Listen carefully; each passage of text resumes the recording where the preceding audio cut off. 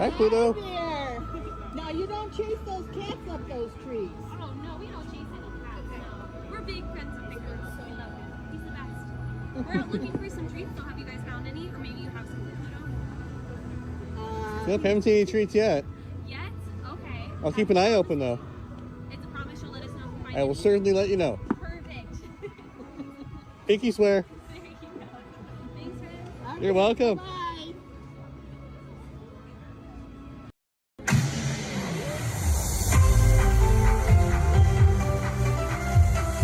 To all who come to this happy place, welcome and good morning, everyone. We have some extra special friends here to welcome you all today. Let's hear it for Mickey Mouse and Minnie Mouse.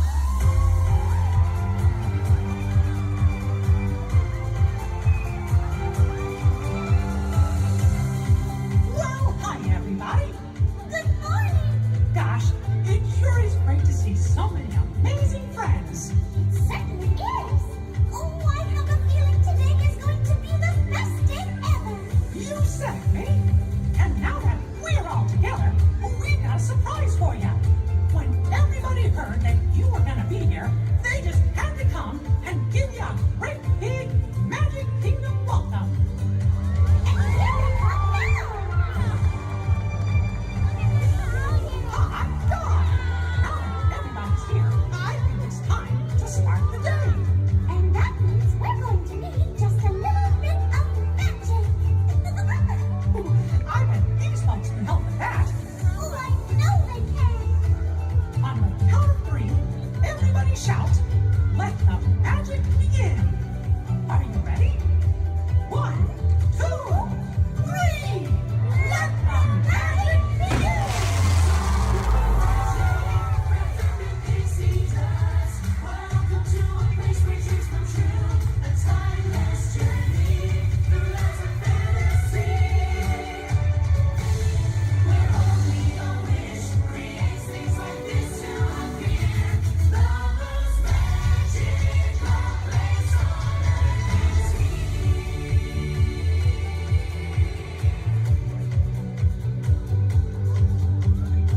Well, what are we waiting for?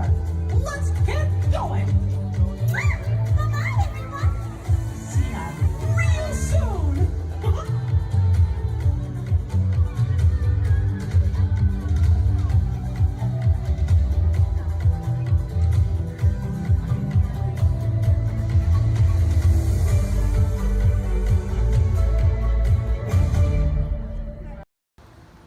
Long before the old Model T, round about the turn of the century, folks discovered a barrel of fun. Taking pictures by the light of the sun. Smile, hug, look at the camera, hold your breath and say cheese. Little did they realize back then they were making memories. Veggie, veggie, veggie, veggie, making memories, making memories, taking pictures is making memories, catching little pieces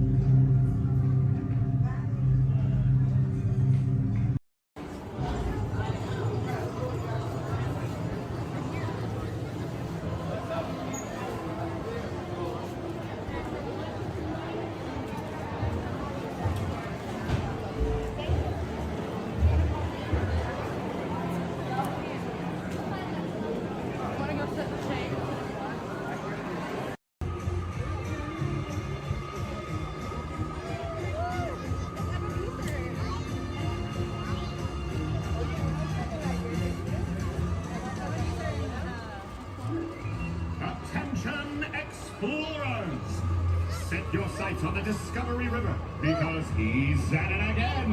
Yes, famed billionaire and thrill seeker Scrooge McDuck is back in pursuit of high adventure.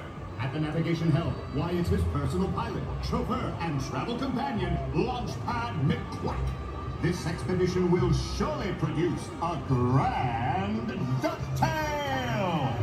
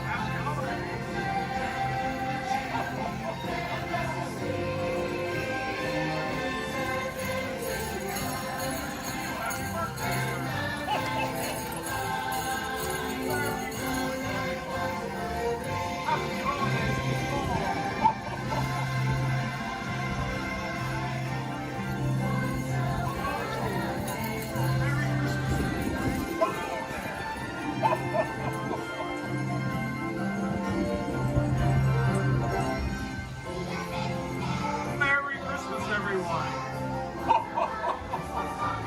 Hello, so good to see you all. Happy holidays!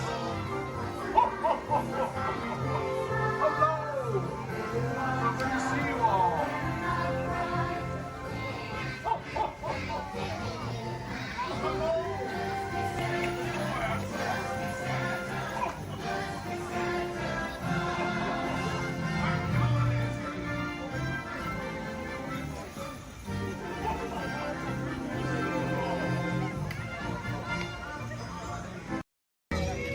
When the wind picks up just right, it can carry the sights and sounds from the lush jungles of India to the grand canvas of sky above.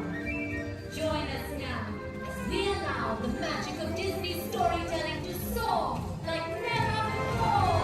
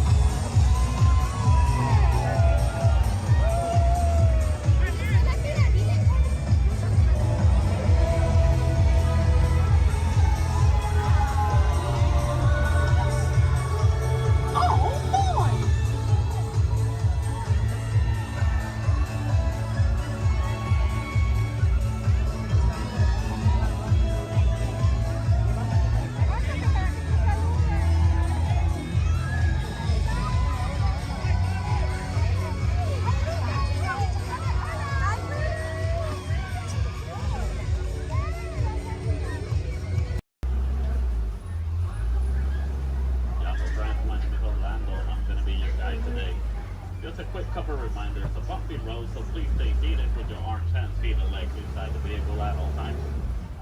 With that in mind, please keep a hold tight to those phones, cameras, hats, and sunglasses. If one of them falls, sadly, we won't be able to stop. On your top side, you're going to see an animal spotting guide. Hopefully, we're going to see most of those animals today in our safari. Once again, bumpy road, moving truck, so please stay seated at all times. I do advise you to get those phones and cameras ready.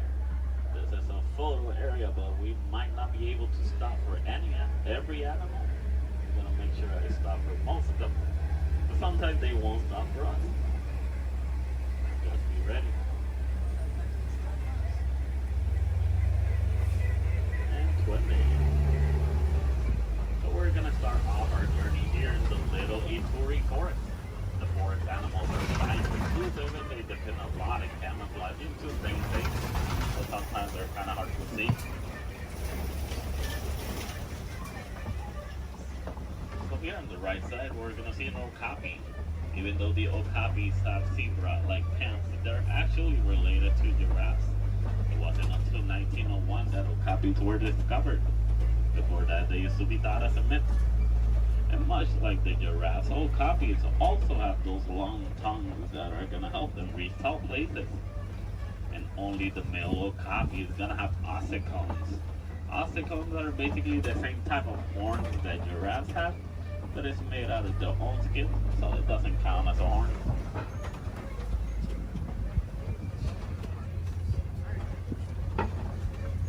So coming up on our left side, we're going to see some black rhinos. The black rhinos are one of the smallest of their species, weighing up to 3,000 pounds.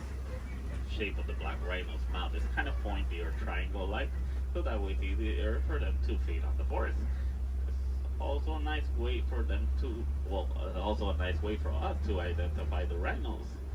Black rhinos have a pointy-shaped mouth, while white rhinos have a square-shaped mouth. So this one here on the right side, closest to the truck, is going to be a greater kudu.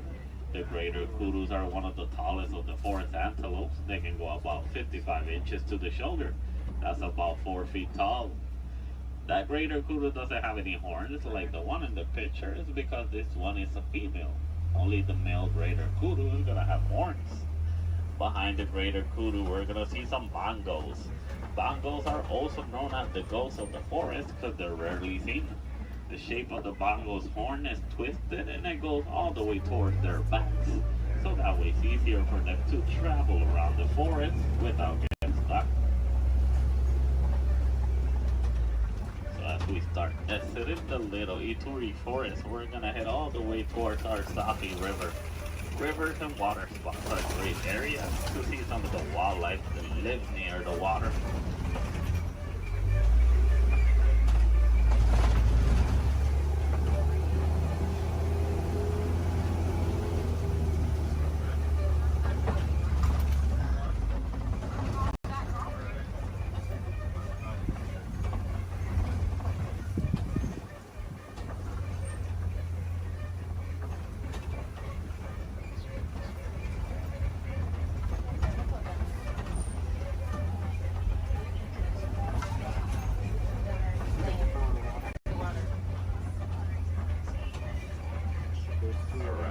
Here on the left side, we're going to see some Nile hippos. The male Nile hippo can weigh up to 5,500 pounds. They're nocturnal animals, so they're going to be more active during the nighttime.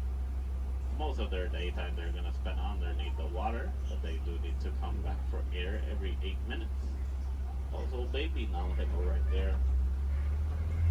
A group of hippos is also going to be known as a float. Float of hippos. So here on the left side, we also see some pigback pelicans. The pigback pelicans get the coloration in their feathers during mating season.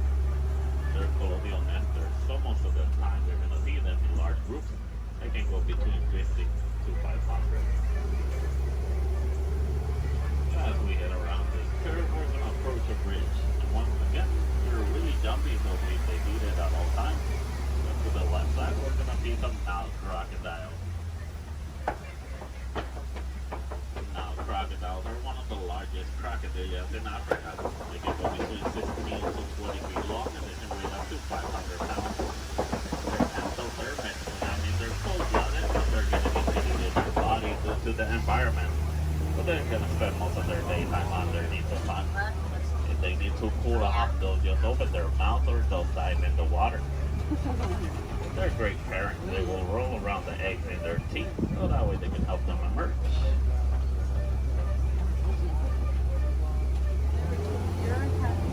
So as we enter the Taffy River, we're going to head all of the way towards our savannah. Savannah is going to be a large plain and a great area to see most of the animals in Africa.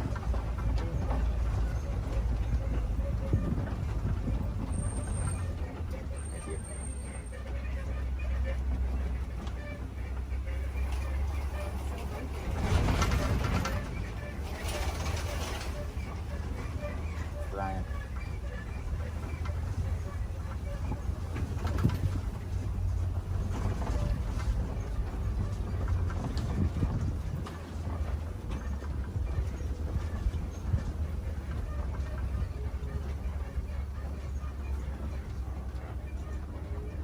As you can see, the savanna ecosystem is going to be a large plain of grass with tall trees and a lot of termite mountains. Each ecosystem is going to be unique and shaped by the animals that live on them. Between savanna, deserts, rivers, mountains. Most of the animals will actually use the termite mountains as fast crashers. Some of the smaller species like springboks will stand on top of them, so that way they can have a better view. Here on the left side, we do see a pack of African wild dogs. The African wild dogs are also known as painted dogs. They're part of the canine family. A difference they share with wolves and dogs is that they only have 4 toes. But they're a great pack of successful hunters, hunting up to 90% of the food they eat. But verbalizing, the African wild dog won't bark or howl. They'll actually make a squeaky sound that sounds similar to squeaky toys. Here on the left side, some Ankoli cattle. Ankoli cattle are also known as the Watusi cattle, named after the clan that domesticated them. They're a sign of wealth in Africa, where both male and female will have those huge, majestic horns that can go up to 6 feet long. Even though those horns are big and they look kind of heavy, they're actually honeycomb inside. They use the inside of those horns to move blood up and down, so that way they can keep themselves cooled off. Over here on the left side, we also see a sable antelope. Sable meaning brown, they're also the emblem of the Harambe Wildlife Reserve. They're the only type of antelope that in a fight or flight situation, they'll stand their ground and they will fight. As you can see, the shape of their horns goes all the way towards their backs, so that way it's harder for predators to jump on them.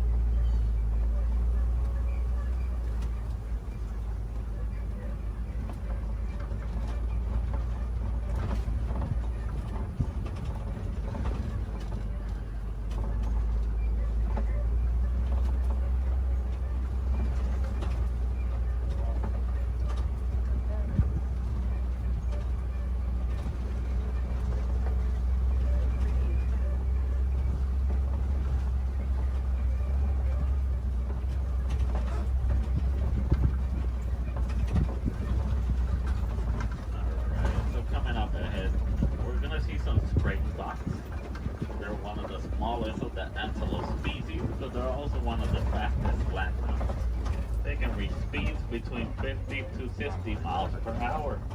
And as their name implies, the springboks. They're great jumpers.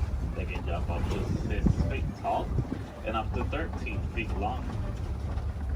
Behind the springboks, we do see some wildebeest. The wildebeest are the second largest grouping of mammals, second only to us humans. Wildebeest is a translation from the African word wild beast. But they're also known as the newt due to a sound they make when verbalizing. It sounds like they're saying newt.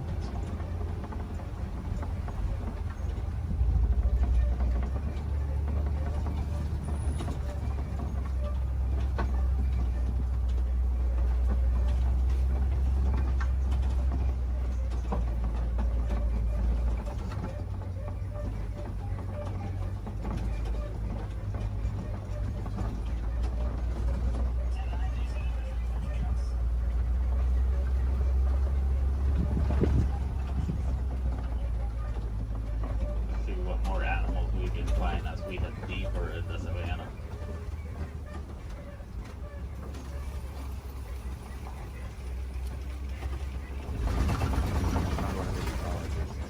Oh yeah? So coming up ahead to the right, I do see an African elephant. Easy to spot due to their huge size. Also, the shape of their ears look like the continent of Africa. They like to flap around those huge ears back and forth so that way they can keep themselves cooled off. Basically like a giant pair of fans. Also to the left side, mandrills. And the mandrills are one of the largest species of monkeys. Male mandrill can weigh up to 100 pounds while the female can weigh up to 35 pounds. They also have a special pocket in their mouths where they can store food and snacks for later, just like squirrels. So the elephants will also throw dirt on top of their back so that way the dirt will block them from the sun and also from bugs. They're huge animals with a huge appetite, eating up to 300 pounds in just a day. So a nice easy way to identify a male elephant is because male elephants, whenever they reach adulthood, they like to go on their own. And sometimes they'll join other elephants and they'll form a group known as a bachelor.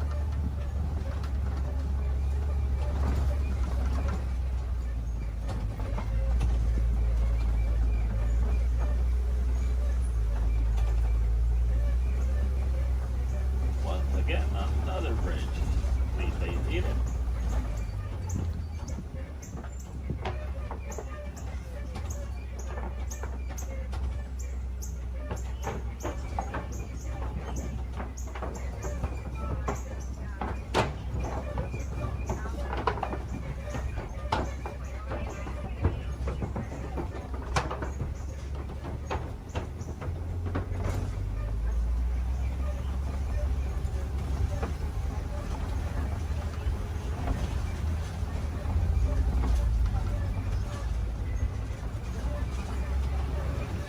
Here on the right side, we're going to see some markings on those red places.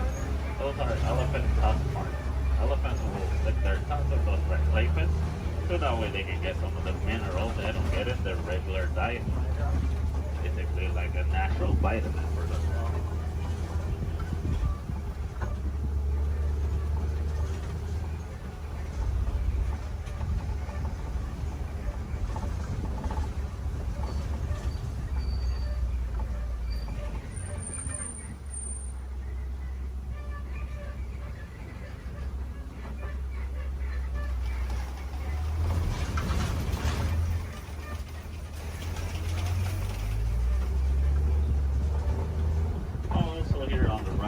We do see some trees that look like they're upside down.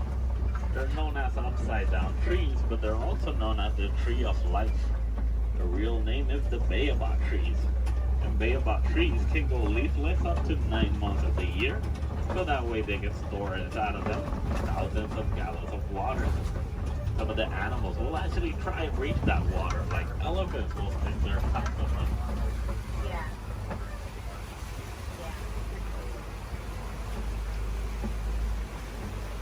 As we head around this curve, we're going to see a small island of greater flamingos. Greater flamingos are not greater because they're better than the other flamingos, it's just because they're bigger in size. As you know, flamingos have thick coloration in their feathers. Actually get those due to their diets. They come some dried shrimp, and shrimp is high in keratin. If you guys ever get to see baby flamingos, you're going to know that they have great feathers instead.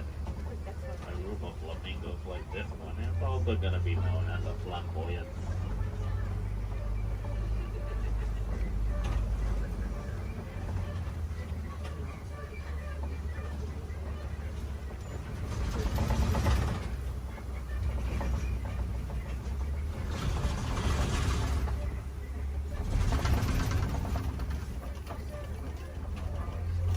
Coming up ahead, we do see some white rhinos. And the white rhinos are one of the largest of their species, weighing up to 5,000 pounds.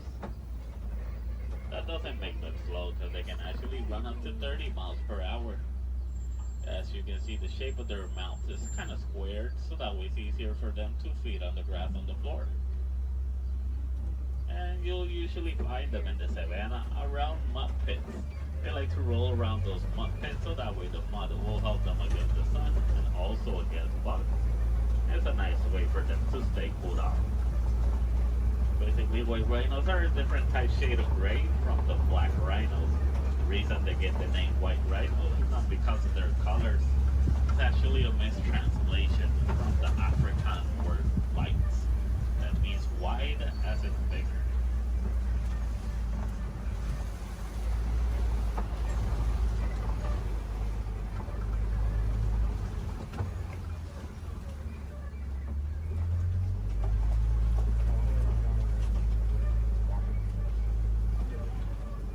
All the way in the back on the left side, I do see a cheetah walking around. Cheetahs are one of the fastest land mammals. They can reach a speed from 0 to 60 in about 3 seconds. There's also another one laying on the grass all the way in the back. But with that in mind, the cheetahs are built for speed, not power. So after running so fast in such a short amount of time, they're gonna need a couple of hours to rest their energies. The cheetahs are also diurnal big cat predators, so that means they're more active during the daytime.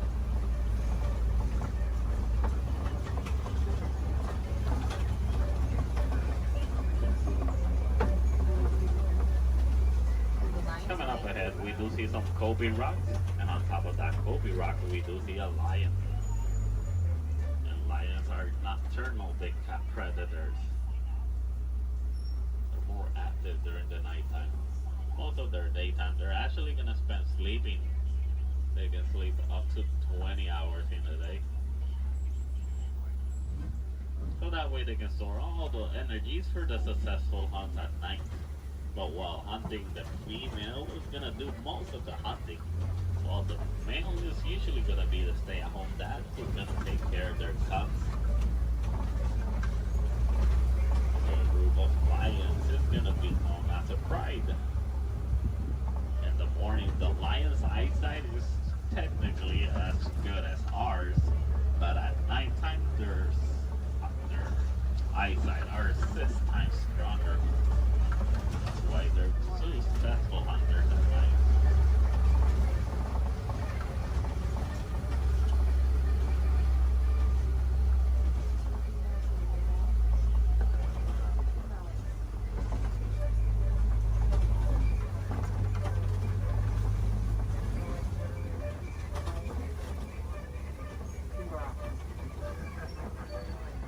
Up ahead, we're gonna see some warhogs. There's one behind that tree. There it is. And warhogs are one of the largest burrowing mammals. They like to make burrows like those in which they will sleep on facing outwards, so that way they can see anything that's coming toward them. They're super close relatives to domesticated pigs, and they can run up to 35 miles per hour.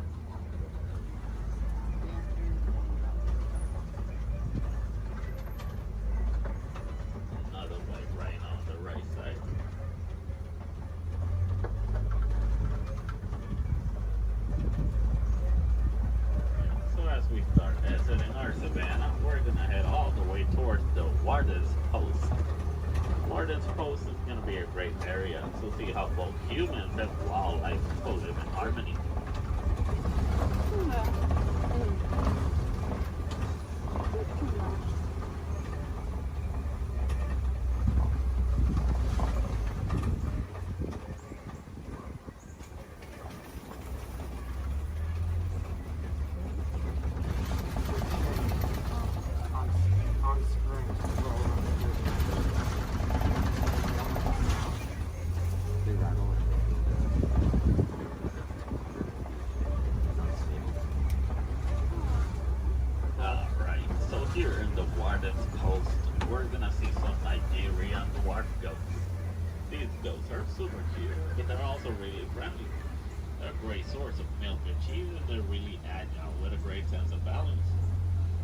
One of the few domesticated wildlife that we have here in our reserve.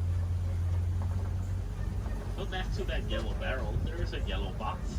The farmers found out that elephants are afraid of bee sounds. Most farmers are going to have a box like that filled with bees, So that way, whenever the elephants get near the farms and they hear the bee sounds, they're gonna steer clear away from them, and that way they won't eat the farmer's harvest. It's a nice way for both humans and elephants to co-live in harmony, but it's also a great source of honey. Also, the farmers will actually sell that honey for an extra income.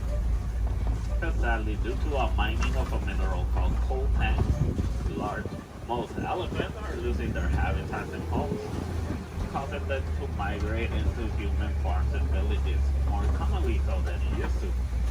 So having bees in a box is going to be a nice technique for both keeping elephants safe, but also staying safe.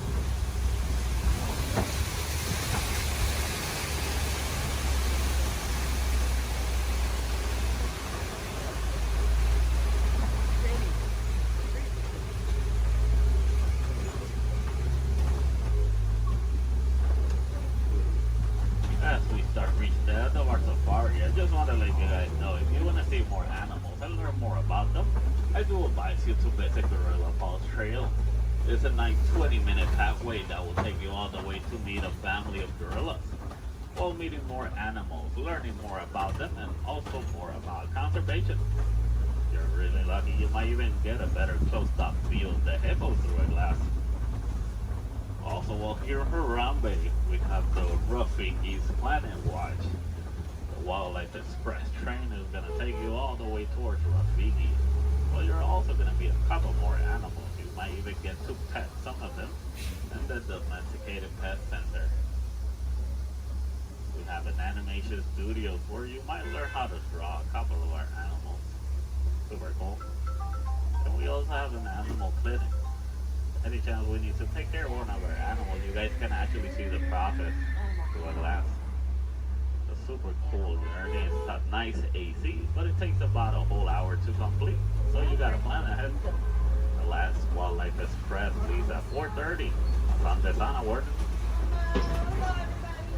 Why did you look to see where we are? Alright, also while here in Harambe, you guys can visit the Celebration Festival, the Lion King. A great show to watch while visiting Animal Kingdom. There's going to be animals wherever you go throughout the park. We do have the lesser flamingos. Those are going to be the smaller flamingos. In some area of the park, I believe, is one of the pathways that leads you to the Tree of Life. If you go all the way towards Asia, they're going to see a similar walking trail to the Gorilla Falls, but it's going to be known as the Maharashtra Jungle Trek. Over there, you're going to meet some of the Asian animals like Komodo dragons, tigers, also super cool to visit while you're in Animal Kingdom. So for the Gorilla Falls, once you head out of the truck and you head down the ramp, if you go to the left side, you're already on the Gorilla Falls Trail. Keep going around, enjoy your time, see more animals. If you go to the right, you're gonna go back to the village, where you can see the entrance towards Rafiki.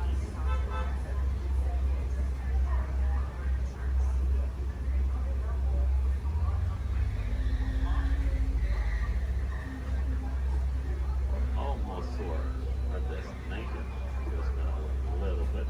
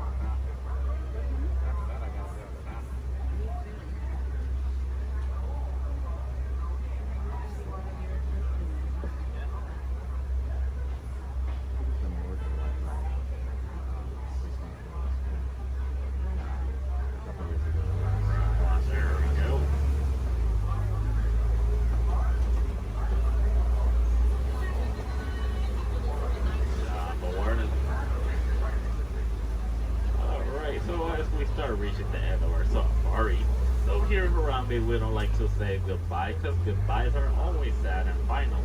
We instead say kwaherini. And kwaherini does mean to go well. So kwaherini guys, go well, go wild, go make a difference out there. Please remain fully seated.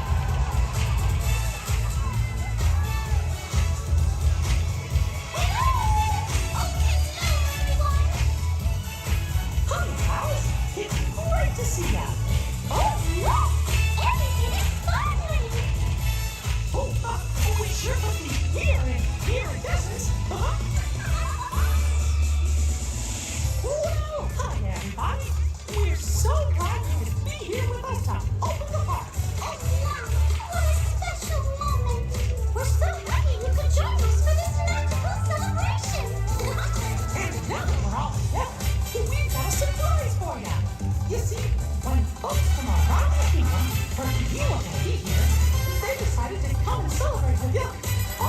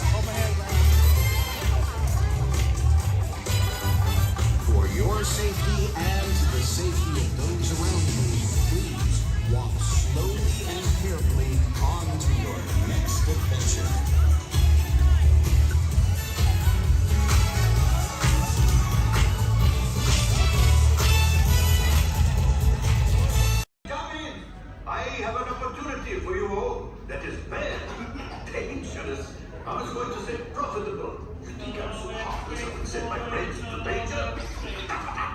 You insult my honor. And believe me, I have very little honor to insult. We'll talk later. I have to do everything around here. Hello, my friends. I am Hondo Onaka, and this is Onaka Transport Solutions. Today, I am offering the opportunity of a lifetime. I need flight crews to transport this valuable merchandise across the galaxy. Pilots to navigate, engineers to operate the ship, and gunners to defend the shipments. And that is where you come in. Oh, on loan for some very fast and very profitable expeditions. Chewbacca, my fine furry friend. Yes. As we agreed, you let us use the ship, we'll get you the supplies you need. It's a win-win. You help the resistance, and I get all the profits. What? The first order will never know we were there. Okay, time to go, so, bye-bye. We better go before he changes his mind. Move along, my friends. Listen carefully and remember, the better you work together, the more you earn. Your lives and my profit depend on it. Now go. I'm supervising you. Now everyone pick up your favorite hand and wave goodbye to those people on that dock. Bye. Goodbye. Yeah, you're never going to see them again. But you don't know them, so why would you see them again, right? Unless that was your family up there, then you know what? You're welcome. I just got you a 10-minute break from them. You probably need it. You've been at Disney World all day with them. But now let's see. Is this anyone's first time on the Jungle Cruise? Can I see a raise of hands? Perfect. Me too. Is this anyone returning to the Jungle Cruise? Can I see a raise of hands? Perfect. I can't wait to be a sore disappointment for all of you and exchange a lot of awkward eye contact has already started. How beautiful. But hello everybody, welcome in. My name is Skipper Kevin. First name Skipper, last name Kevin. I'm going to be your best friend, guidance counselor, dance instructor, tour guide, dragon slayer. And if you don't laugh at my jokes, I'm going to be your swimming instructor. I said that just for you. I said that just for you because I knew you were going to interrupt me. Yeah, thank you so much. I really do appreciate it. Wow. But now here we are in the Amazon rainforest. If you look over to your left-hand side, you're going to see what I like to call an inspiration ball. I call it that because the longer you stare into it, the more it's going to inspire you to go. Oh, deeper into the jungle, of course. Yeah, I don't know about you guys, but that certainly does look like inspiration to me. So much that I now feel inspired to take you guys into the Congo River. So why don't we see how far this boat can go? Oh, but I'm glad of you if you did not like that. Don't worry, my jokes, they don't get any better yet. So buckle up, we're going to have an amazing time together. And if any of you have not seen the Jungle Book or you'd like to see it again, don't worry, it's right over there in 3D and the box set edition. Yeah, it really was the bare necessities here in the jungle. Oh wow, this is awkward. I'm sorry guys, I was trying to throw you a surprise party, but it looks like no one's here. I can't see anyone. Canoe? Yeah, I cannot. It really is an either or situation if you get what I'm trying to say. I even brought out that giant python snake. I just would not recommend getting too close to him. He will develop quite a crush on you. It's what I like to call a constricting relationship. It never ends well. What in the jungle? Oh, sorry. I hope that did not alarm anyone. Those are just my roommates. Yeah, looks like they got into the explosives, but I'm sure they were just trying to find the bananas. They do find them very appealing. Yeah, they kind of go ape over them actually, but you know, I think we should make like a banana and split. So we're now going to head down the Nile River, which is the largest river in all of the jungle. It goes on for Niles. And Niles. And Niles, thank you. And if you don't believe me, you are in Denial. Disbelief. I bet you believed you had that one. No. Yeah, you did. I heard you say it. But if you look right there, everybody pay attention. This is super cool, super rare. It's honestly an African bull elephant. You could even say it is a once-in-a-lifetime opportunity. You will never see one of those again in your entire life. A twice-in-a-lifetime opportunity. You will never see one of those again. How majestic that is to become an African elephant. Okay, but now here we are on our African belt, which has some of my favorite animals on it. If you look up behind those boulders, you're going to see those tall-neck cheetahs.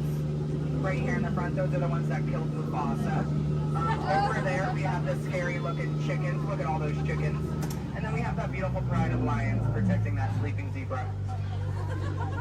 Yeah, who am I kidding? I can't lie to you guys. That zebra's dead. Those lions are chowing down on some lunch right now. But kids, don't worry. I like to call that zebra plastics. There's lots of trust issues here in the jungle, I know. Wow. Okay. This is not something you see every day. Wow. All right. So, are you all looking like that's what you normally see on a Saturday afternoon? That's concerning, you guys. I'm a little nervous now. I don't know about you guys. I don't think I have ever seen that many rocks on the beach before. Yeah, there's like, what, 200 rocks up there? Maybe 300 rocks. But then again, I'm not a geologist, so what do I know? Yeah, but what I do know is we're not going to look above the rocks. That just sounds like a lot of paperwork, and I hate paperwork. So instead, we'll ignore it and hope it goes away. Yeah. Oh my goodness, there they are. Those are my friends who are going to go to that surprise party. We have Old Smiley and Ginger. Just be careful, Ginger snaps. Yeah, she is one tough cookie. And I'm not sure why, but my jokes, they kind of get crummier from here. I guess it's just the way the cookie crumbles. I don't really understand. It's unfortunate. But hold straight ahead, we do have Schweitzer Falls, named after our famous and beloved founder of the Jungle Navigation Company, Dr. Albert. Wow. Yeah, don't worry if you didn't get that. We're going over it later. Yeah. So I really hope you know how to swim, and if you don't know how to swim, stop being dramatic. Stand up. The water's only 3 feet deep. Yeah, Carlos, it's not that difficult. But if you guys are starting to wonder, Skipper Kevin, how on earth did you land your job here? I'd like to say it's plain to see. Yeah, I took a crash course, which was half off, and you know, I've been winging it ever since, but that's kind of the tail end of that story. There's not much to it. And now it does look like we are entering a hippopool, and I need everyone to be very careful. These do look like some dangerous animals. In fact, you could even say they are some hungry hippos. So if you guys could do me a favor and hold on to your marble. I lost mine a long time ago. That's why that boat's halfway underwater. Oh no, I'm just kidding. The legal team said I can't keep saying that. That's gonna get me fired. Yeah, the last time I took a boat out, I went to a volcano and everybody came back without eyebrows. But lucky for you guys, I took a wrong turn this time. But this is not really the point in the cruise where people start thinking my job is so easy, I'd let a monkey do it. But I promise you, that's not true. Those are chimpanzees. Yeah, there's a very clear difference between the two. Just don't ask me what it is. I have no idea, and I didn't think we'd actually see any, so that's kind of crazy. But lucky for you, I do have a very fun fact about monkeys. So apparently, humans eat more bananas than monkeys. But I don't know if I believe that, because I don't know the last time I ate a monkey, do you? Yeah, that's bananas. And don't worry, if you don't get that joke, I'll give you about 10 seconds. I get it. You're a late bloomer, you just need a moment to digest that one. You're welcome. Yeah, so please take your time. And it is now the moment that we have all been waiting for. It is the amazing, the colossal, it is the eighth wonder of the world. The backside of water! O2H! O2H! Alright, I got a few chemistry notes on board. That was the reaction I was hoping for. Everyone else, don't worry, I only tell those jokes periodically. It just gets me in my element sometimes, you know. I did have a joke about oxygen and potassium. You could say it's okay. Yeah. I also had one about sodium, but no, you guys don't look interested. So instead, we're going to head down the Mekong River into the ancient Cambodian shrine.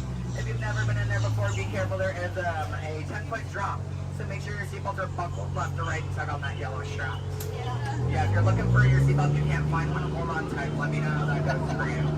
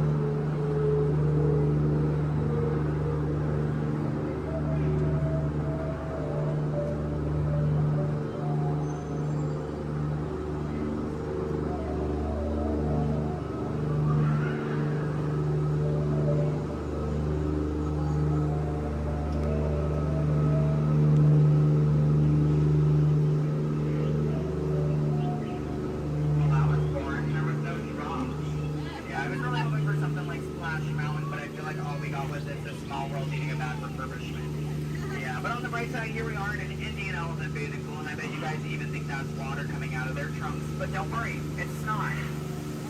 Yeah, and as a double feature, if you look up ahead to your right, you're going to see those two baby elephants playing under a full moon. Yeah, I bet you don't see that very often, do you? No, I'm just kidding. Don't answer that. If you do see that often, I don't want to know why. That's weird. Please keep that to yourself, okay? But you know, since we are here in the jungle and there are plants everywhere, I'd really like to take a moment and show you guys some of my favorites. So, that one.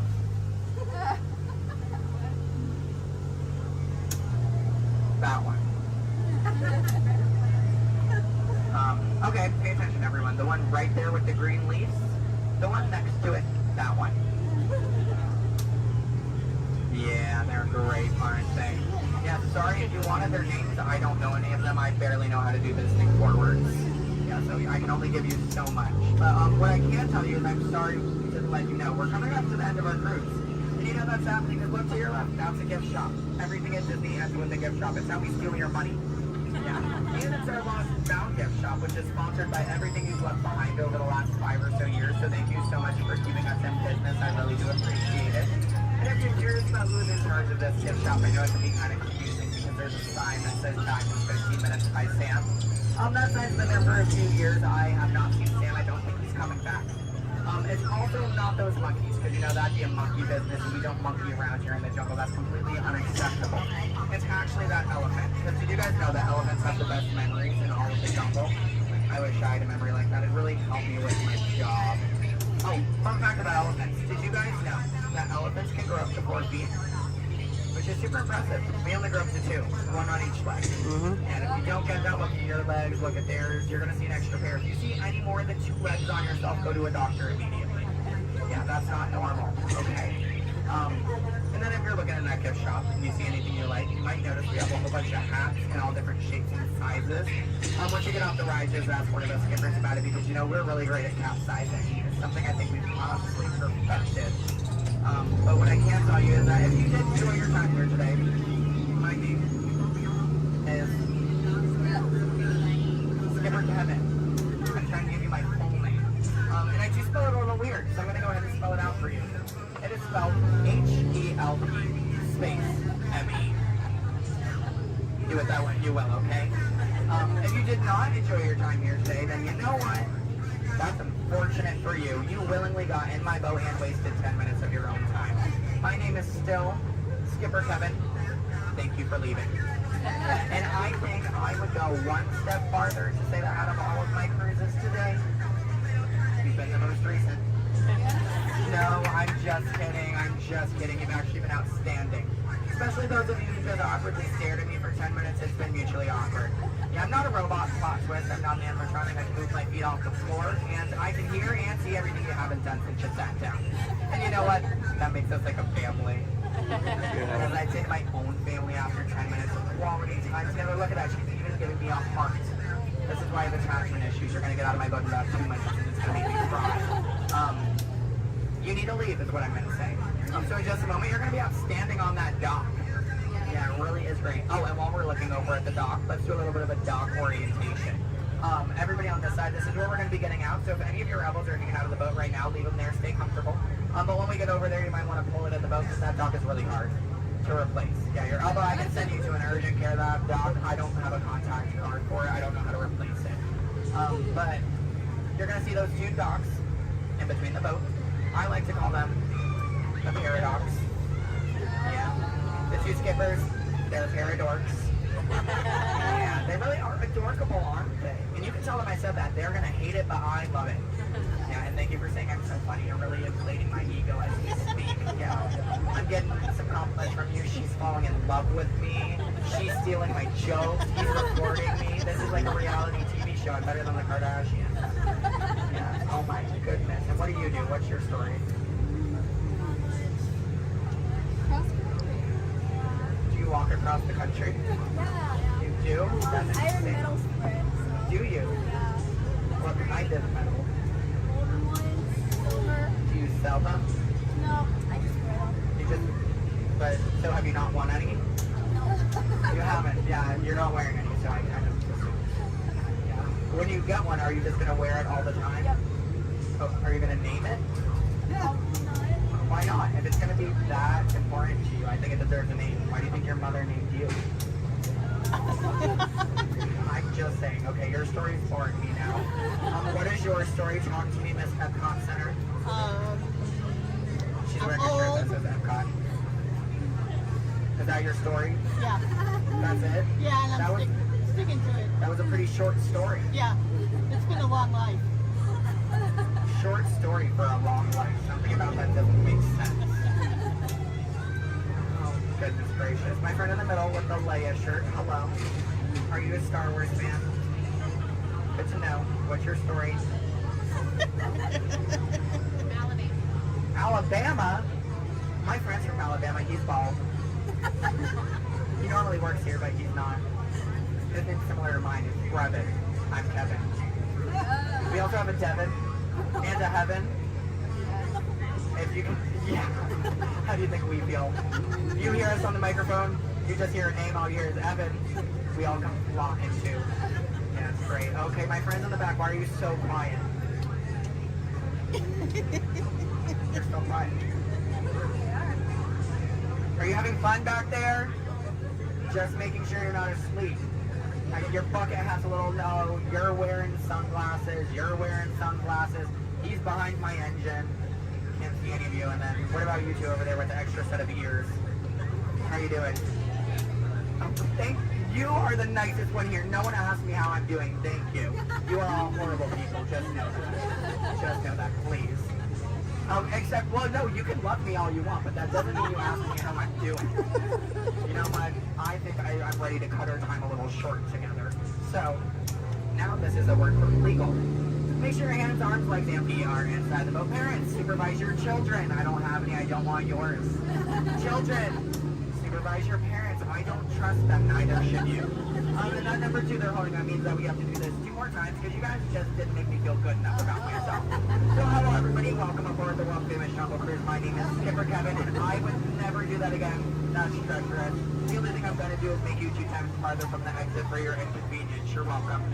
And I really would like to tell you what my parents told me on my 18th birthday. They looked at me and they didn't say, Skipper Kevin, happy birthday.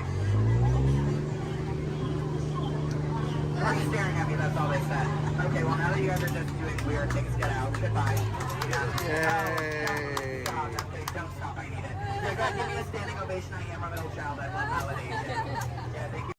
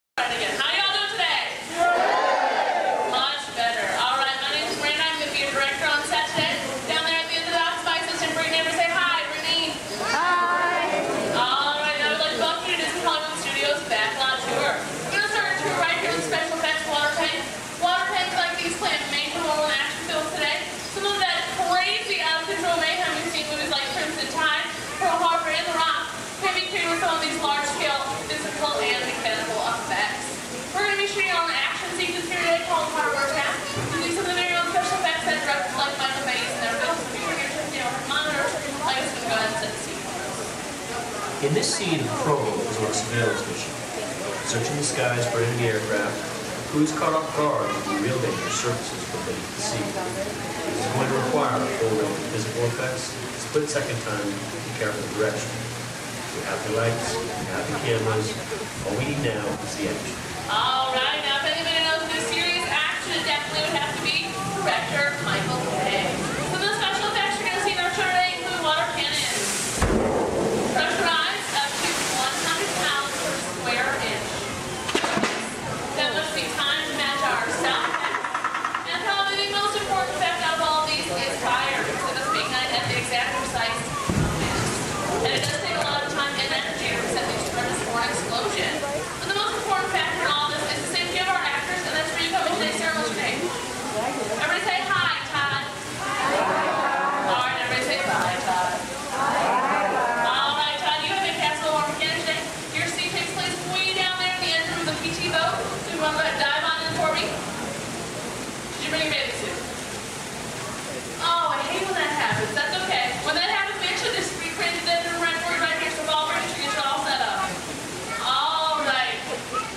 Now, guys, we're actually going to be shooting two different scenes today. Not necessarily in the order that they appear in the movie, but most movies are shot out of sequence. So it's kind of hard for actors because they must react to scenes that actually haven't even happened yet. It's really up to the director to get them all motivated for those scenes. So are you ready, Todd? All right, perfect. Now what you're going to do is that phone right there is going to buzz. Right there. It's going to buzz just before 800 gallons of water. Just come pouring out of those tanks, slide down the chute and slam into like spring. Not a big deal, right?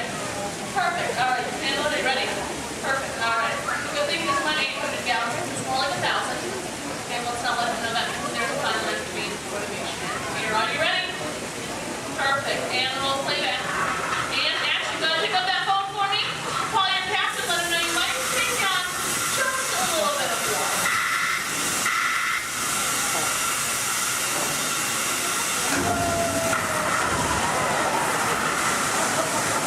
And cut. Everybody give him a nice round of applause.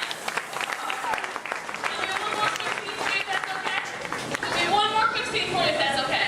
All right, just stay in your seat for me. Go ahead and take off your hood. Give me a big dramatic stare of the audience. And action. Try. Yes? That's right. How's he doing, guys?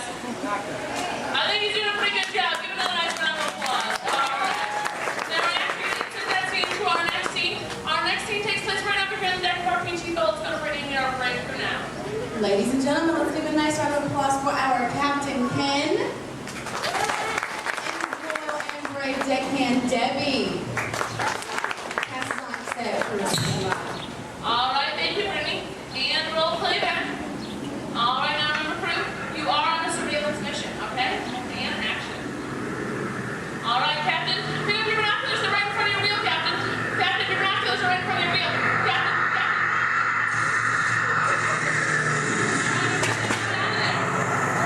All right, Captain, spin your boat, hurry.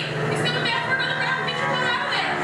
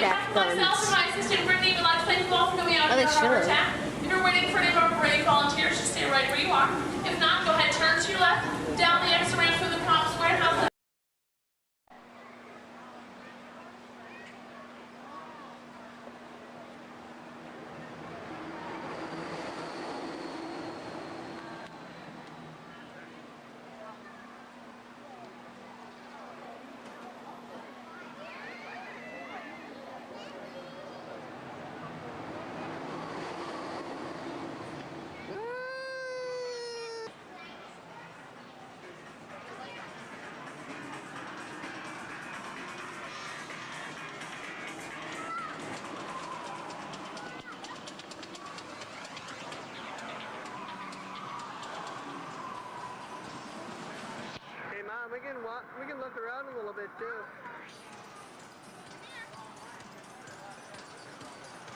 One ahead. Stick them out.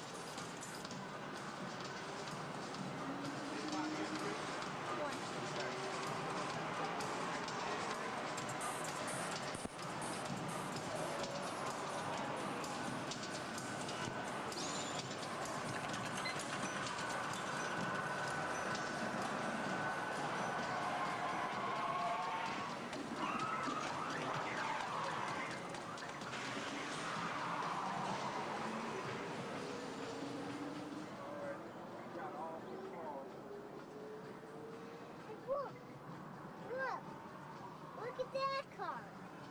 Look at that car. Come on. And look at this car.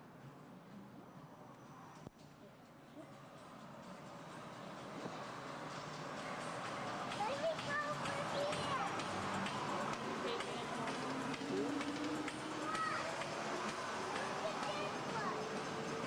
Look at that.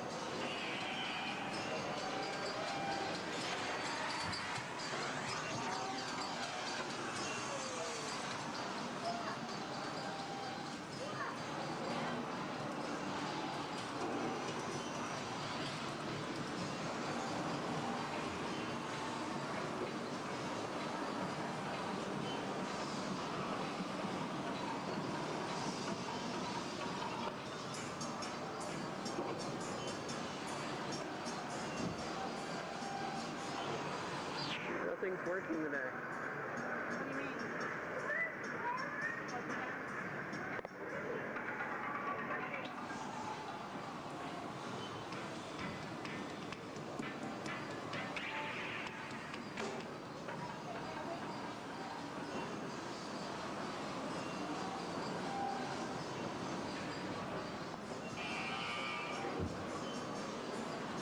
Mom. Oh, look at, watch this, Mitchell.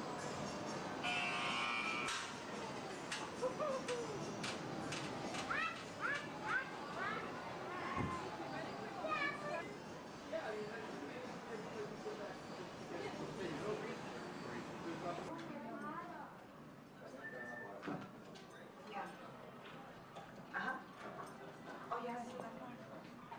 Oh, okay. Hold on. 1 second. Okay, got it. Yeah? Okay. Thank you.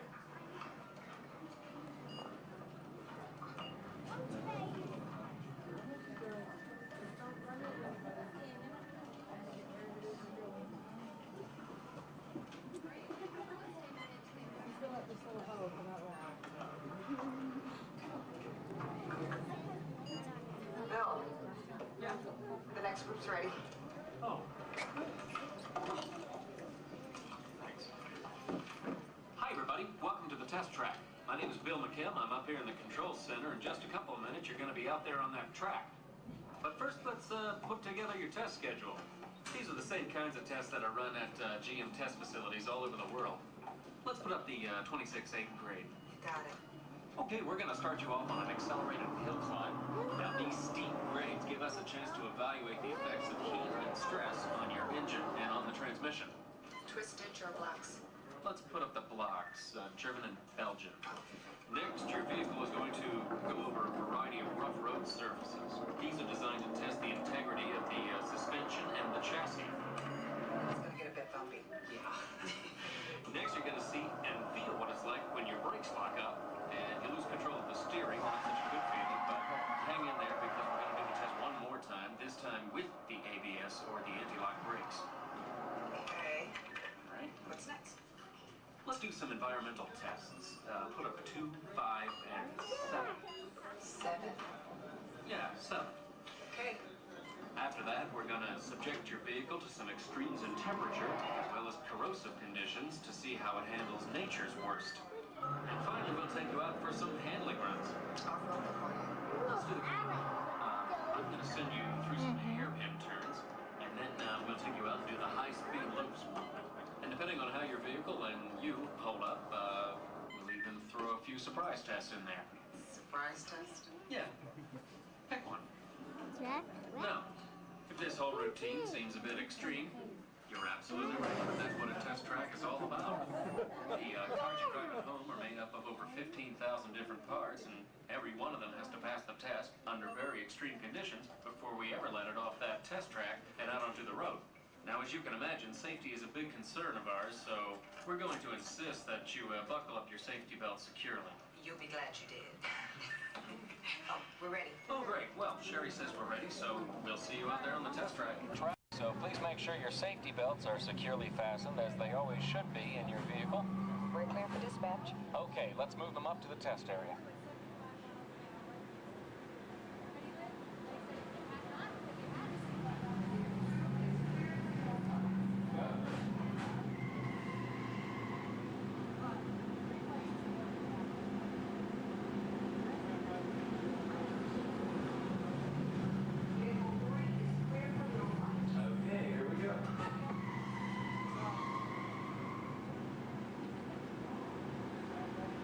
Mitchell? Vehicle 4 is clear for hill climb. Okay, here we go.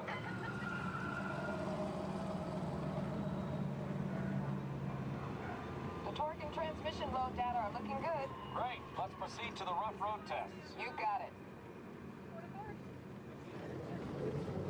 It's like your car.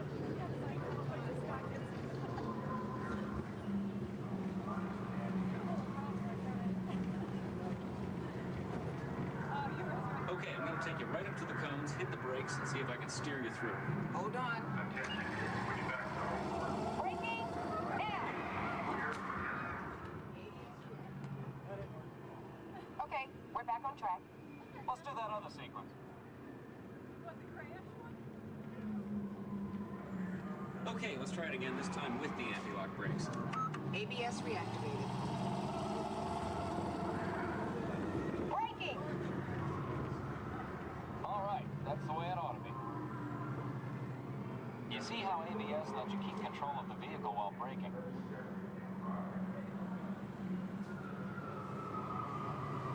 Let's demonstrate some extreme test conditions. Okay.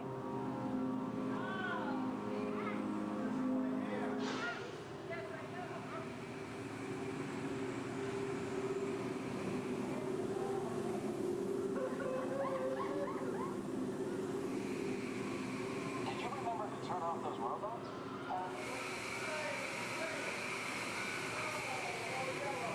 Clear for track course A. All right, let's pick up the pace. Increasing speed.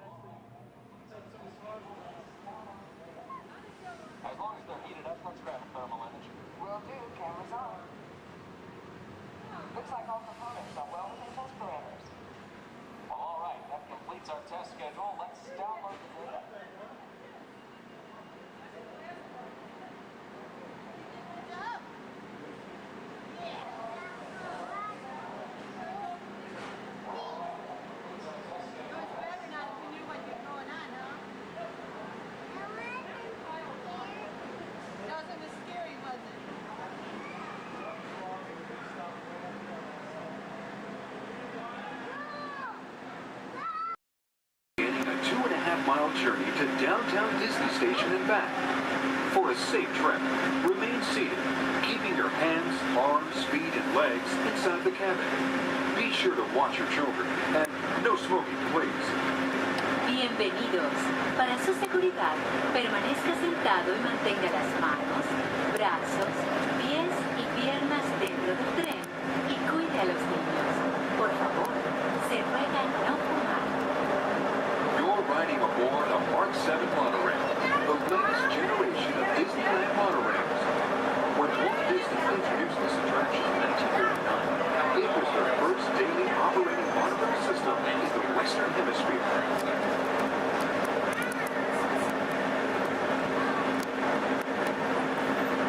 Just ahead is Disney's California Adventure, where you can live the ultimate California dream through attractions and live shows that are as diverse as the Golden State itself.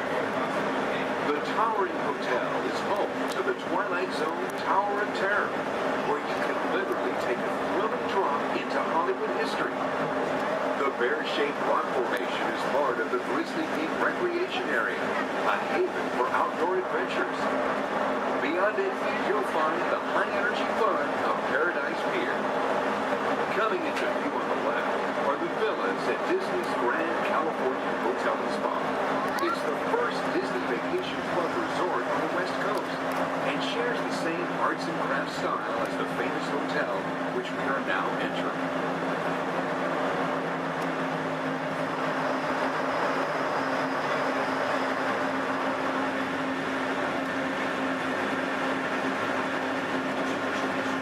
Now arriving at Downtown Disney Station, gateway to the Downtown Disney District and the Disneyland Resort Hotels.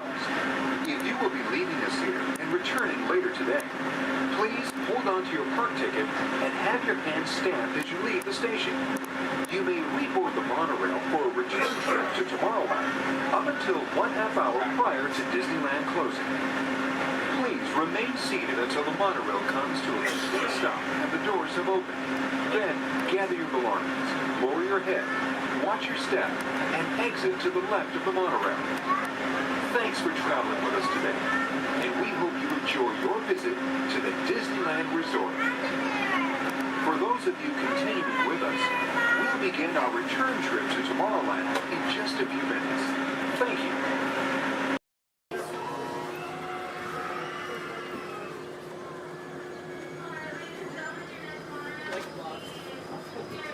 Hello, everyone. Welcome aboard the Disneyland Monorail. We are now beginning a 2.5-mile journey to Downtown Disney Station and back. For a safe trip, remain seated, keeping your hands, arms, feet, and legs inside the cabin. Be sure to watch your children, and no smoking, please. Bienvenidos. Para su seguridad, permanezca sentado y mantenga las manos, brazos, pies y piernas dentro del tren y cuide a los niños. Por favor, se ruega no fumar. You're riding aboard a Mark 7 monorail, the latest generation of Disneyland monorails. When Walt Disney introduced this attraction in 1959, it was the first daily operating monorail system in the Western Hemisphere. Just ahead is Disney's California Adventure, where you can live the ultimate California dream through attractions and live shows that are as diverse as the Golden State itself. The Towering Hotel is home to the Twilight Zone Tower of Terror, where you can literally take a thrilling drop into Hollywood history. The bear-shaped rock formation is part of the Grizzly Peak Recreation Area, a haven for outdoor adventures. Beyond it, you'll find the high-energy fun of Paradise Pier. Coming into view on the left are the villas at Disney's Grand California Hotel and Spa. It's the first Disney Vacation Club resort on the West Coast and shares the same arts and crafts style as the famous hotel, which we are now entering.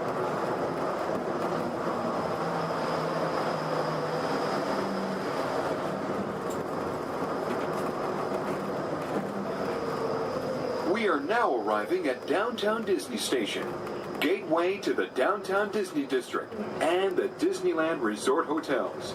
If you will be leaving us here and returning later today, please hold on to your park ticket and have your hand stamped as you leave the station.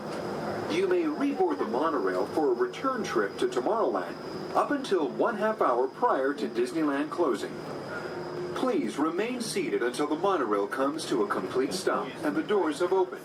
Then gather your belongings, lower your head, watch your step, and exit to the left of the monorail. Thanks for traveling with us today, and we hope you enjoy your visit to the Disneyland Resort. For those of you continuing with us, we'll begin our return trip to Tomorrowland in just a few minutes. Thank you. Good evening, friends. Look around you. There is a special magic that flows through this land.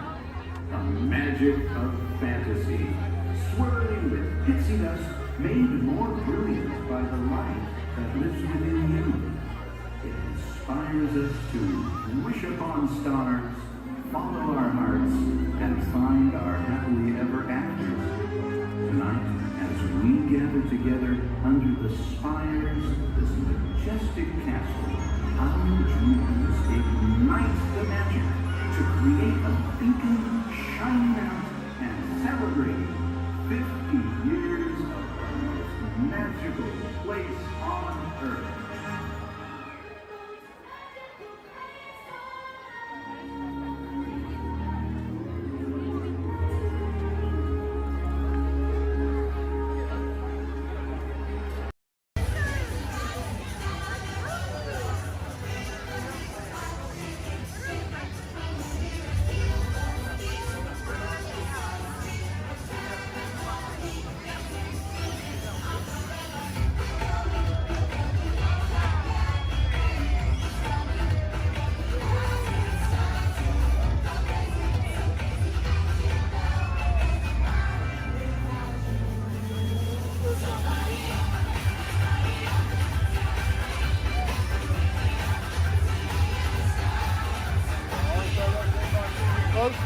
Thank you.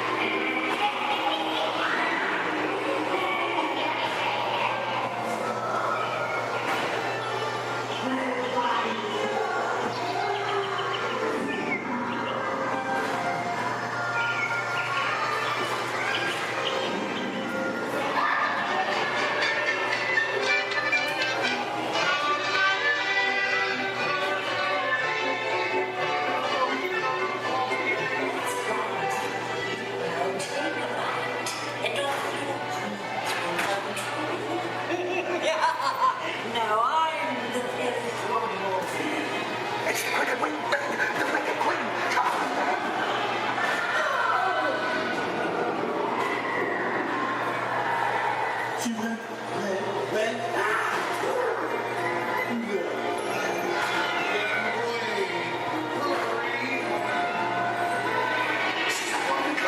Let's go.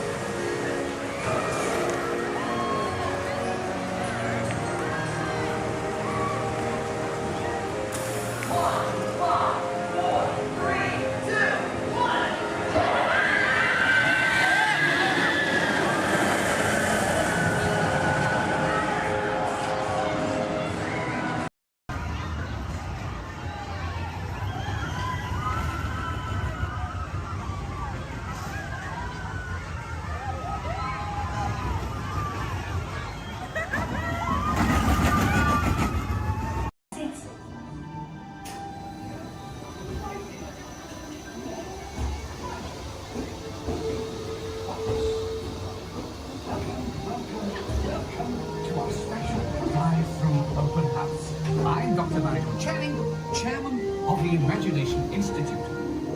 Hello. On your tour, you'll see how the 5 human senses can help capture your imagination. Oh, can I go too? Absolutely not. This is one of our discoveries, the figment of imagination. Yeah, I know all about the senses. There's sight, sound, smell, touch, cookie, and taste. Tastes like chicken. Can I go? Please, please, please. No, I don't want you out of my sight. Out of sight?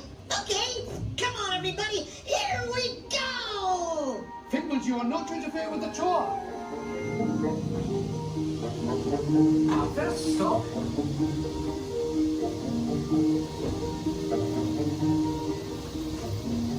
Left ear, right ear. Left, right. What? This is on. Hello? Hello? Who is this? It's Figment. Figment? I thought I told you not to interfere. But you've got it wrong, Doc. It's not about listening with your ears. It's about listening with your imagination. Now I've completely lost my train of thought. No, you haven't. It's over here. All aboard. Woo-hoo! Next stop, imagination. For every sound your ears are hearing, 1,000 thoughts can start appearing, and each of us imagines different things. From just a sound, your mind has wings. Continuing now, if I may, in a calm, scientific, figment-free manner, the things we see with our eyes can control the eyes of the imagination. Let's begin by using the eye chart to test your vision. Now, all together, if you would please read line 3 and hit. With F-I-G-M-E-N-T, you can see things differently. Sure, you can see with your eyes, but imagine what you could see if you used your imagination. Follow the bouncing figment. One spark of light can light your fancy. Your mind sees more than what your eyes see. Your sense of sight can make your fancy fly. There's more to sight than meets the eye.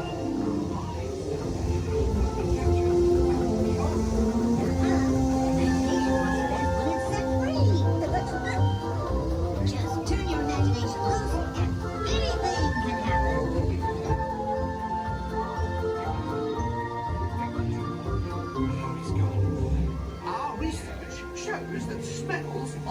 trigger the imagination, especially when pleasant, familiar smells come into play. This is not a good time. It's always a good time to use your imagination, so let the good times roll! Woohoo! You win 1 cent!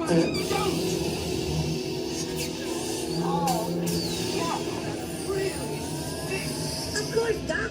The nose knows. Can send you reeling. One lovely sniff can be appealing. Your mind can find what enters through your nose. That's how you tell a skunk is not a rose.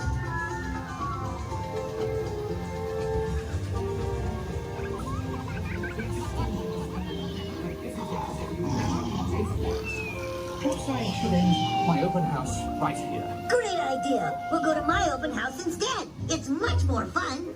Right this way, everybody.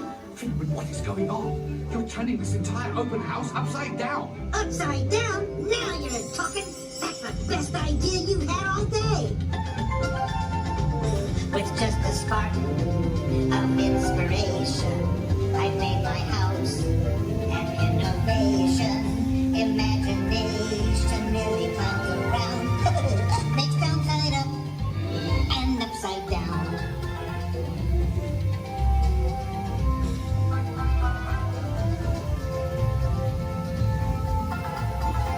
Now here's a real open house. Come on in. So, what do you think? Is it me? More than you can imagine. But Doc, it's exactly what I imagined. Imagination is the brain of someone else. Of course! Imagination is just turning your thinking upside down. Come on, Piglet. It's time to get back to the Institute. I know a shortcut.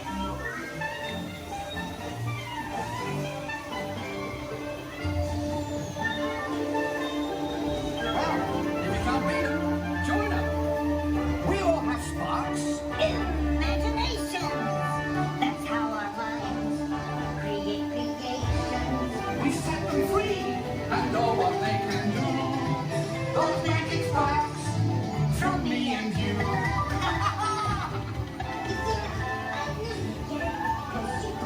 Wonderful imagination. I do. Oh, yes.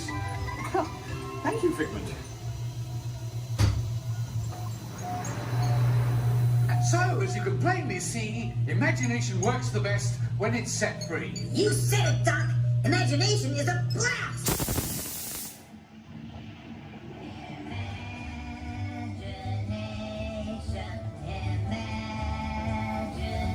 Imagination.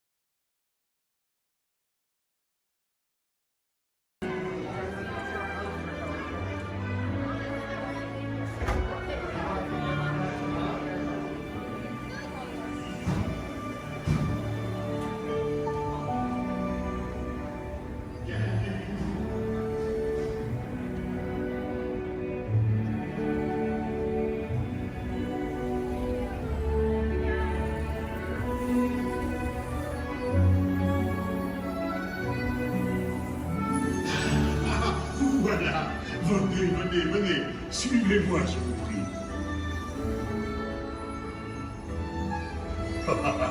Le chef Rami is waiting for you. This way.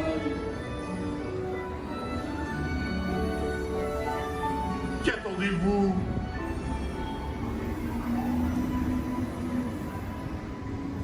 Oh, il est là, les invités pour le dîner. Yes, but what to prepare? Hein? Pour le repas idéal. Coq au vin? Non.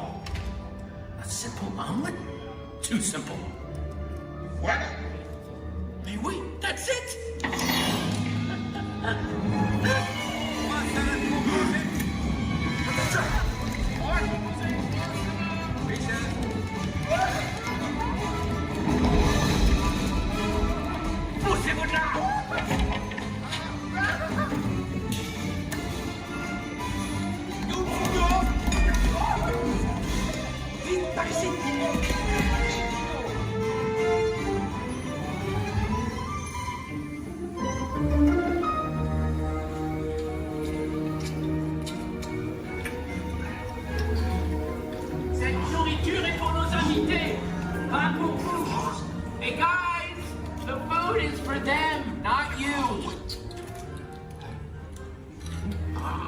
feel.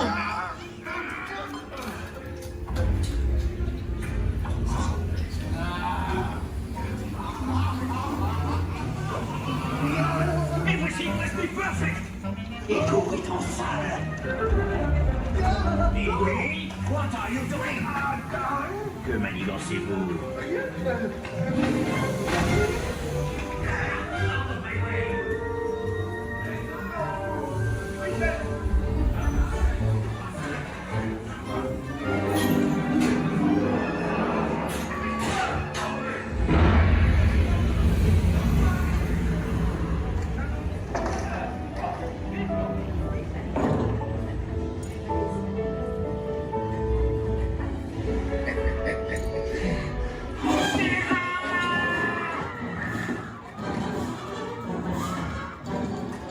Dépêchez-vous. Par ici. Go. Go.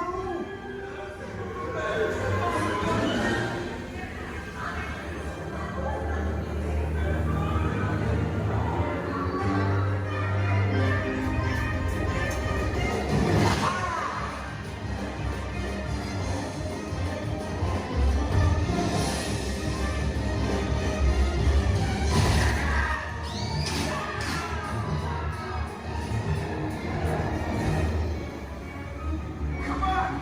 Remy's kitchen's just around the corner.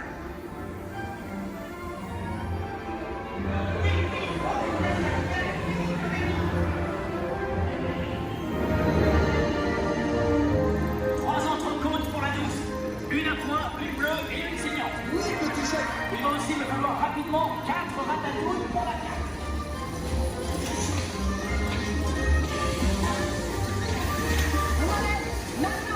Oui, ma chérie.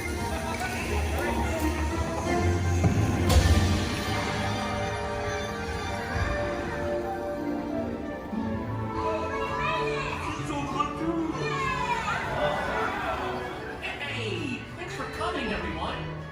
Vous serez toujours les bienvenus chez Rémi. À bientôt et bon appétit. And we know.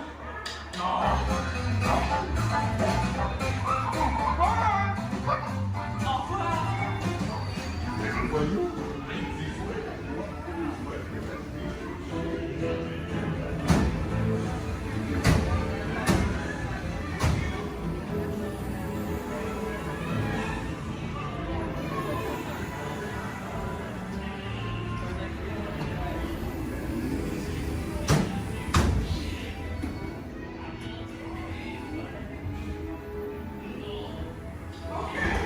Be sure to grab all your stuff. And walk your step as you exit. Goodbye.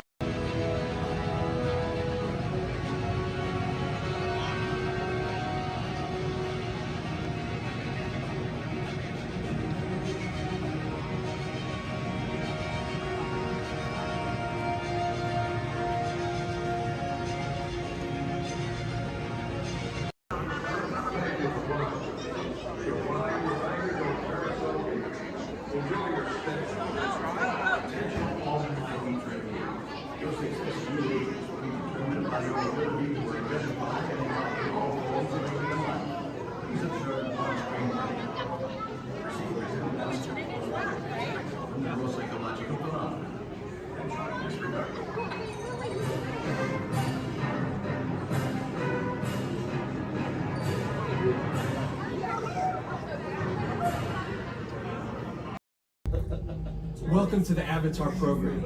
Soon, you're going to have a chance to undertake an amazing Navi rite of passage, flying on the back of this powerful animal called an Ikra, or as we call it, a Banshee. The way you're going to do this is by being matched to something called an Avatar. And I'm here to help you guys get ready.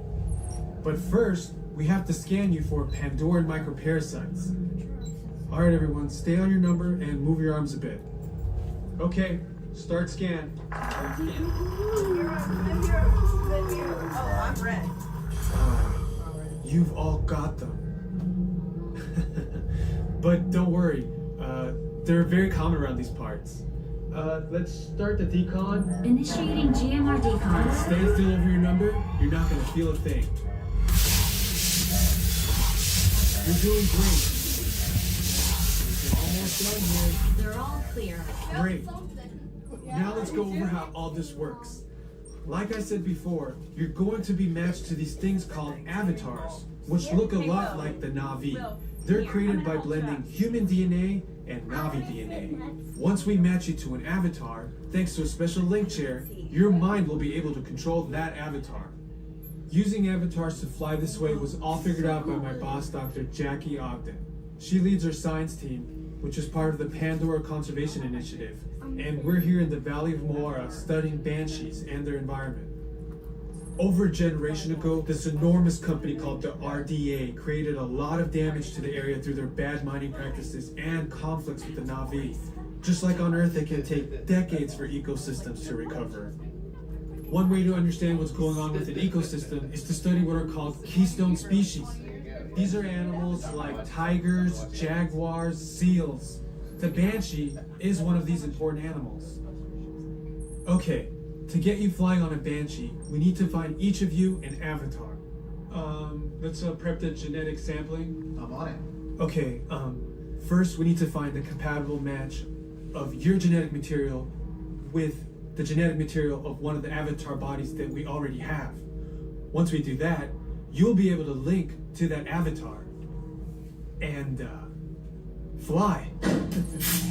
Help us out and move around a bit. Almost. Yes, got him. Now, let's find you your avatar matches.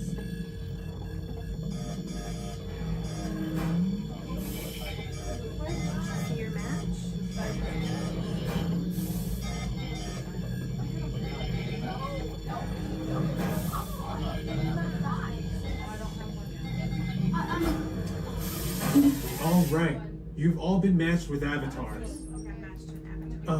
Looks like they're ready for you in the next room. When the door opens, please go inside, all the way in, and stand over the same number that you're standing over now. And I'll see you in there. I'll be for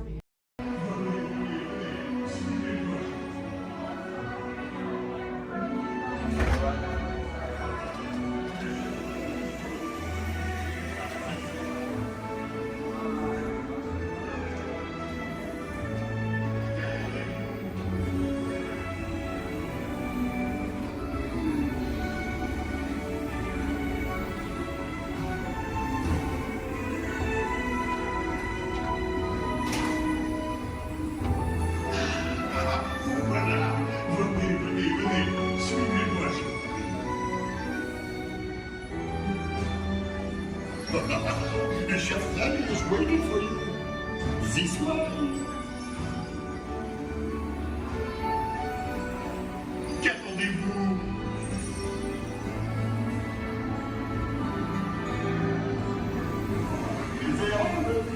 Des invités pour le dîner. Hein? Pour le repas idéal. Coq au vin? Non. A simple omelet? Too simple. Voilà. Mais oui, that's it!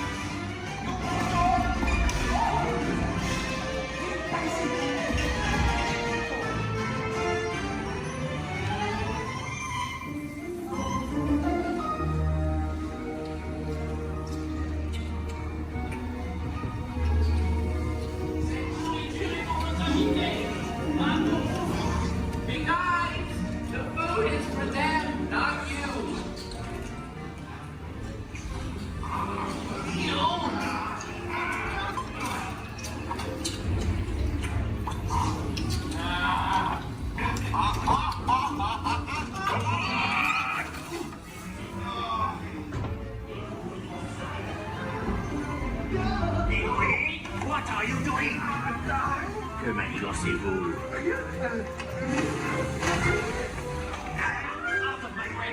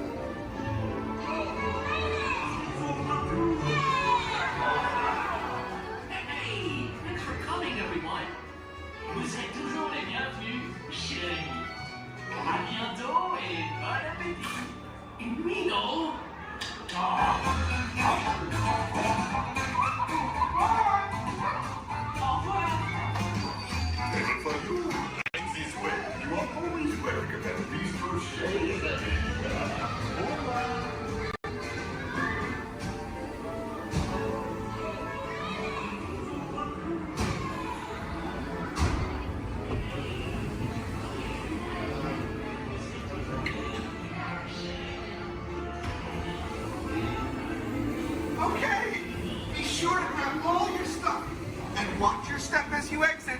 Goodbye.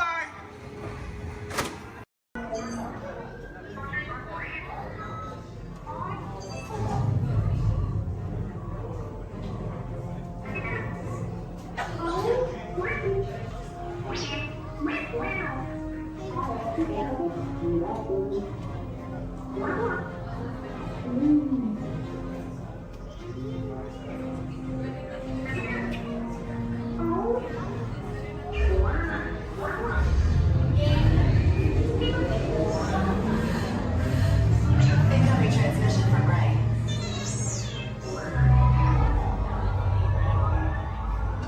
BB-8, is everyone assembled? Good. Shouldn't you be in flight prep? Recruits, thank you for joining the cause. A covert resistance team led by my friend Finn has infiltrated a First Order Star Destroyer that is now headed to this system. Your outpost on Batu is no longer safe. We have transports waiting to take you to General Organa's secret base on Pucara. I'll regroup with you there. The Resistance desperately needs your help in our fight against Kylo Ren and the First Order. Remember, it is vital that you keep the location of the Pucara base secret. Lieutenant Beck, one of our top commanders, will lead you. Affirmative. Transport is ready. 9 and I shall personally see them delivered. Thank you, Lieutenant. Welcome to the cause. May the Force be with us. Commander Poltam and then a squadron of X-Wings shall escort us to the rendezvous point on Pucara. Roger, this is Black Leader. I hear you're a fine-looking group of recruits. Well, no time to waste. Let's get you on your way to the General. Stand clear. Deck doors opening now.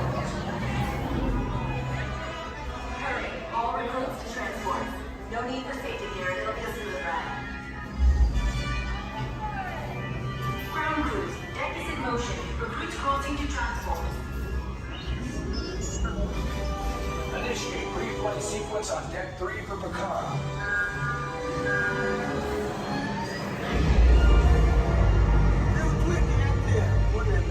Affirmative. Deck 3, you are clear for launch.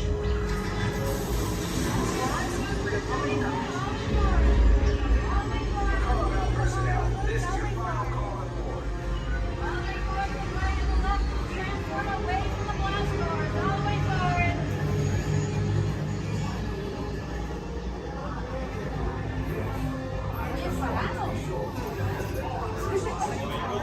Transport is away in 30 seconds.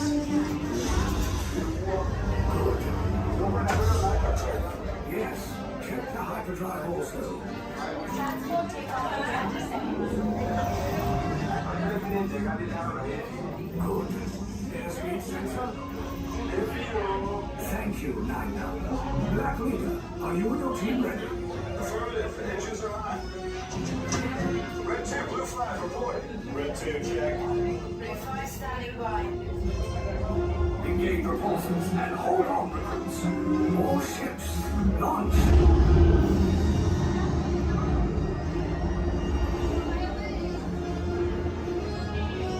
I am Lieutenant Beck. As you heard from Ray, I have been tasked with getting you to Pucara. Red 2, Blue 5, keep tight now. Let's get ready to make that jump to light speed. On mark. Abuti, vera, Fina. Black Leader, We're picking up an unusual signal. Are you spotting anything? Yeah, I see it. We'll check it out. BB-8, what do you got? There appear to be a number of small craft heading our way. Raise the shields. We got company. First order TIE fighters. Reroute. Reroute.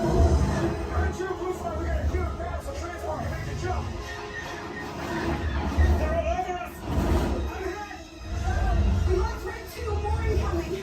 Blue 5 taking evasive action. Try to shake him, Blue. I'm trying. We lost Blue 5. I'm gonna try to draw him away. Copy that. Get us clear so we can make the jump. Be ready. You won't have much time. Where are all those TIE fighters coming from? Star Destroyers. Get out of there! We can't. We're caught in a tractor beam. It's pulling us in. I'm gonna get some friends and make this a fair fight. Don't worry, I'll come back for you. Stay strong. Cargo vessel TR-141, identify yourselves and prepare to be boarded. This is TR-141. We are a civilian vessel. By whose authority are we being detained? By the authority of the First Order, Resistance scum. Now bring down your shields and prepare to be boarded. Little Twig, get out there. They'll want the location of our secret base. Tell them nothing. The future of the Resistance is at stake. I have a bad feeling about this. Stand back from those doors. Attention, passengers of the TR-141. You have been identified as enemies of the First Order. You will disembark immediately and prepare yourself for interrogation. Proceed forward, now. You're gonna hold your right for interrogation. Keep your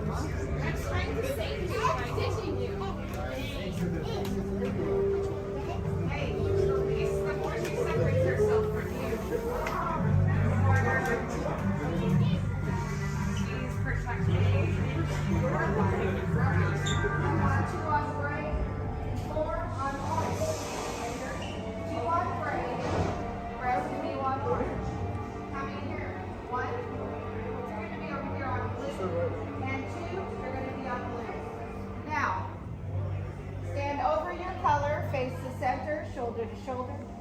Now remember the color you've been assigned: blue, red, gray, and orange.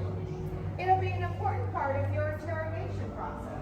You're going to need to know that color at the end of your interrogation and possible long-term motive.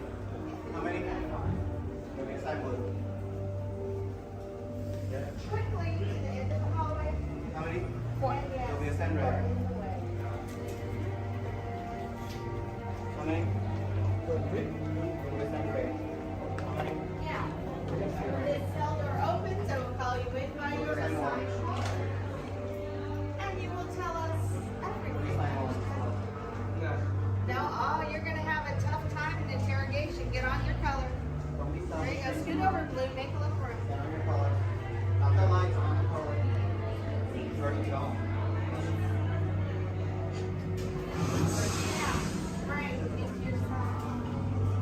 Everyone has been assigned a color. Look down and memorize it. Do not forget it. This was for interrogation. Wait till we get trouble. Is that your only speed? Slow. Let's move it along.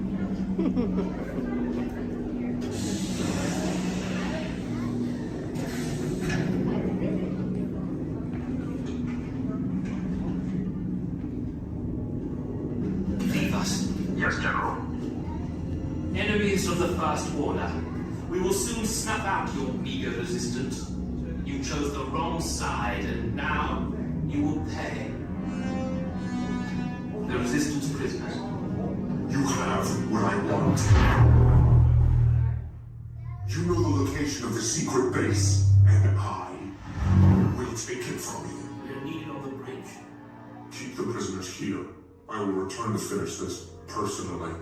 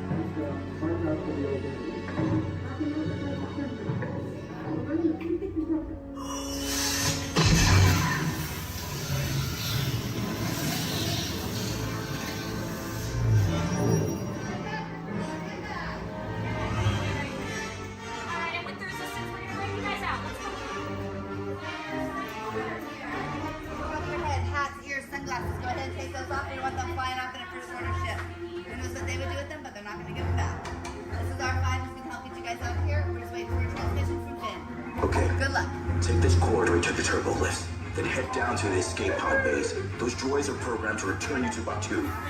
Hurry and don't get caught. Lieutenant Beck will guide you. Recruits, for your safety, stay seated with seatbelts securely fastened. Keep hands, arms, feet, and legs inside the transport and supervise your children. Tell them it's a prisoner transfer. Did it work? Good. Now get a move on. There's a clear path to the turbo lifts at the end of the hallway. Turn right. Probe droid. You're lucky it didn't spot you.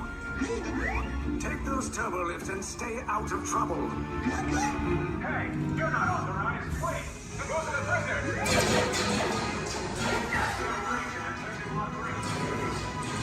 Your cover is blown. Find an alternate route. Who picked these two droids anyway? Detention approach. Prisoners will see nothing. Everyone, fire!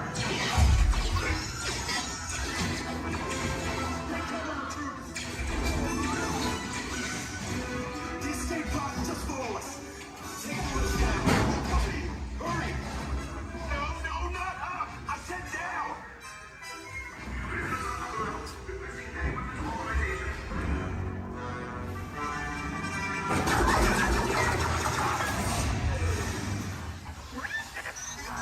This does not look good. Try to find another way down to the escape pods. The Resistance will attempt to rescue the prisoners.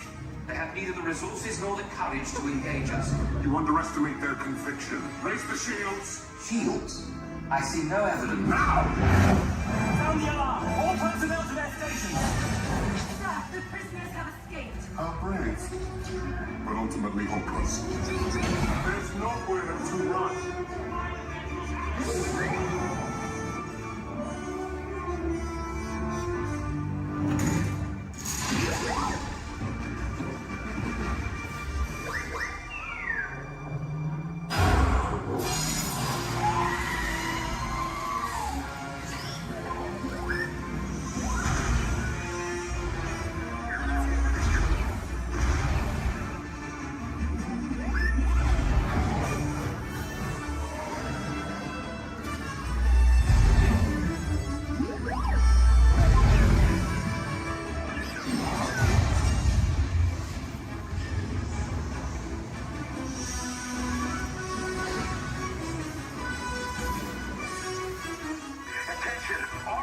Personnel, abandon ship. I repeat, abandon ship.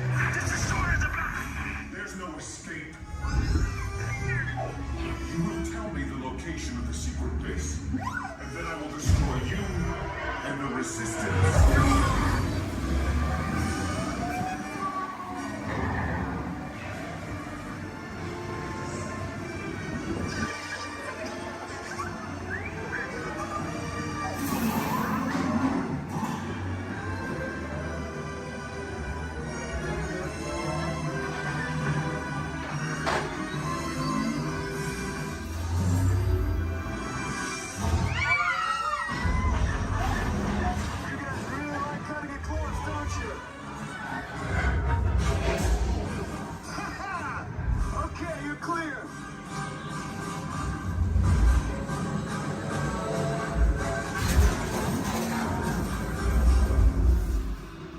Escape pods came in a little off target.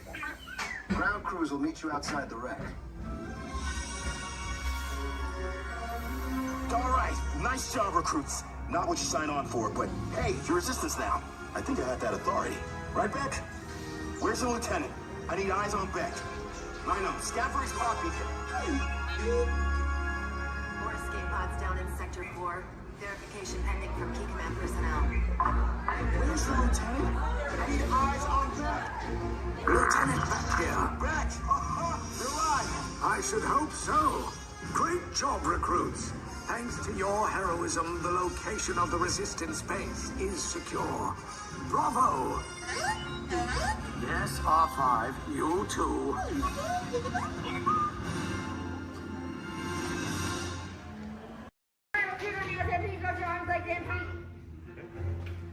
Alright, recruits, this droid up front, his name is R5. He'll get you guys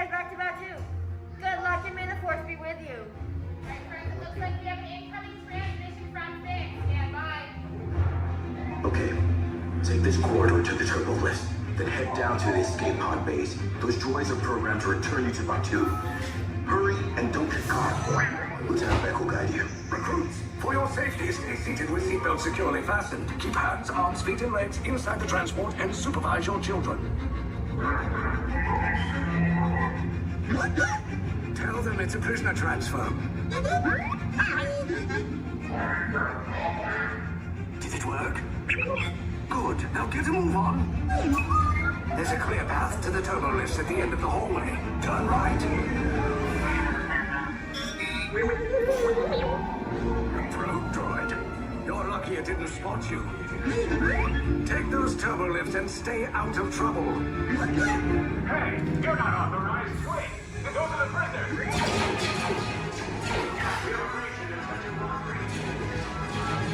Cover is blown. Find an alternate route. Who picked these two droids anyway? Detention low breach. Prisoners not seen and then. There they are! Fire!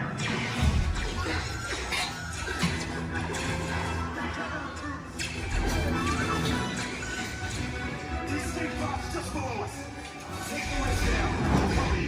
Hurry! No, not up! I said down!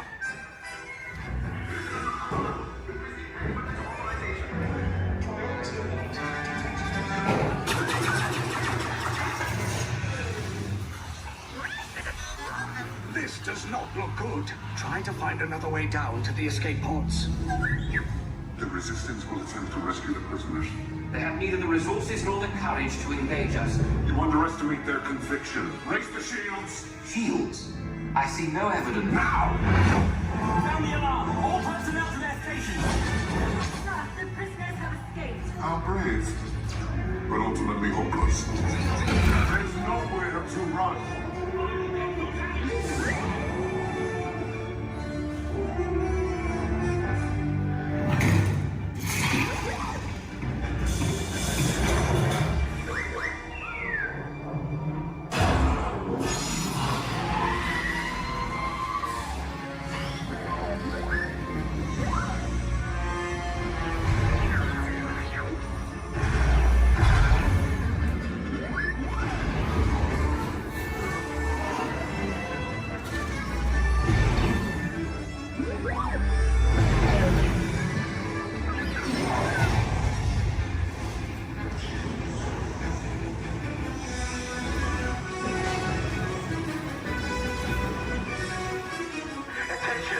Resistance personnel, abandoned ship.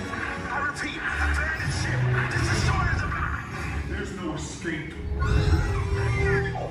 You will tell me the location of the secret base, and then I will destroy you and the Resistance.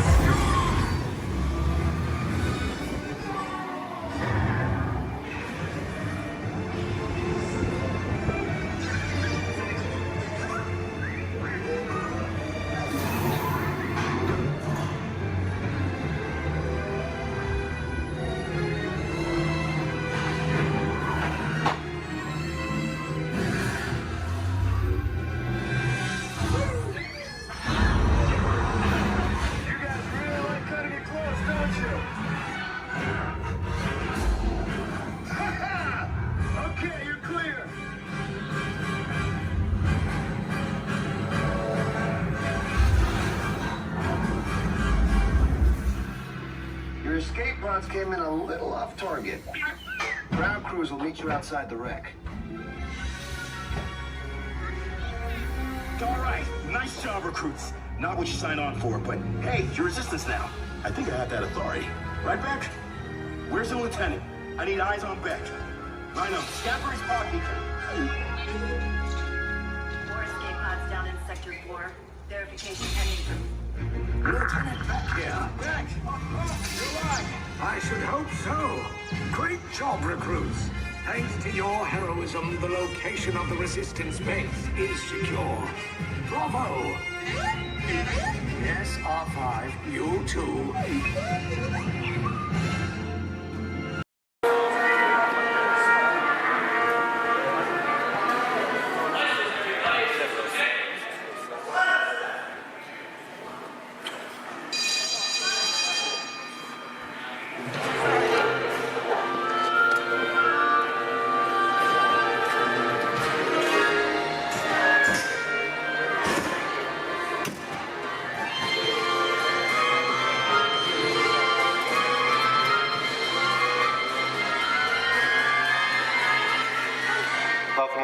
At this time, I'd like to ask everyone to please remain seated throughout our show, and please keep your arms and hands inside the vehicle at all times. For the safety of our cast, we ask you please refrain from the use of flash photography and external video lighting. Now that we've taken care of business, let's talk about me. My name is Patrick, and I'll be your guide on this magical journey into the movies. It's the perfect job for me because I love movies. Is everybody ready? Yeah! Great, because it's showtime. Ready when you are, CB?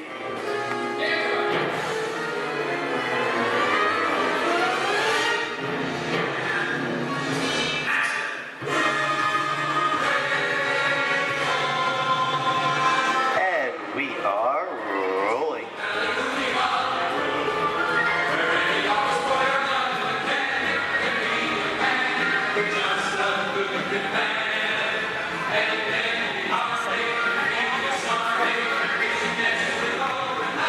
Hello everyone and welcome to the Great Movie Ride. Once again, my name is Patrick and I'll be taking you from this Hollywood soundstage into some of the greatest movies of all time, all on one tour.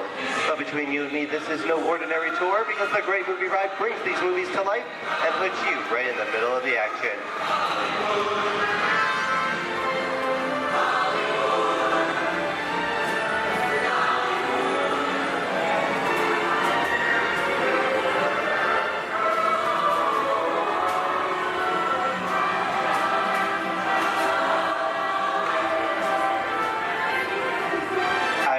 Folks, but I just love the great Hollywood musicals of the 1930s. This is a scene from one of my favorites, the Busby Berkeley musical extravaganza, Footlight Parade, starring James Cagney, Ruby Keeler, and Dick Bow.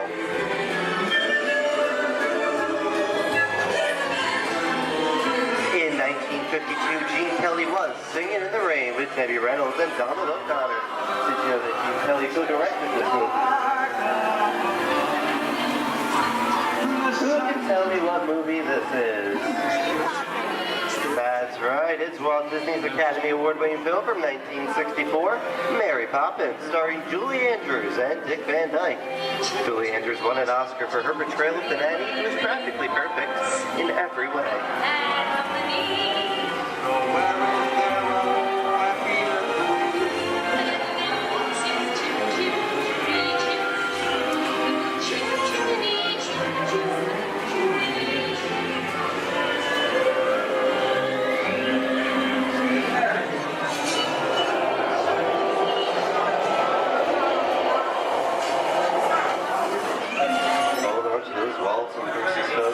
This doesn't look like a very good neighborhood. It looks a lot like the underworld.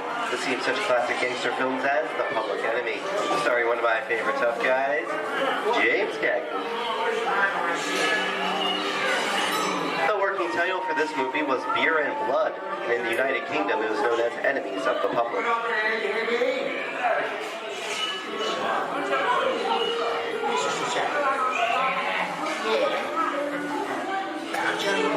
Very nice time.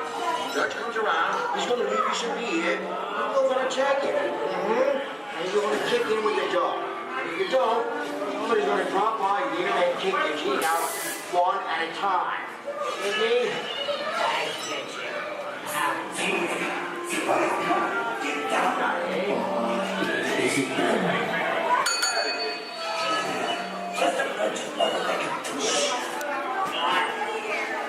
Sorry about the delay, folks, but I don't want to run a red light, even if it is just a movie. You talking to me? You talking to me? I'm talking to the demon of punishment off of the day. I'm talking to me. I'm not supposed to leave my vehicle. I say get away. Oh, okay, Moxie, whatever you say. Hey, how'd you know my name anyway? I've seen this movie before. Oh. I've seen you fancy cats like thinking out of these faders. You're making exactly about this. Come out of here. You gotta get out of here. You gotta know the movie. I'm faded, you son. Here they come, boss. Get out, you grinders.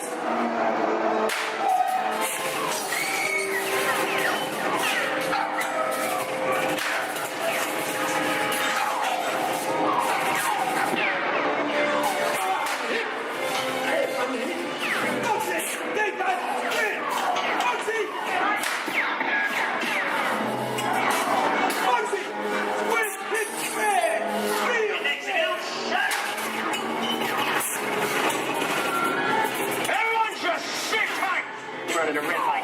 alone, I'd never break the law. Lady, watch this.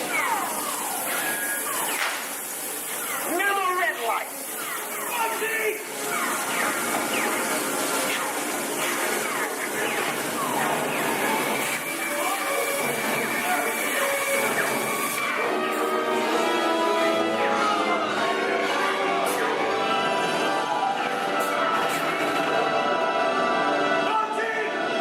Sorry, boys, I'm making my getaway. Sayers in church. What are you looking at? Everyone mind your P's and Q's, and maybe you won't get hurt. What is this? Tracy? And now, the Old West, and two of Hollywood's legendary stars, Clint Eastwood and John Wayne.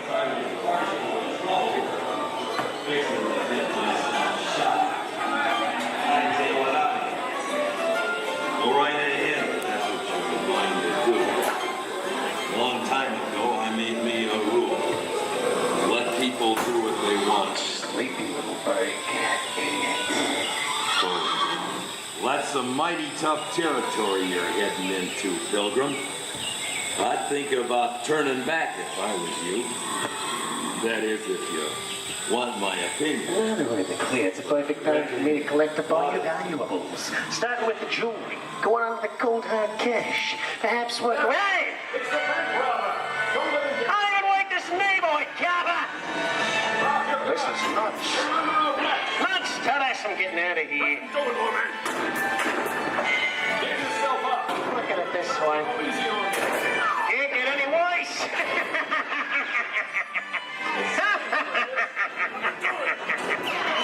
I think you're the noose.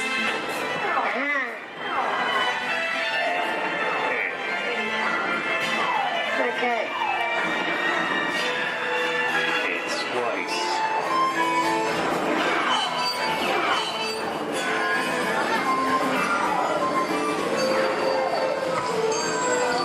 I don't know about you guys. This is kind of creepy. What is this? This is Alien.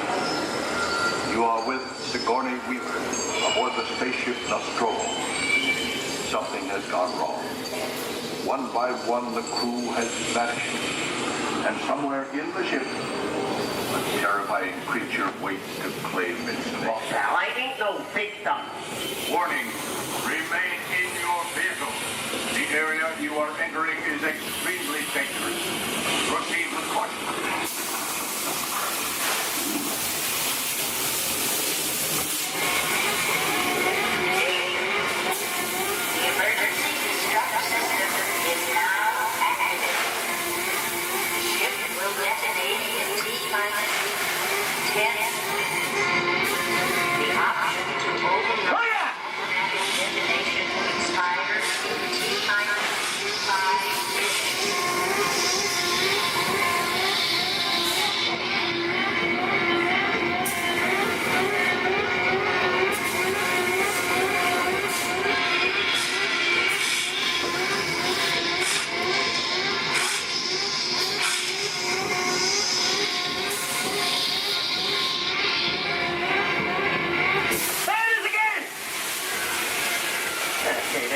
Creepy, crawly things for Monday, right? Wrong. Here in Raiders of the Lost Ark, amid 1,000 deadly snakes, Indiana Jones unearthed a great treasure. Will Harrison Ford escape with his discovery? And what will be your fate? Beware. Snakes. Why did there have to be snakes?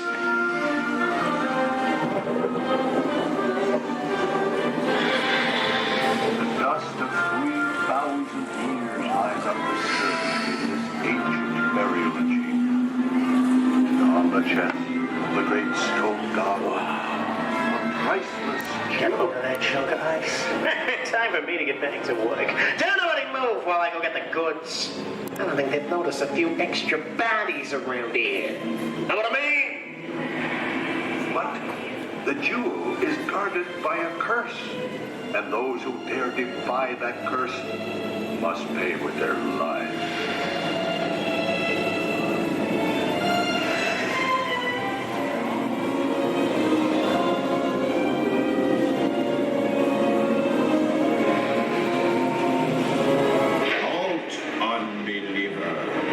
Disturb the treasure of the gods, and you shall all pay with your lives.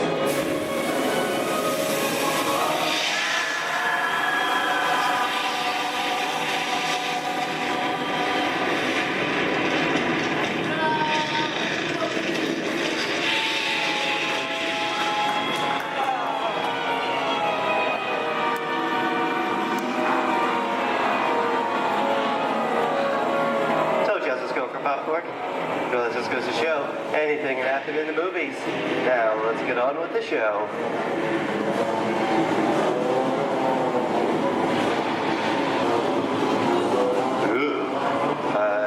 See, dead people. The horror movie is my all-time favorite genre.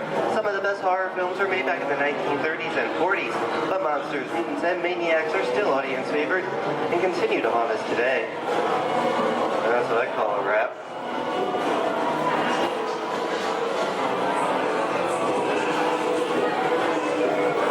We are now entering the jungle home of one of the most beloved characters of all time.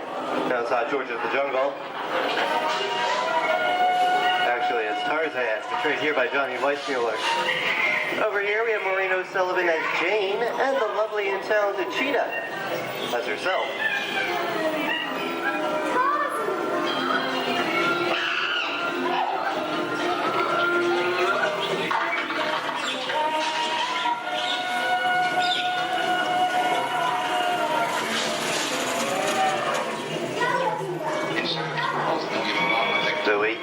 I think this is the beginning of a beautiful friendship. Best last line of a movie ever. Humphrey Bogart and Ingrid Bergman in the classic romance, Casablanca. Always have that. You didn't have me. You lost me until you came to Casablanca. You got it back last night.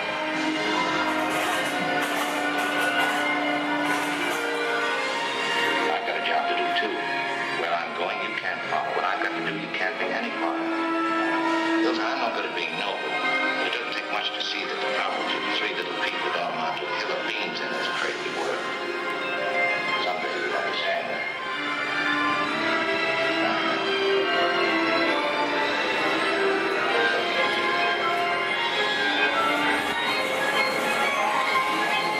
And here's one of my favorite movie stars, Mickey Mouse, in one of his greatest roles, the Sorcerer's Apprentice in Fantasia. The sorcerer in the sequence is named Yen Sid, which is Disney, spelled backwards.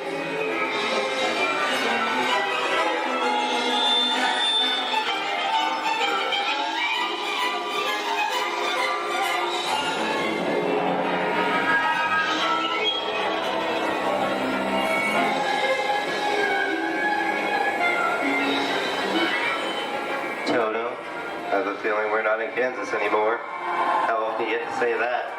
I'd say we are definitely somewhere over the rainbow in one of the most beloved movies of all time.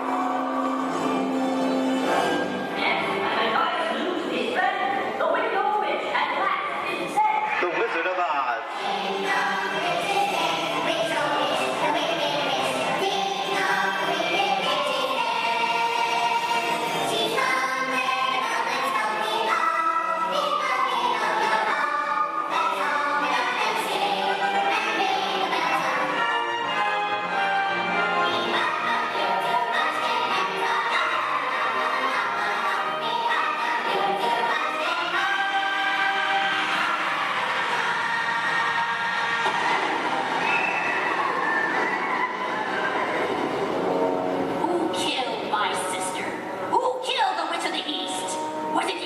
No, it was an accident. I didn't mean to kill anybody. Well, my little pretty, I can cause accidents too. Oh, rubbish. You have no power here. Be gone before someone drops a house on you, too. Very well. I'll bide my time. But just try to stay out of my way. Just try. I'll get you, my pretty. And your little dog, too. I wonder how we get out of here. What do you folks think? Which way should we go? Follow the yellow brick road. Follow the yellow brick road. No one I think of that. Bring along, folks. You know the way.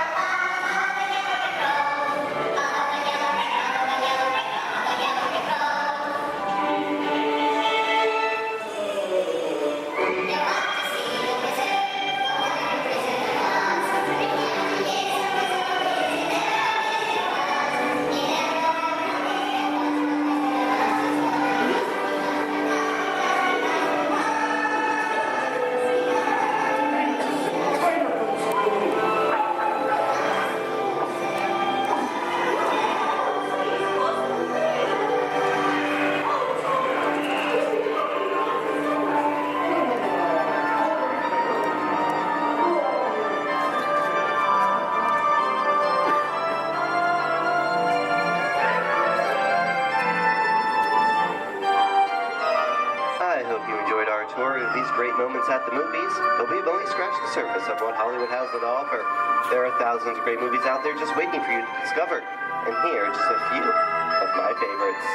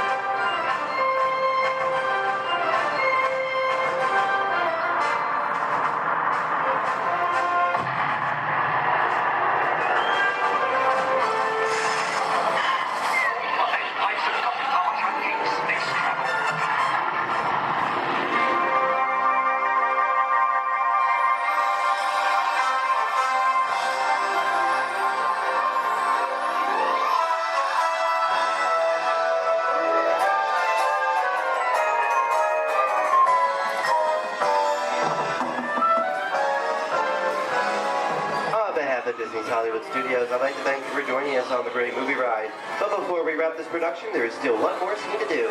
It's called The Exit. The action begins with three main scenes until we come to a complete stop. Then gather all your personal belongings and take small children by the hand. When these doors open, rush dramatically to your feet and make a grand exit directly to the rear of your vehicle.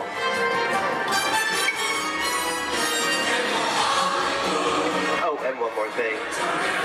When I yell action, don't forget the thunderous applause for yours truly. All right, places, everybody, and action! Thank you, thank you. Have a wonderful day here at Disney Hollywood Studios, and we'll see you at the movies. This stuff movies are made of. Goodbye, everyone.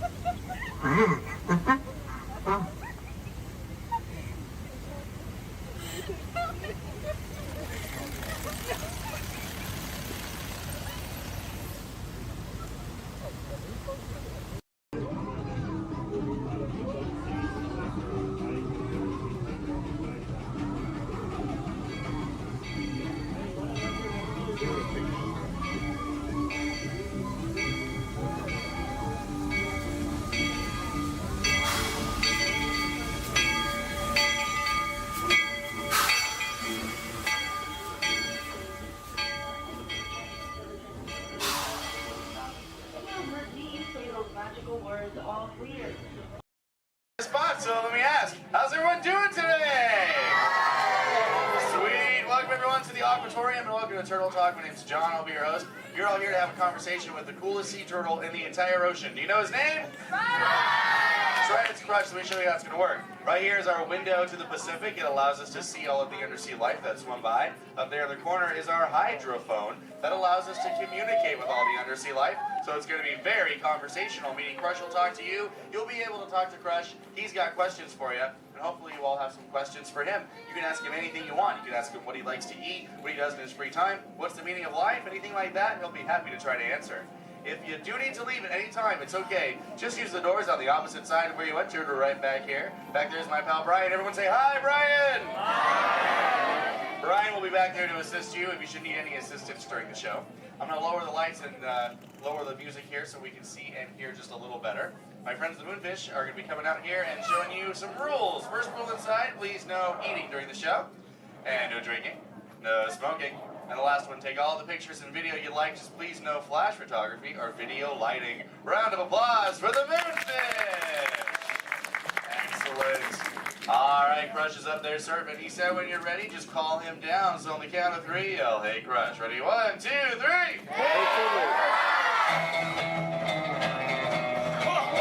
Righteous! Righteous! Yeah! Dude! Scope out that double spinner intro by the turtle, dude. Yeah. Chaw. Whoa, dude. Check out all the humans in the human tank. Hello, human dudes. Oh, hey, dudes! Oh, dude, there's even little grommet dude, sob level. Hello, little dudes. Focus, little dudes. Awesome. Dude, it's John. What's going on, dude? Hey, dude. Hey, do you think you can help me talk to a grommet right over here? Right down front, kind of in the middle, wearing like a greeny color shell, dude. Brown moss on the noggin. Hey, what's your name, dude? Rudy.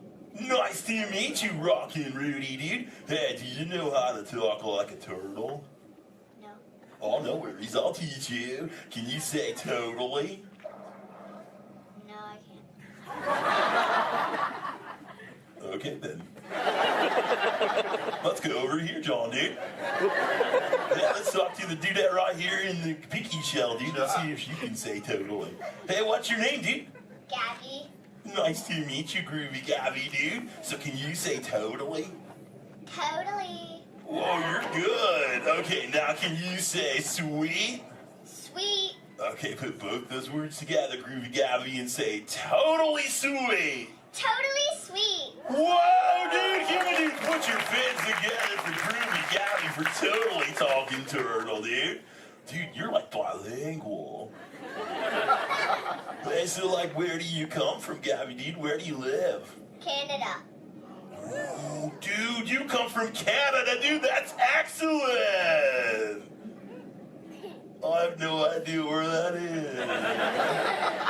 is. So how's the surf in the Canada, dude? Why are we whispering? Well, no worries, dude. Hey, so like, who brought you here on this fine day from the Canada, dude? Who'd you come with? With my family? Oh, excellent, dude. You brought the whole familia. Wouldn't it be cool if I talked to, like, your parental units? Totally say chaw.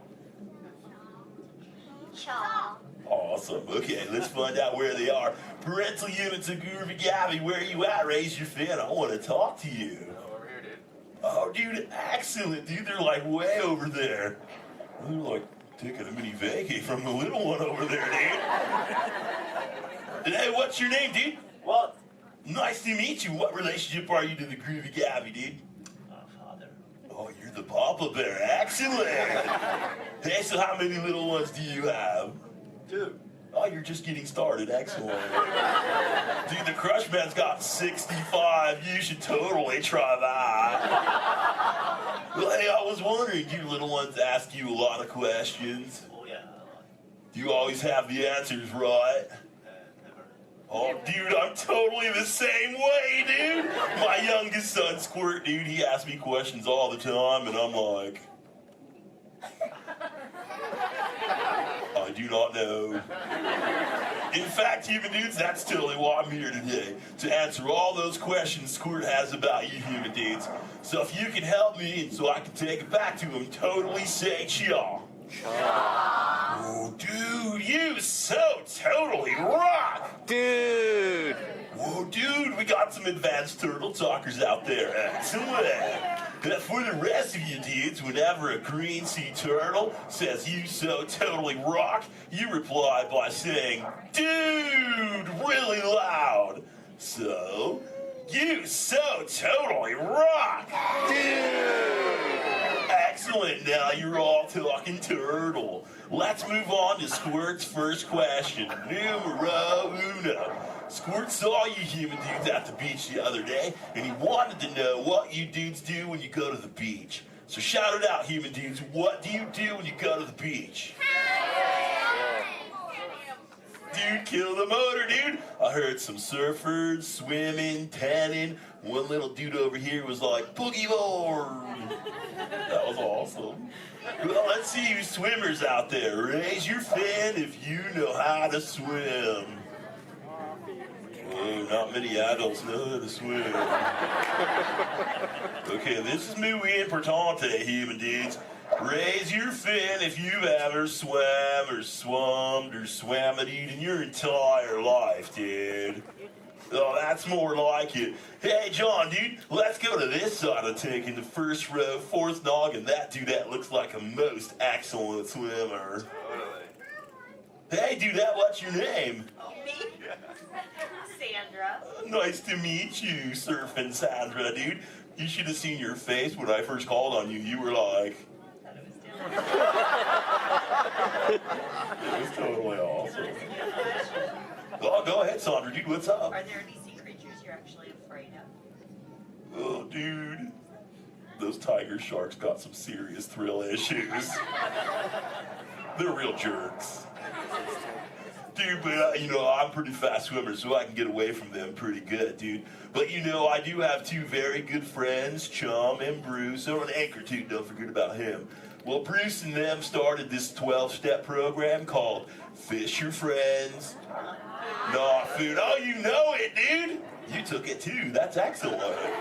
It's spreading onto the land. Very cool.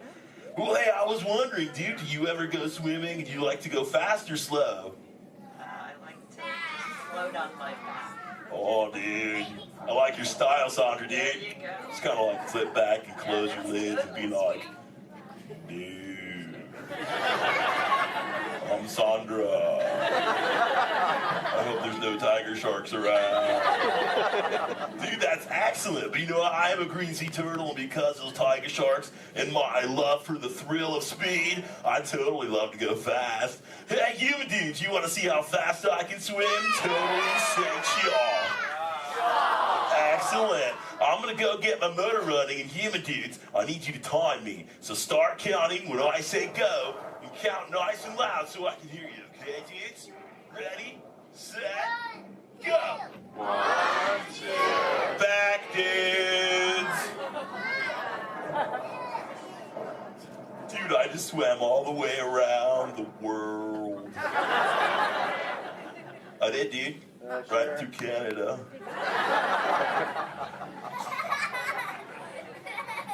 Dude, I can't even keep a straight face. I'm totally pulling your fin, dudes. Actually, dude, we can swim up to what you human dudes call 20 miles per hour, dude. But if I'm totally riding like a gnarly, awesome current, like the EAC back there, the East Anaheim current, I'll totally go up to like 45, John will tell me, dude. It's excellent.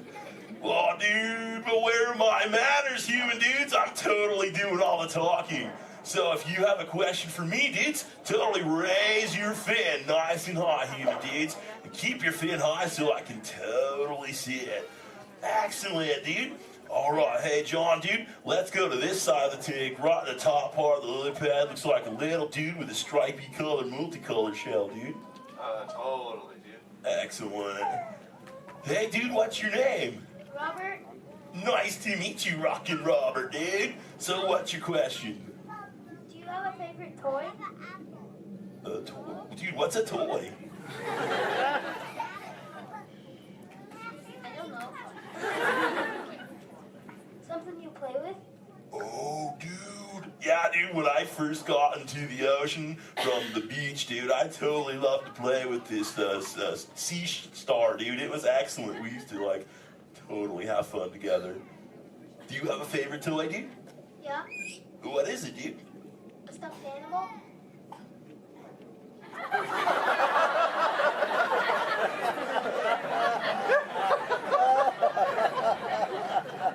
What kind of animal? One from Disneyland? What's Disney?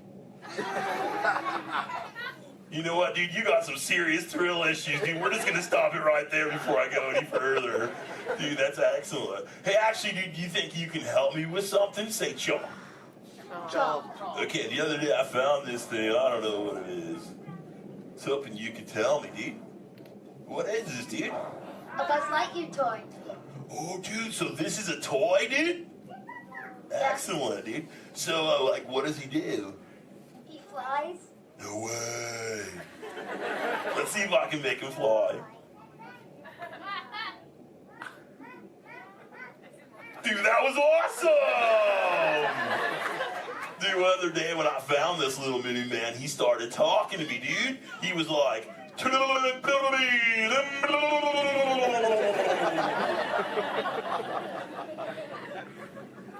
what that means, and he doesn't say it anymore. So do you think Squirt will like this for his next hatch day, dude? Say chaw. Chaw. Excellent. I'll totally give it to him. And thanks for your help, dude. You so totally rock. Dude. Does anyone else have a question for the Crush Man? Raise your fin, dude. Oh, dude, let's just go right to the other side, right down front. Looks like a little dudette in a white shell right here, dude. Totally. What's your name, dude? Mallory? Nice to meet you, Mallory, dude. So what would you like to know? Well, if I could breathe into water, would you let me ride on your back? Dude, totally, dude. That'd be the most excellent ride ever, dude.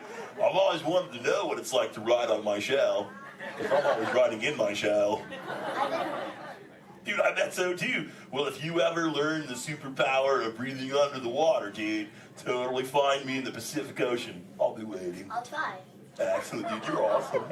Hey, it was totally nice meeting you, dude. And for the rest of you humans, this has been excellent. I've learned so much. But I gotta give all this Mondo knowledge back to Squirt. But before I leave you, let me give you some of my ancient turtle wisdom. Remember, human dudes, in the big ocean of life, never make an enemy out of a sea anemone. A sea anemone.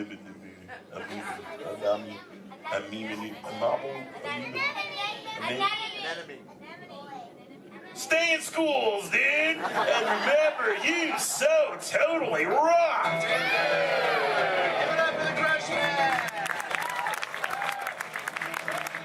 Alright, give it to while your exit buddy and escape. The doors in the back. Everybody make sure we're staying seated. Sante Sun Award, and that's us me. Thank you. There's another word we like to say out here in Harambe, which is Tuwende, and Tuwende means let's go. Jumbo, everyone. My name is Julia, and I will be your safari guide today. A few quick safety reminders before we head on in. Just make sure to keep your hands, arms, feet, and legs inside the truck, and make sure everyone is staying seated for the entire safari ride. Above you, you'll see that animal spotting guide. That'll help you identify some of the animals that we might be seeing out there today. So go ahead and look it over for a quick second, see if you can find any of your favorites. That's also a great time to get any cameras or phones out and ready, as the roads are going to be pretty bumpy and we won't be able to stop for every animal.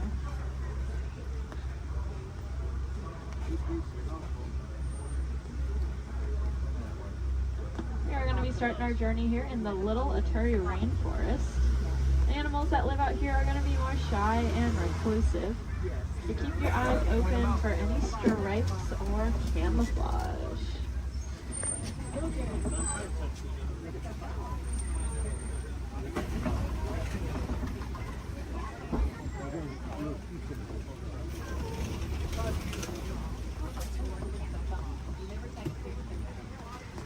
Like off to the right, there's that oak coffee. That reddish brown animal with the zebra party pants. However, they are not related to the zebra. They are the only living relatives of the giraffe. Just like a giraffe, they have a very long tongue. Theirs are so long they can lick their own eyes. And if you look down to the left, you'll see a bird standing on a nest. There's actually a couple eggs, I believe, in there, maybe. And that is a saddle-billed stork. They're about 5 feet tall, and their wingspan is about 9 feet long. And if you look up at that canopy above your head, that is also just about 9 feet long. Put that in perspective for you. Now, if we look back at the okapi over there, I said they're related to the giraffe. Just like a giraffe, they have ossicones, which are those stubby horn things on their heads. But that one that we're seeing doesn't have any ossicones. That's because she's a female. Only male okapi will have them, whereas all giraffes will have them. Up on the hill to the right are the greater kudu. And we can tell they are female. That's because they don't have any horns on them. The males will have horns that can spiral backwards up to 6 feet long. If you look off to the left against this cable wall here, you'll see a black rhinoceros. Kind of looks like one of those boulders, just a lot smoother. Now these black rhinos are unfortunately critically endangered. There are less than 10,000 individuals left in the whole world, and that's including the one we are looking at. They don't have any natural predators though. That is all due to the poaching of their horns. Their horns are thought to have medicinal value to them, so they'll be rounded up and used in medicine. However, those horns are made entirely out of keratin, which is the exact same thing that our hair and our fingernails are made out of.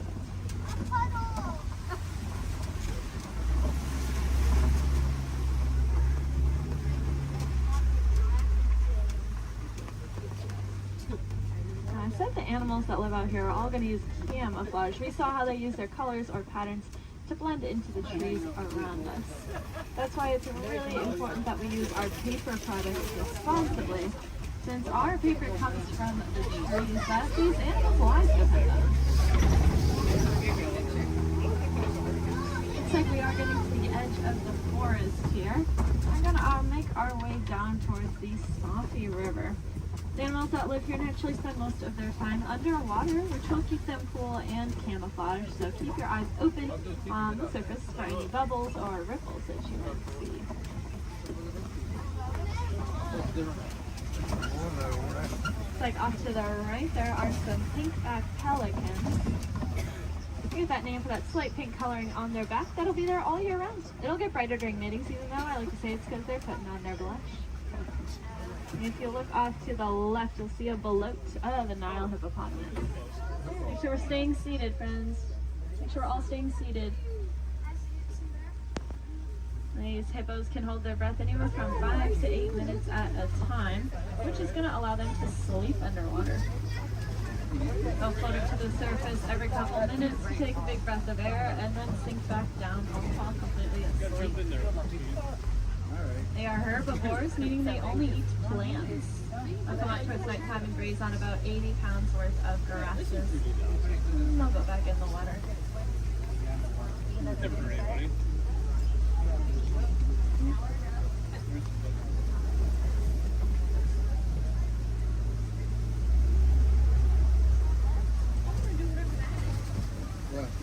Keep your eyes to the left, especially as we cross over this bridge up ahead here, and you'll see the Nile crocodile.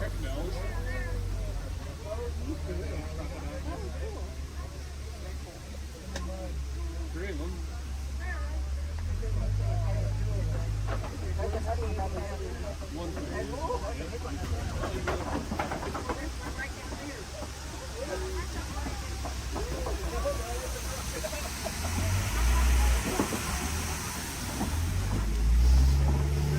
Those crocodiles are pretty impressive. They can weigh anywhere from 500 to 1,000 pounds, be as long as a giraffe is tall, and they have the strongest jaw and bite force of any animal.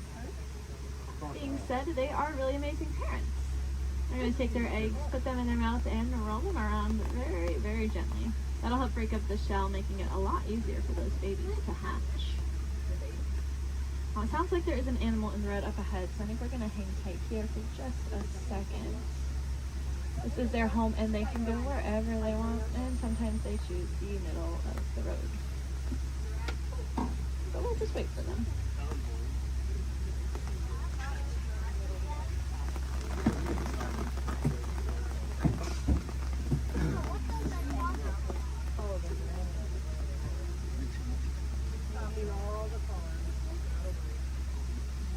Does anyone know how to tell the difference between an alligator and a crocodile? Yeah, a lot of people say the shape of their snout, which is true.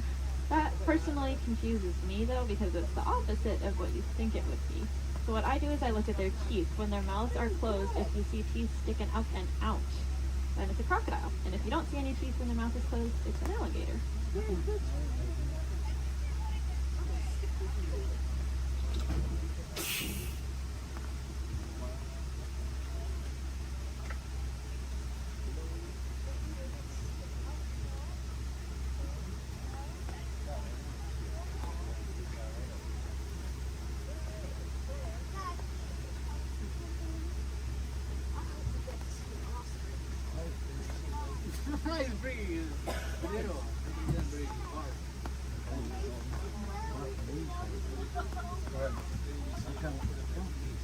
Well, thanks for your patience here. Hopefully the animal will live soon.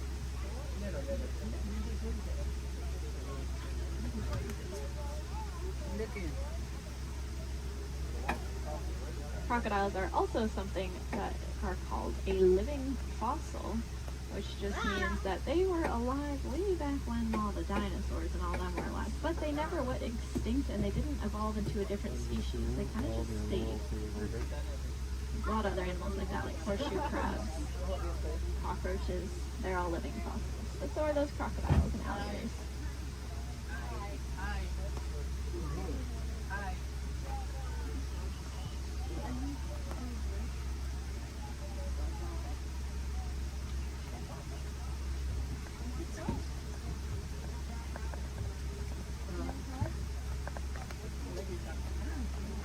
Sounds like there are some giraffes that just keep walking in the road. This is just what we call a giraffic jam. Now you can say you went to Disney World and got stuck behind a giraffe.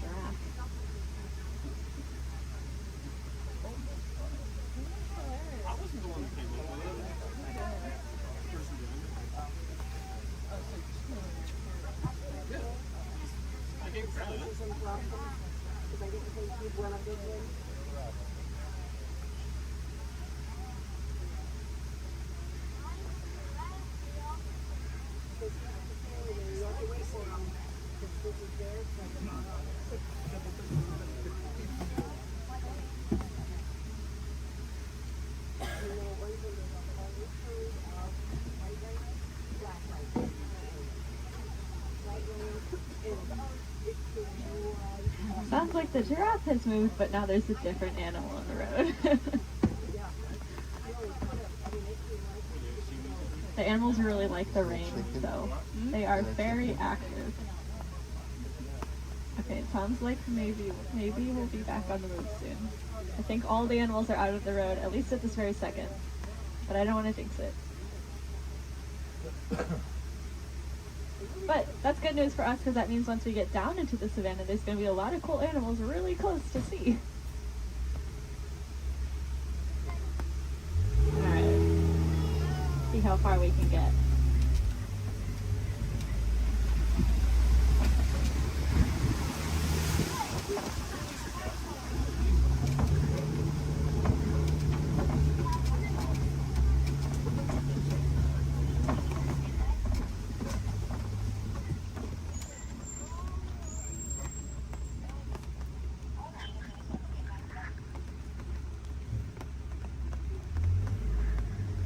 Now this might sound really ironic considering that it is raining, but we are leaving the river and heading towards a much drier area, where it really does not rain as much. And I say that because the baobab tree that's off on the right there, it is going to be leafless about 9 months out of the year just to conserve water. Some people call it the upside down tree because, well, it looks like the roots are on the top. It's also known as the tree of life. That's because it stores a lot of water in its trunk there. So other animals will use it as water source. We can even use the bark as medicine. One of my favorite things about the baobab tree is that it does have flowers, but they only bloom at night because they're pollinated by bats. Alright. Looks like we are finally able to head here into the savannah.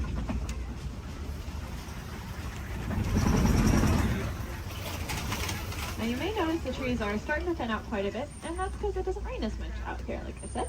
So the animals here can't really rely on camouflage in the same way, and so they're going to be very agile and flighty.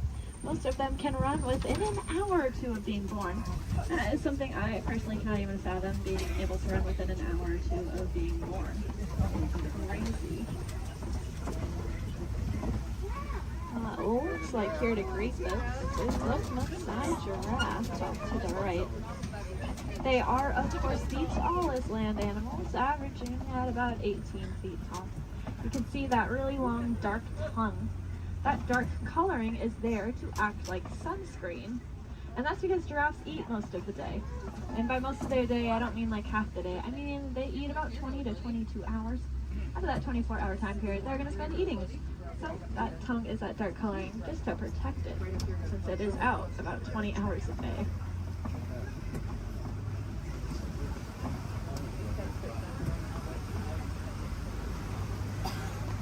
Off to the left here in this den, you'll see some African painted dogs. They are the most successful hunters out here with an 80 to 90% success rate. It's so successful that their young, sick, and elderly will eat first, and the healthiest adult will wait and eat last.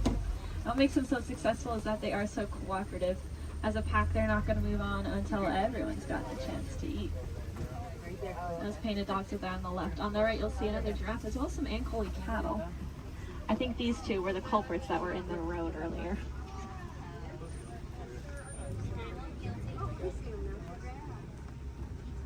Those cattle have those really large horns on them that look pretty heavy, but they are hollow with a honeycomb-like structure on the inside. That'll help blood flow to keep them nice and cool. If you look to the left, you'll see the sable antelope, those 3 brown antelope back there. You'll also see some Hartman's Mountain zebra. Now take a really good look at these zebra here, because one of them is a little bit smaller than the other one, and that's because she's about 7 months old. That's her and her mom there. And if you look at her legs, though, her legs are just as long as her mother's, and that's because zebras are born with their legs fully developed. Running, as I said, is very important out here, so those zebra babies are born with long, lanky legs, ready to run within half an hour of being born. Their stripe patterns are going to be unique to them in the same way that our fingerprints are unique to us. That's actually true for a lot of animals, not just those zebra. It's true for those painted dogs we saw, and it's also true for these giraffes up here.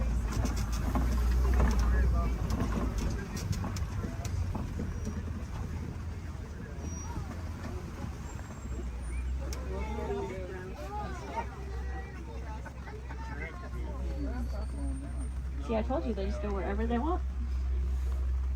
Oh, look, the zebras are in the road now. Over here they're in the road too. Yes, look over there. Zebras are in the road over there. Now, since giraffes spend most of their day eating, they also spend most of their day standing up.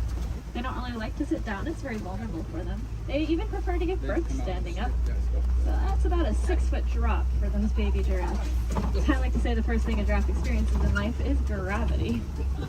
Of course, when you're born already about 6 feet tall, I guess it really doesn't matter that much. It also is going to kickstart their heart, that drop, so maybe it's a good thing.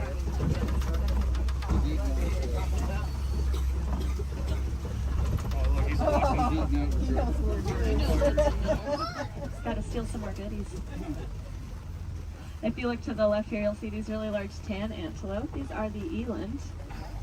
Elands are the heaviest just antelope species. About 6 feet just at their shoulders, and they can jump straight up from that standstill position up to 10 feet in the air. My favorite thing about those eland, though, is that they make flower crowns to attract each other, and I think it's adorable. The males will gather up a bunch of branches and twigs and leaves and even flowers and decorate his horns with them and then walk around proudly to attract all of the females. I would highly recommend looking up a picture of that if you have never seen it before. It is, like I said, adorable.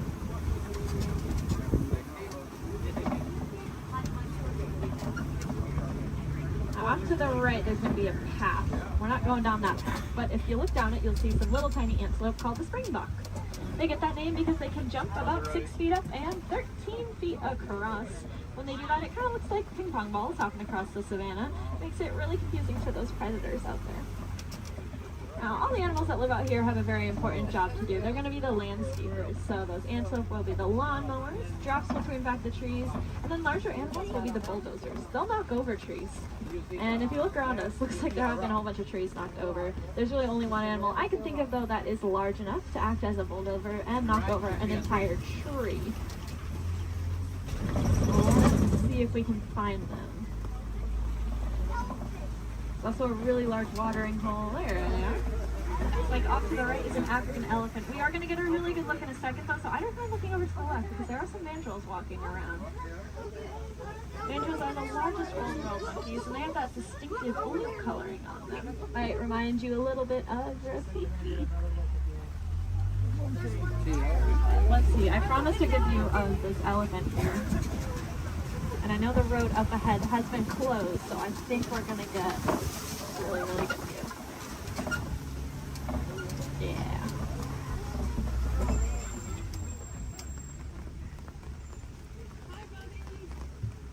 Elephants are, of course, the largest land animals. Also very, very intelligent. You can see him using that trunk. They have about 40,000 muscles in that one trunk. To put that in perspective for you, we have a couple hundred different muscles in our entire bodies. They have 40,000 in that one trunk. That is kind of unbelievable to me. And it's going to allow them to do a lot of really cool things, though. You see them eat with it. They also drink water, kind of like a straw. And then sometimes they'll suck up a bunch of dirt or mud and then spray it on their backs to help protect their skin from all those natural elements.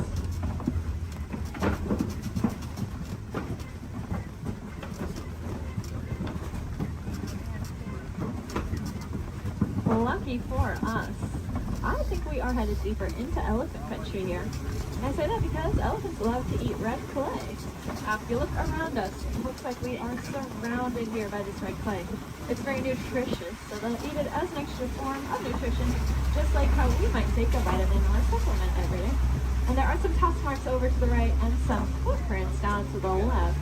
So the herd must be nearby. I think I see them off to the left there. Elephants are matriarchal, and that means the oldest or wisest female is going to be the dominant one in charge. Males are going to leave the herd at about 15 years old, and if they don't do it willingly, they will be forced out by those females. They're going to go hang out in bachelor herds, which can consist of up to 140 individuals that come and go as they please.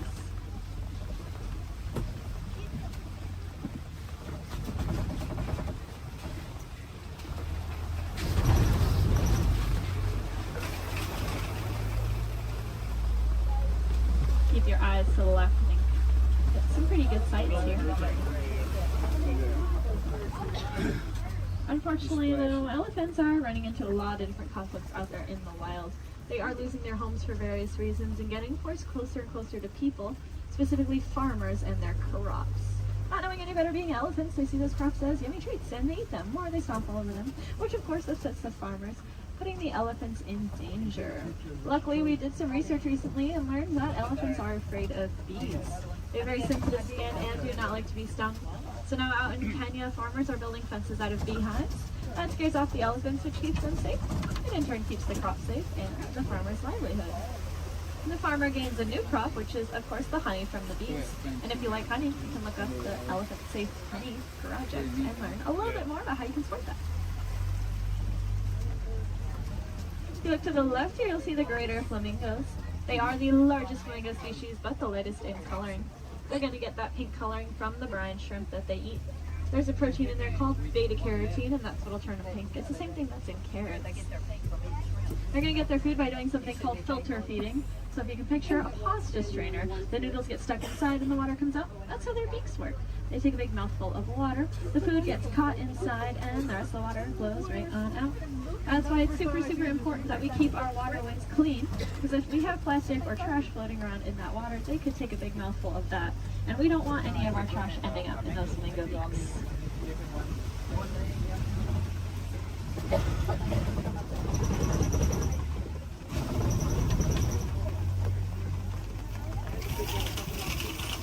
Looks like this side of the savanna is getting a little bit more tree coverage here, which leads me to believe there might be some cats nearby. Please help them out while they are hunting. So keep your eyes open. I know I've seen cats roaming around on the hills up ahead before. Look down that path though on the right, see a white rhinoceros.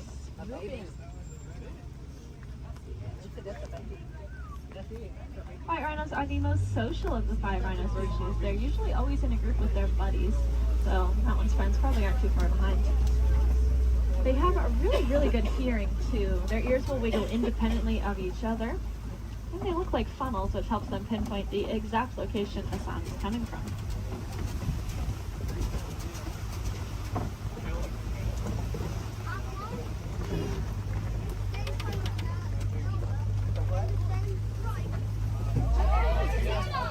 It's like off to the left there behind that orange rock.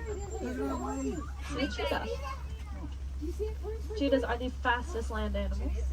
They can go from 0 to 60 miles per hour in 30 seconds or less. They're going to use their tails to help them steer, very similar to a boat's rudder. And they're the only cats that are going to hunt during the day instead of at night. That's just because they don't have very good eyesight at night, so if you can picture what we see at night, that's about the same as what a cheetah can see at night. To help them out though, they have that black stripe under their eye that acts like built-in sunglasses, helping protect their eyes from the sun. Looks like up ahead are some Kopi rocks. And on top of those Kopi rocks, looks like a female lion up there.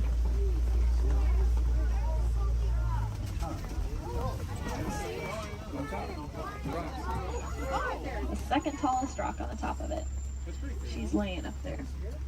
Females are going to be the ones that go out and hunt. The males are going to stay behind to protect their territory and any cubs they may have. Males have a mane on them, which is about 20 pounds of hair, just protecting his neck in case of any of those conflicts.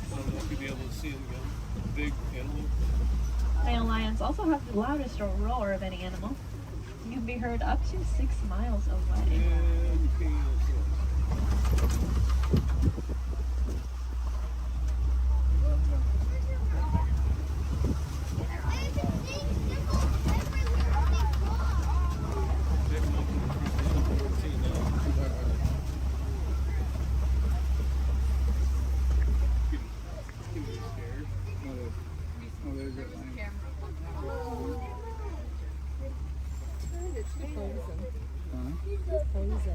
She is looking at us.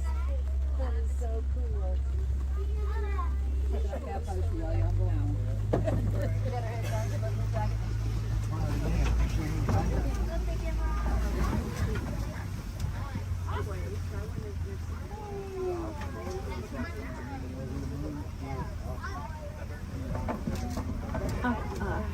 Looks like there are a couple ostriches walking around.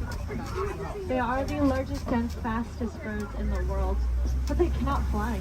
They have really big wings to help them steer because they can run upwards of 40 miles an hour. Impressively, they have the largest eyes of any land animal. And they also have really large eggs. If you look down on the right here in the grass, you'll see a couple of those ostrich eggs. They can weigh up to 30 pounds each and are so strong that an adult human could stand on one without it breaking. You could fit about 2 dozen chicken eggs into one singular ostrich egg.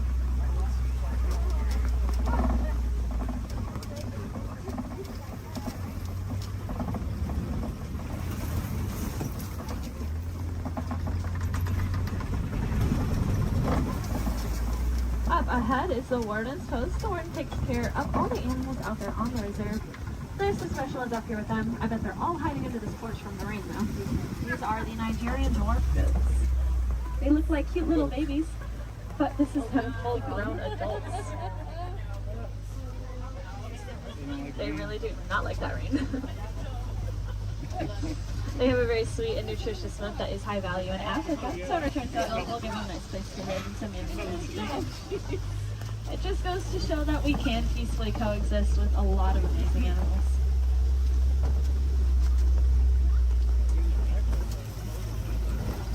Unfortunately, those gates do signify the end of the reserve and our return back to the village.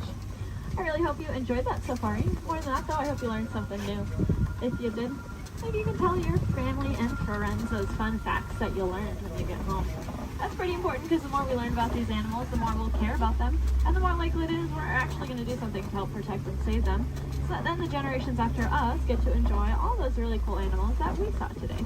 Do you want to take it a step further in doing your part? You can go ahead and recycle your old electronics. Our electronics are made with a a mineral called coltan that comes from the forest out in Africa. So when we mine for it, we are making things away from many, many animals. That's why I challenge each and every one of you when you go home. See if you have any old electronics that you're not using anymore. Go ahead and recycle them. We'll take out that coltan and reuse it, and then we can just keep reusing what we already have instead of mining for more. That way we get to use our cool technology, and those animals, well, they get to keep their homes. I think that's kind of a win-win for everyone. Now up ahead, it looks like a bunch of docks where people would get off, but that is not us. I'm going to hang on to you a little bit longer and bring it right back to where I got you from. Just hang tight here for a couple more minutes.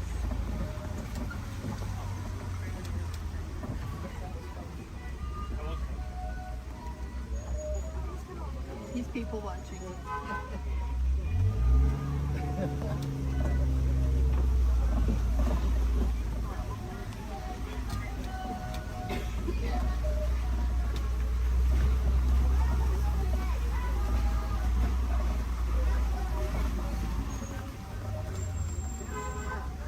Now, if you want to learn a little bit more about the animals that we saw today, but maybe from the comfort of your own home, and you happen to have Disney Plus, there is a show I highly recommend. It's called The Magic of Disney's Animal Kingdom. It's really, really cool. It gives you a behind-the-scenes look at how we take care of all the animals that call this park home. It is one of my favorite shows, but I am, of course, not biased at all. If you want to see some more animals while you're in the park today, I'd recommend heading over to the Gorilla Falls Exploration Trail.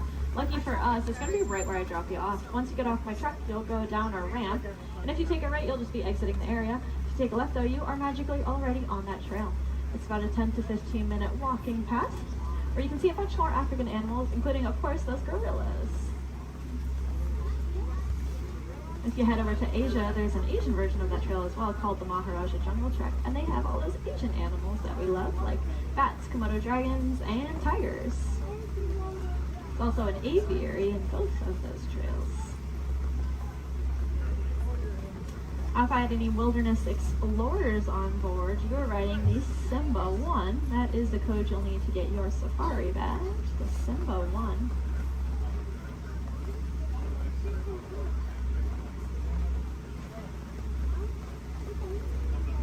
You might have also heard a train. That would be Rafiki's Planet Watch. That train is about 5 minutes long, and it takes you up to another little area. There's a petting zoo up there, so you can cuddle some of your favorite animals. There's also a drawing area where you can learn how to draw a Disney animal from a Disney animator. And there's a whole bunch of reptiles and amphibians up there as well to check out. The last train is going to leave at 4:30 though, so if that sounds like something you're interested in, I recommend making sure you are on that train before 4:30.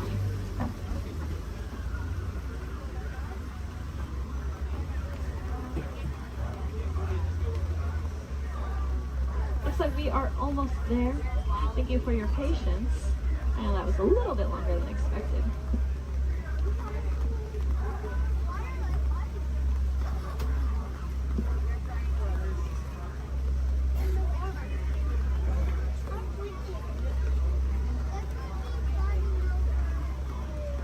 Now's a great time to gather up any personal belongings that you might have. Make sure you have everything with you.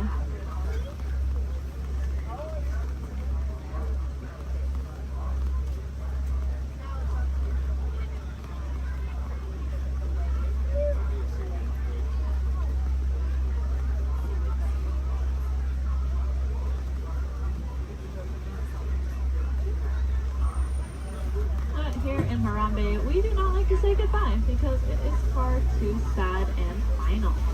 Instead, we say Kwaherini, which means to go well. So Kwaherini, my friends. Again, my name was Julia from Fort Collins, Colorado. I really hope that y'all had just as much fun out there as I did.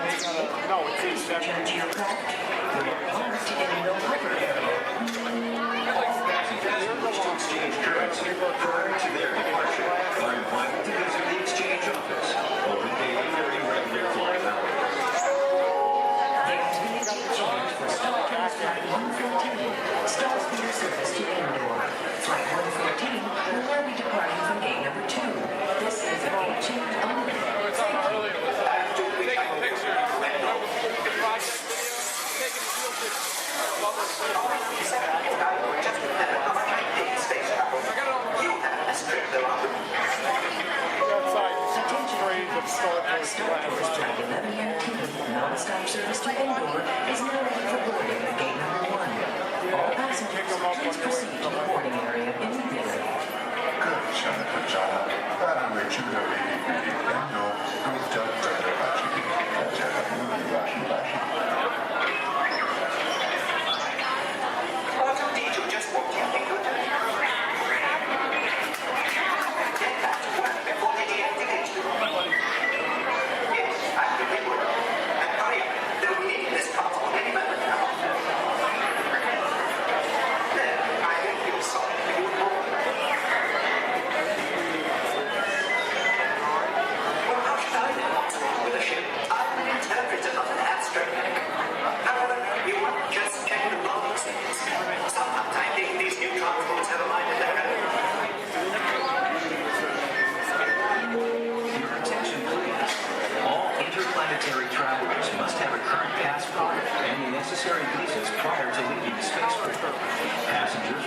assistance should visit the nearest information kiosk.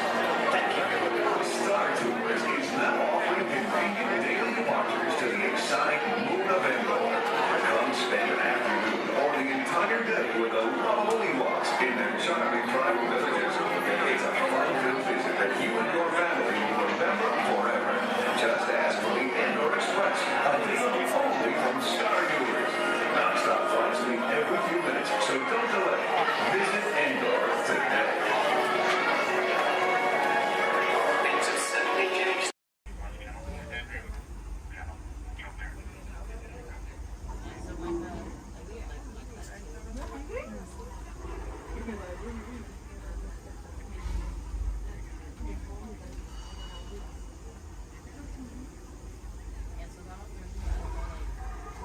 Call board! For those of you just joining us, welcome aboard Excursion 3 on the Disneyland Railroad. For your safety, please remain seated at all times, keeping your hands, arms, feet, and legs inside the train. Please supervise all children, making sure they are seated away from the train openings, either fully on a lap or on a bench. Our next stop will be the Land of the Future, Tomorrowland Station. Oh, they're doing the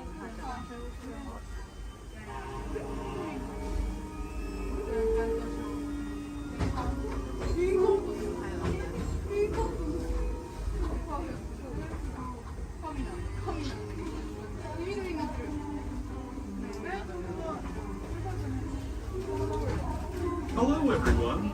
Thanks for joining us on the Disneyland Railroad. For a safe ride, remember to stay seated with your hands, arms, feet, and legs inside the train. And please watch your kids. ¿Qué tal, amigos? Y bienvenidos a bordo. Para su seguridad, permanezca sentado y mantenga las manos, brazos, pies y piernas dentro del tren y cuide a los pequeños. Gracias. As we leave Toontown Depot, we get a real nice view of the happiest land of them all, Fantasyland. You can see people stepping onto It's a Small World just below us. And, off in the distance, majestic Matterhorn Mountain.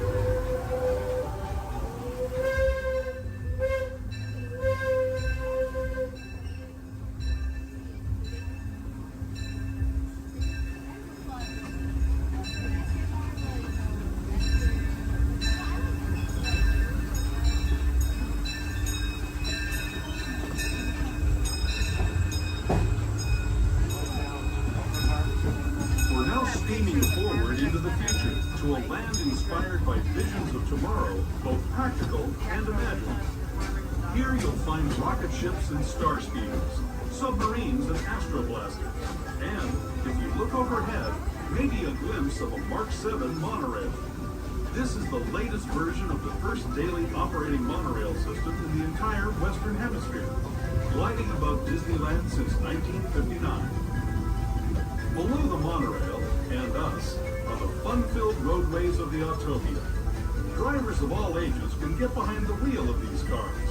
No experience or license required. If you're into soaring spaceships or doing battle with evil empires and emperors, Tomorrowland is definitely the place for you. Speaking of which, we're pulling into Tomorrowland Station right now. If you're leaving us here, just stay seated until we come to a full stop. Gather your belongings, including lightsabers and astroblasters, and step carefully from the train. Thanks, and have fun in the future. For the rest of you, just sit tight. We'll be on our way again in just a minute.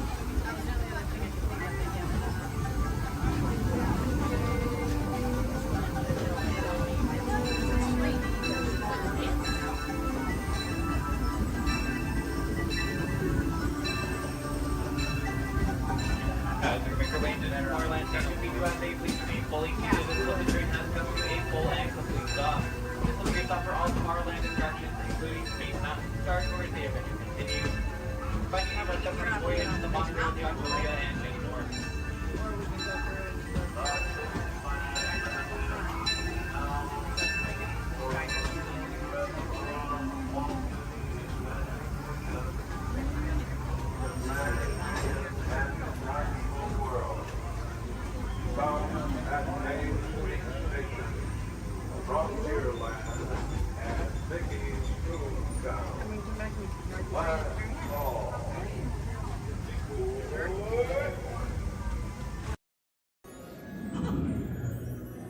Oh boy! Oh, steady! Whoa! Hi, Mouseketeers! Well, oh yeah, so hang on. Anything goes. You ready? And let the show begin! Here's my pal Walt to tell you how the magic is made. There's a lot of satisfaction in developing ideas into reality. When we consider a new project, we really study it. Not just the surface idea, but everything about it. And when we go into that new project, we believe in it all the way. We have confidence in our ability to do it right, and we work hard to do the best possible job. There's really no secret about our approach. We keep moving forward, opening up new doors, doing new things, because we're curious. And curiosity keeps leading us down new paths. We're always exploring and experimenting. Everybody ready? Then on with the show! You see some car chases? Yeah! Now I've got some very cool people I'd like you to meet. They're here for me. They're going to help us get things started off. Please welcome the Clayton family! And we're going to get everybody in the mood by showing you a few gags from some soon-to-be classic action movies. So cue, Clayton family. Nice! Perfect.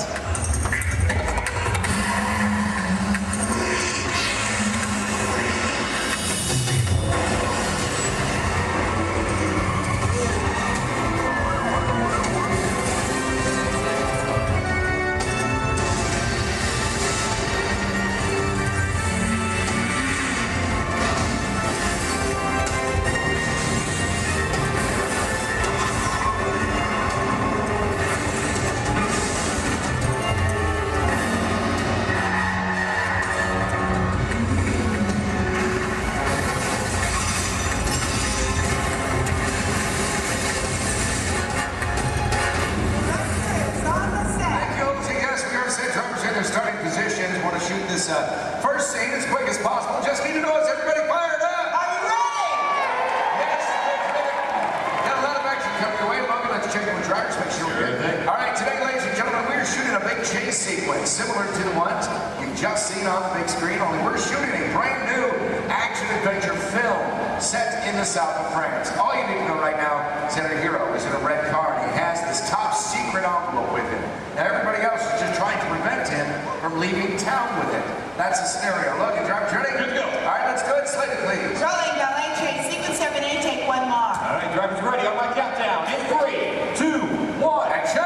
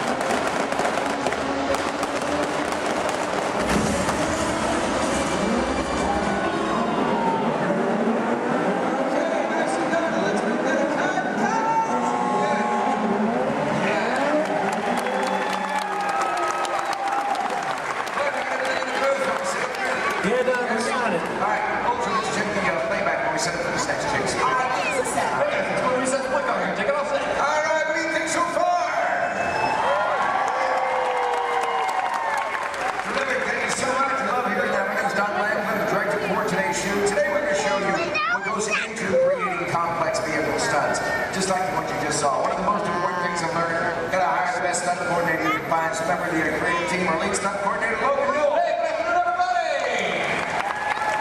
Thank you very much. All right, off to a good start. Trip, I see right there, the black postcards. It's good stuff. Love that for Chase Mills. Tell our guests what you do for us. Yes, sure thing, Don. Folks, basically my job out here is coordinate some of this action, bring these scenes together. Well, our stunt team, our director here, but biggest responsibility is safety. Absolutely. We talk safety every single day here with these extreme stunts. It's our number one priority. Well, it's critical. The drivers make it look easy on here. There's a lot of planning that goes into everything we do. In fact, I better get on. Can you play that, Smith? Great. Let's do video assist camera one. Video assist is coming up. You're going to see some black and white images up here on the screen. This just helps us preview what we've shot before the film gets developed. And it's called video assist. We have cameras all over the set. Most displays I'll take it from my two cameramen. I got everything down here in the slab chair. We have the camera truck. But I just want you to notice how we're framing the action in some of these shots. Keeping the camera low actually makes it look like these cars going faster than they really are. And the short distance already getting upwards of 50 to 70 miles per hour at times, but keeping that camera low really keeps it exciting for a chase film. In fact, it's a technique used in almost every car chase you've seen on film. Oh, it's this great footage. Let's just get right to the height of the chase. Rams, Lloyd, all of it. Heard a lot of cheering, a lot of excitement when this was happening. There it is, that high-performance machine, the hero car. Look at this reverse jump. Slow-mo for you so you can really capture that detail. Ernie, my main cameraman, right underneath those cars, and then zooming right in on the driver. There it is right there. Main man, Ernie. Here's a look from inside one of the vehicles, give you a perspective what the drivers are looking at. I do want to talk about the hero cars, so let's bring up camera 4 and let's freeze that jump, okay? All right, Lloyd, I'm going to need you to roll into camera 4. Yeah, they're straight on. And then freeze it at the top of the jump. There you go. Cha-ching. Right there. There you go. All right, this is a very special car for us. Yeah, sure is. Ladies and gentlemen, this hero car out here was designed and built specifically for our film. It is built with 4 forward gears, but unlike the cars we drive every day, it also has 4 gears of reverse. Now, obviously, we can go a lot faster that way going backwards. Something else a little bit different than the vehicle is where we put the motor. It's not in the front or in the back. It's actually mounted right behind the driver. And the reason we do this, it balances out the car, gives it better overall stability, and of course, maneuverability on all these tight turns out here. That's right. And speaking of time, it's not really a luxury ride for the drivers. They are right up to these vehicles. Don, we're still setting up here. Let's just bring out the hero truck. You know, let's do that. Let's introduce it tomorrow. All right, let's do it. Here to set. Thank you. Oh, yeah. There he is, being into place. Ladies and gentlemen, how about a nice warm welcome for your hero from Brazil, Mr. Eduardo. Nice to meet you, my friend. Great work, you do. Great work, my friend. Now, we've worked together for a little while, and he's pretty awesome at the 180s, 360s, at 540. Pulled that out. Look good. Look good. Glad we put that in. How about you? You glad we put that in? Yeah? You're glad? Okay. It's all right. This thing's on. You can talk. Hey, Eddie, go ahead and look at the camera and tell everybody how you do the jump backwards. They love that, too. It's going to take a long time? Yeah. All right. Well, I'll summarize for you guys. As good as he is at what he does, this unique, one-of-a-kind car has its win. Let's check that out. Here are 2 on set. All right, nice. See, folks, it's really not safe to drive in reverse at high speeds, of course, or jump a car backwards, for that matter. So what we did is we had a duplicate car built. This is exactly every detail as Eduardo's hero car right here, except for one tiny modification. It's built, so our driver faces out the back. Check this out. We even took it a step further. Built a reverse stunt driver. It made it look like he was facing out the front. Hello, everyone. I'm not Bill. So reverse hero, let's hear for Ron Fox. Nice work, you guys. Great exchange. Now, folks, you may be wondering out there how we're able to switch these vehicles mid-take like that without you noticing. In fact, Olger, we got that video system. We bring it up? You got it. I need cameras 1 and 6, Lloyd. Roll. There we go, guys. You can see right up here, this is our first hero, Eduardo. Drove on the set. A reverse hero. Well, he was actually waiting in position to take over for him. That's right. The 2 cars are like runners passing the baton in a relay race. Once the main car disappeared, well, this reverse car took over without missing a beat. Let's hear it again for these drivers.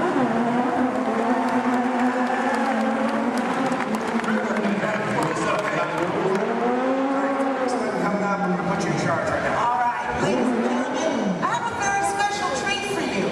We've prepared a tribute to Disney's original action movie star. He's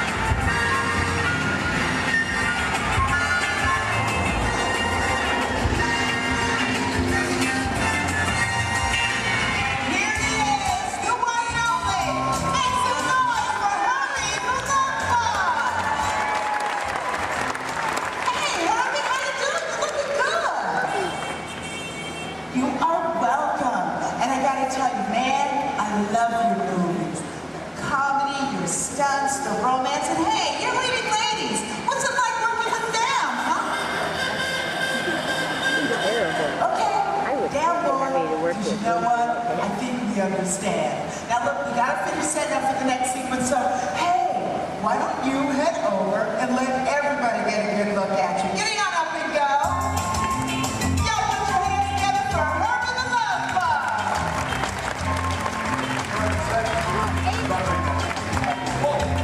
Yeah, send over and say hi to everybody. Okay, well, I've got the close to the title on the telephone. Hurry, go now, go, hurry, go.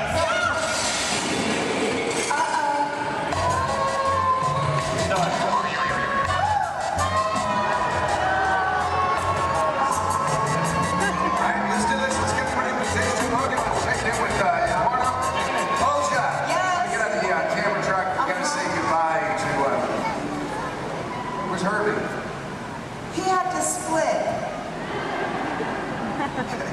What's this one? Let me get on the camera truck. Go ahead and set this scene up for everybody, okay? Okay, cool. Now, ladies and gentlemen, this is another segment of our chase. The hero's still being pursued, but it is getting harder for him to maneuver. Our marketplace is now a whole lot smaller thanks to the addition of the big trucks and the market parts. So the questions now become, how's our hero going to spin or go backwards? Where's he going to go? And what's he going to do? Let's find out. Got them all set up for you now. All right, good. 10 down. Everybody set? Yes, good. Logan, driver's ready? Oh, yeah. That's good. Slater, please. Rolling blockade sequence 8, take one more. All right, guys, here we go. One more countdown. In 3, 2, 1. Action!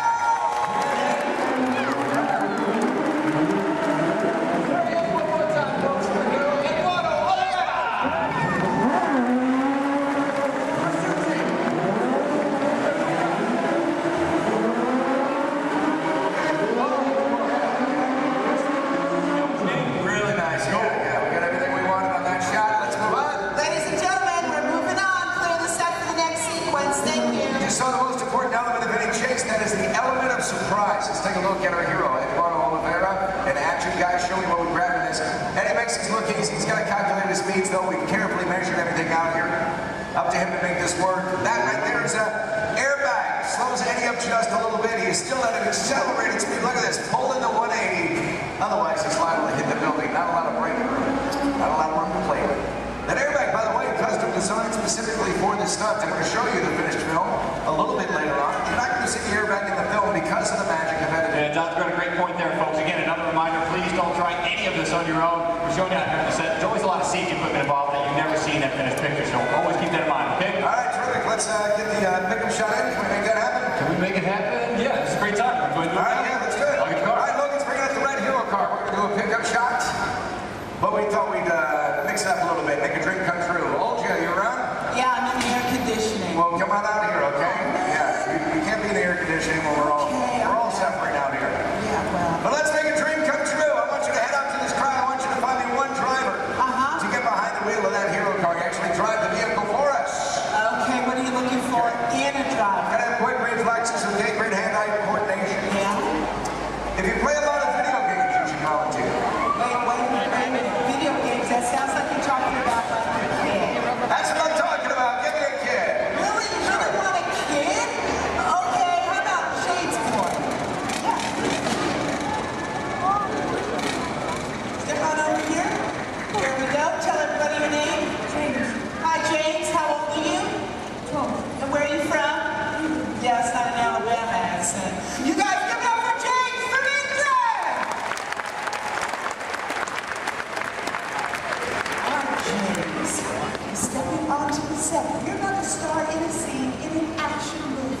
that cool?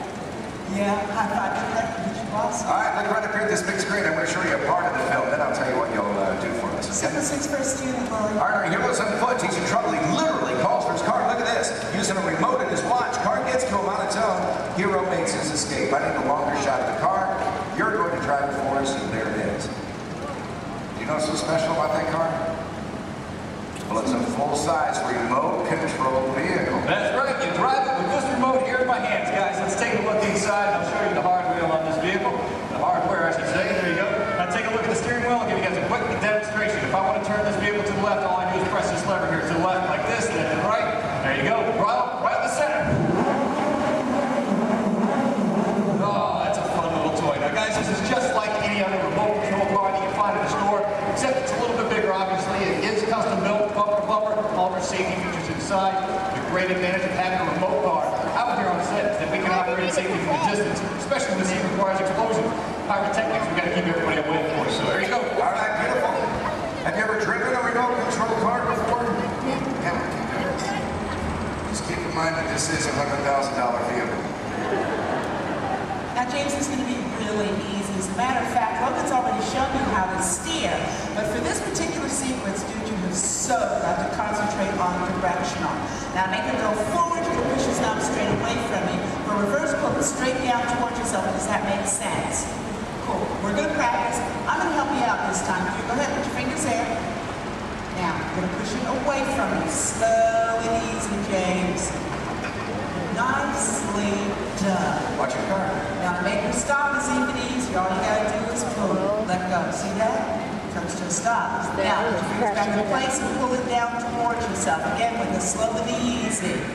Now, Donna steers back to what we in the business call one. That's the starting position for anybody in a scene, whether that's even a movie, TV show, commercial, or even a music video. Let her go, make her stop. Beautiful. Now, James, I need you to be very, very careful with that car. Is that over there? Dude, that's your entire college career, man. Let's go faster, okay? Take this, move it all the way up. Ready? Go ahead. Action, straight.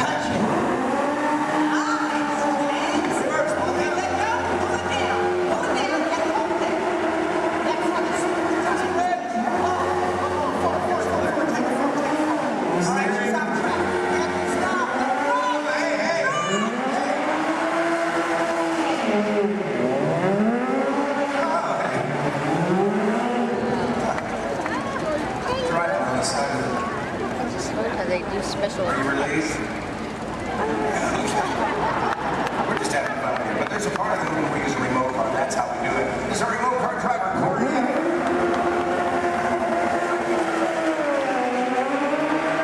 actually driving the vehicle, but you were the star of the scene. And to commemorate this moment, I have for you lights, motors, action, extreme stunt show, honorary driver, men.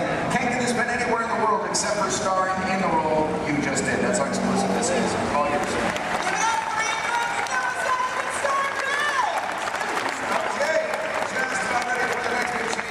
Now we're shooting this, as we often do in movies, out of sequence. We have a lot of complex stunts coming up for you in this chase. In fact, I highly recommend you have your camera standing by. You're going to see some incredible stunts in this one. One by my stunt coordinator, Logan. There he is. Where's my fan? They're all out here. 5,000 from Logan. All right, that was almost good there, Don. Thanks. Guys, right up here, we got a great scene coming your way. Full of more action, I promise you that. Working in the stunt business, guys, it's a lot of fun. A lot of responsibility, too, but for me, every day changes. One day I might double for our hero. Next thing you know, shooting at him, it all depends on what our director needs. I'm pretty sure by now you guys all figured out how to get down, right? Pretty obvious? Yes, I'm standing just over 40 feet high during the sheet, falling into that pen. We're going to kick it off here momentarily. So, Don, when you guys are ready. We are shooting the very beginning of the film. This is where you see the hero for the first time. He's in a gray jacket, just picked up this top secret envelope. This, of course, you met him earlier, our hero, Eduardo Olivera. And he's done a lot of stunt driving for the film already, but for this scene, he's playing the role of stunt double. Then we'll bring out our moto, so you're going to see a motorcycle chase. Ready to go? All right, let's go. Hold your slater, please. Rolling, motorcycle chase. Sequence 3, take one more. On the countdown, in 3, 2, 1, action!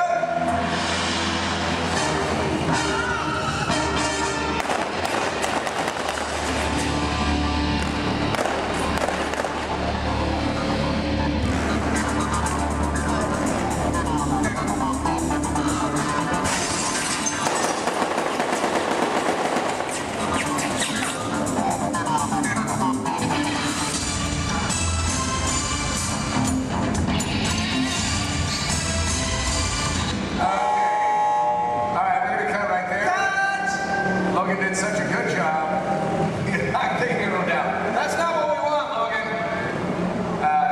So the hero actually stays on the bike. So we're going to change out the bike, check the surface, make sure there's no oil spills or brake fluid, and then we'll link up this scene probably right from the top again, okay? All right, so this is Bill Ortiz. He's calling shots for this while Logan was doing the stunt for us, but we'll get the high fall in there. So let's just go to BGM for a moment, and we'll get this started as soon as we can.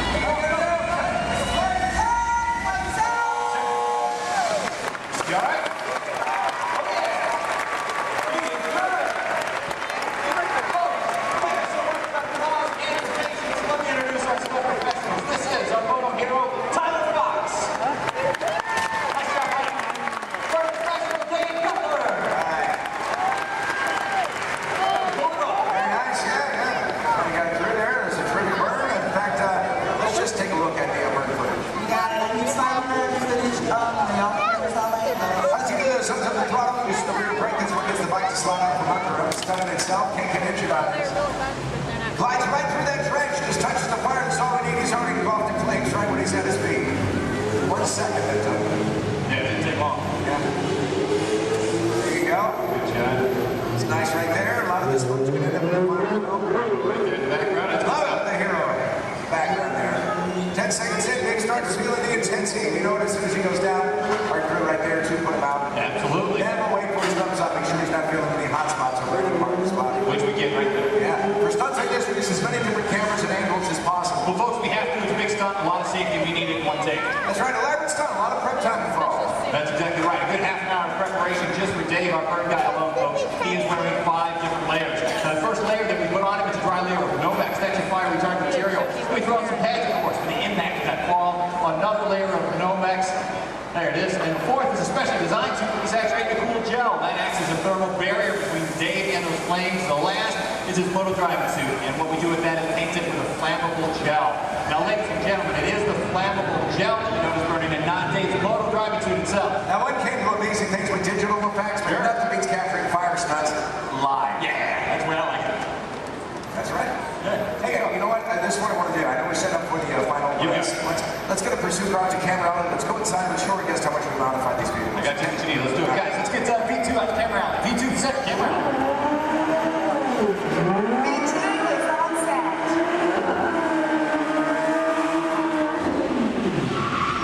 There you go. Right up there. That's terrific. Slow it down, boy. Hey, there you go. Folks, how would you like this guy to be your valet? Put your hands together for Mr. Nick Keeley. Hey,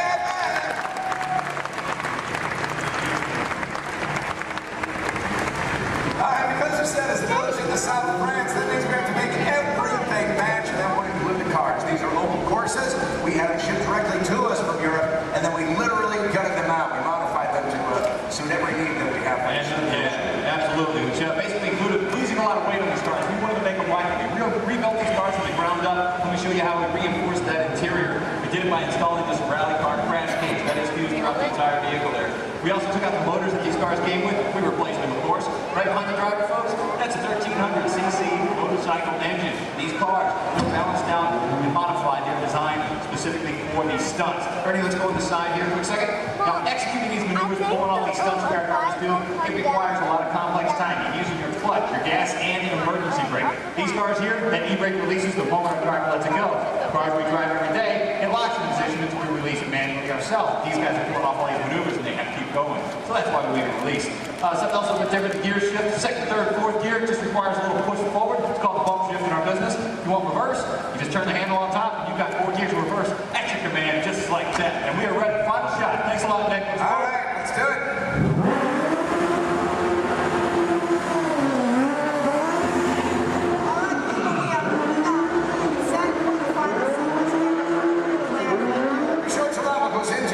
Complex vehicle stunts. Right now I want to show you the film, and I want you to find the scenes you just saw shooting here. Remember that first scene called the ballet chase? Then there was the jump in the semi.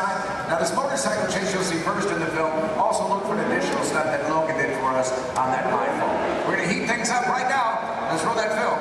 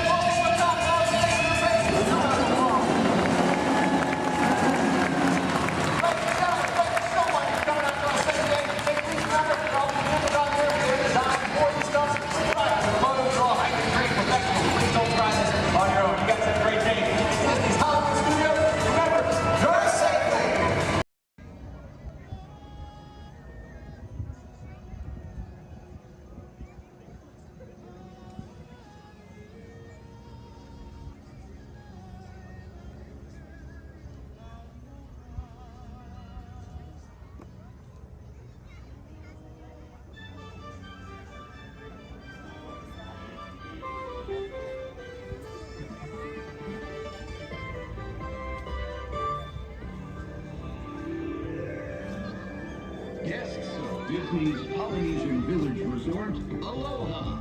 Since 1971, the electrical water pageant has lit up the shores of Bay Lake, entertaining generations of dreamers from the young to the young at heart.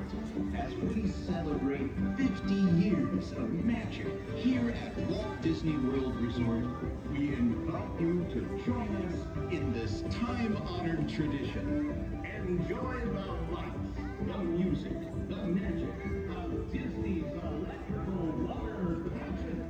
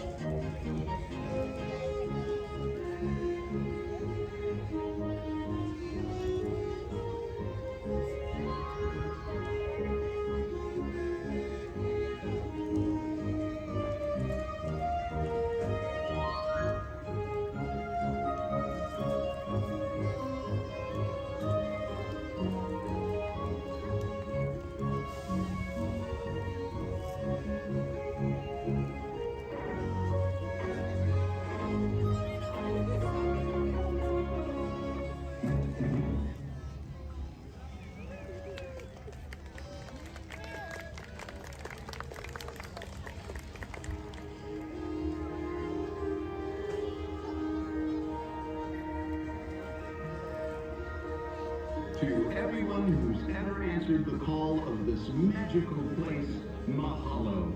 We have shared the breath of magic. For 50 years, you have trusted us with your dreams, and tonight we hope you feel them twinkling in your eyes, enduring like the sparkle of Disney's electrical water pageant. From all of us to all of you here at Disney's Polynesian Village Resort, we bid you aloha and hope you wake tomorrow to find your dreams are even brighter in the light of a new day.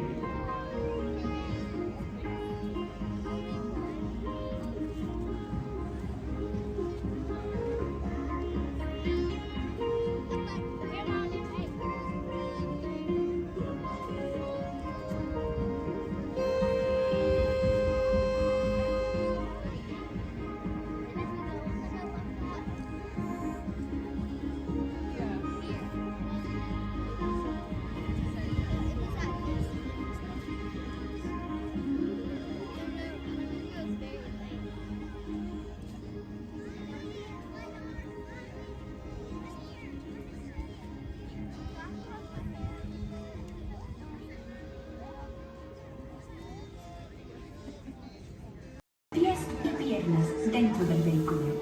Y cuida a los pequeñitos. Gracias.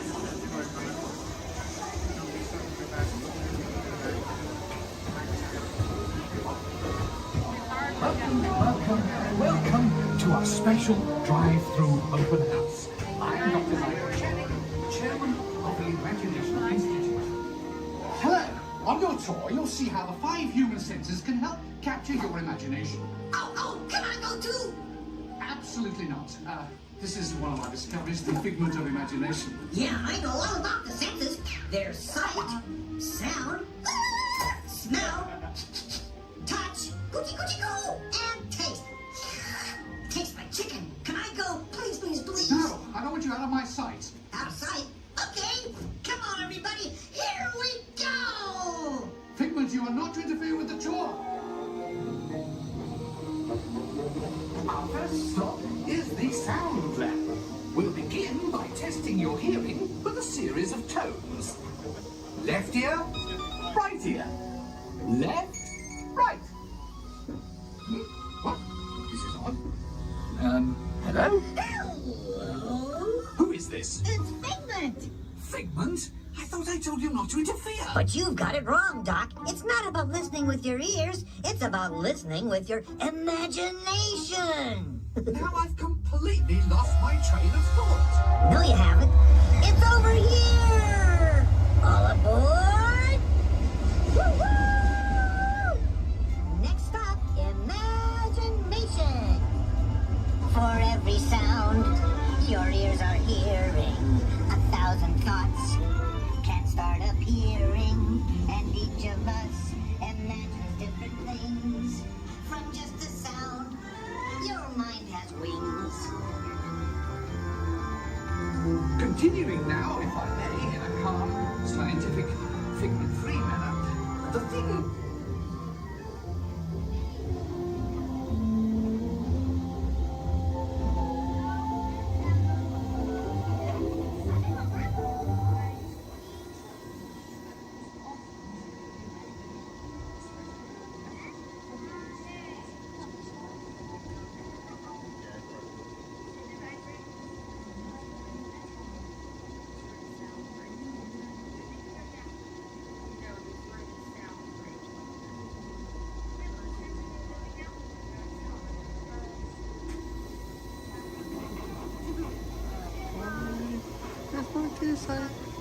Then meets the eye.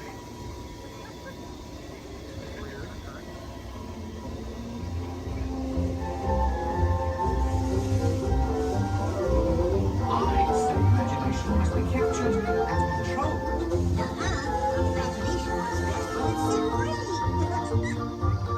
Just turn your imagination loose and anything can happen. Figment. Figment. He's gone. Our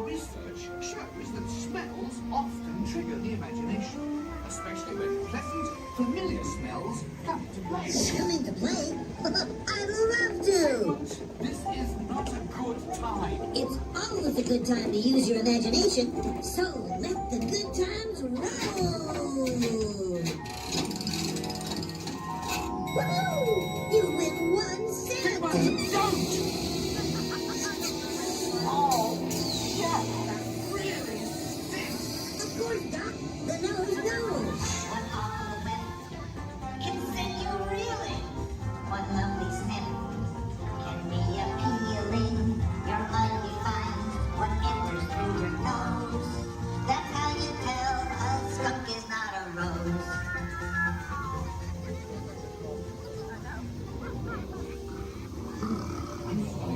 Thick, stinking smell lab. I hesitate to send you into the touch and taste labs. Perhaps I should end my open house right here. Great idea. We'll go to my open house instead. It's much more fun. Right this way, everybody. Figment, what is going on? You're turning this entire open house upside down. Upside down? Now you're talking. That's the best idea you've had all day. With just a spark of inspiration, I made my house an innovation. Imagination really comes around. Makes downside up and upside down.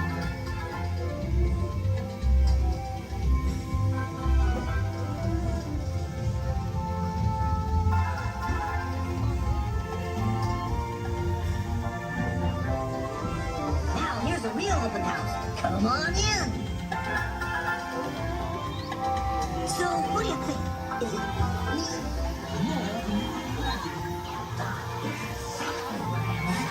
Imagination is the brain's open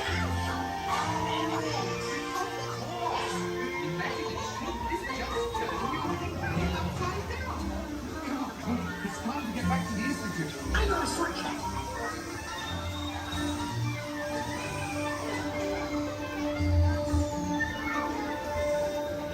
Well, if you can't beat them, join them. We all have sparks. imagination. That's how our minds create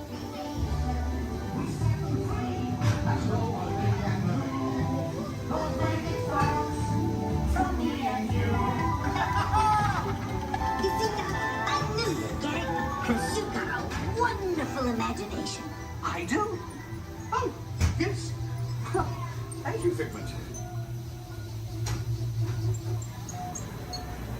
And so, as you can plainly see, imagination works the best when it's set free. You said it, Doc. Imagination is a blast.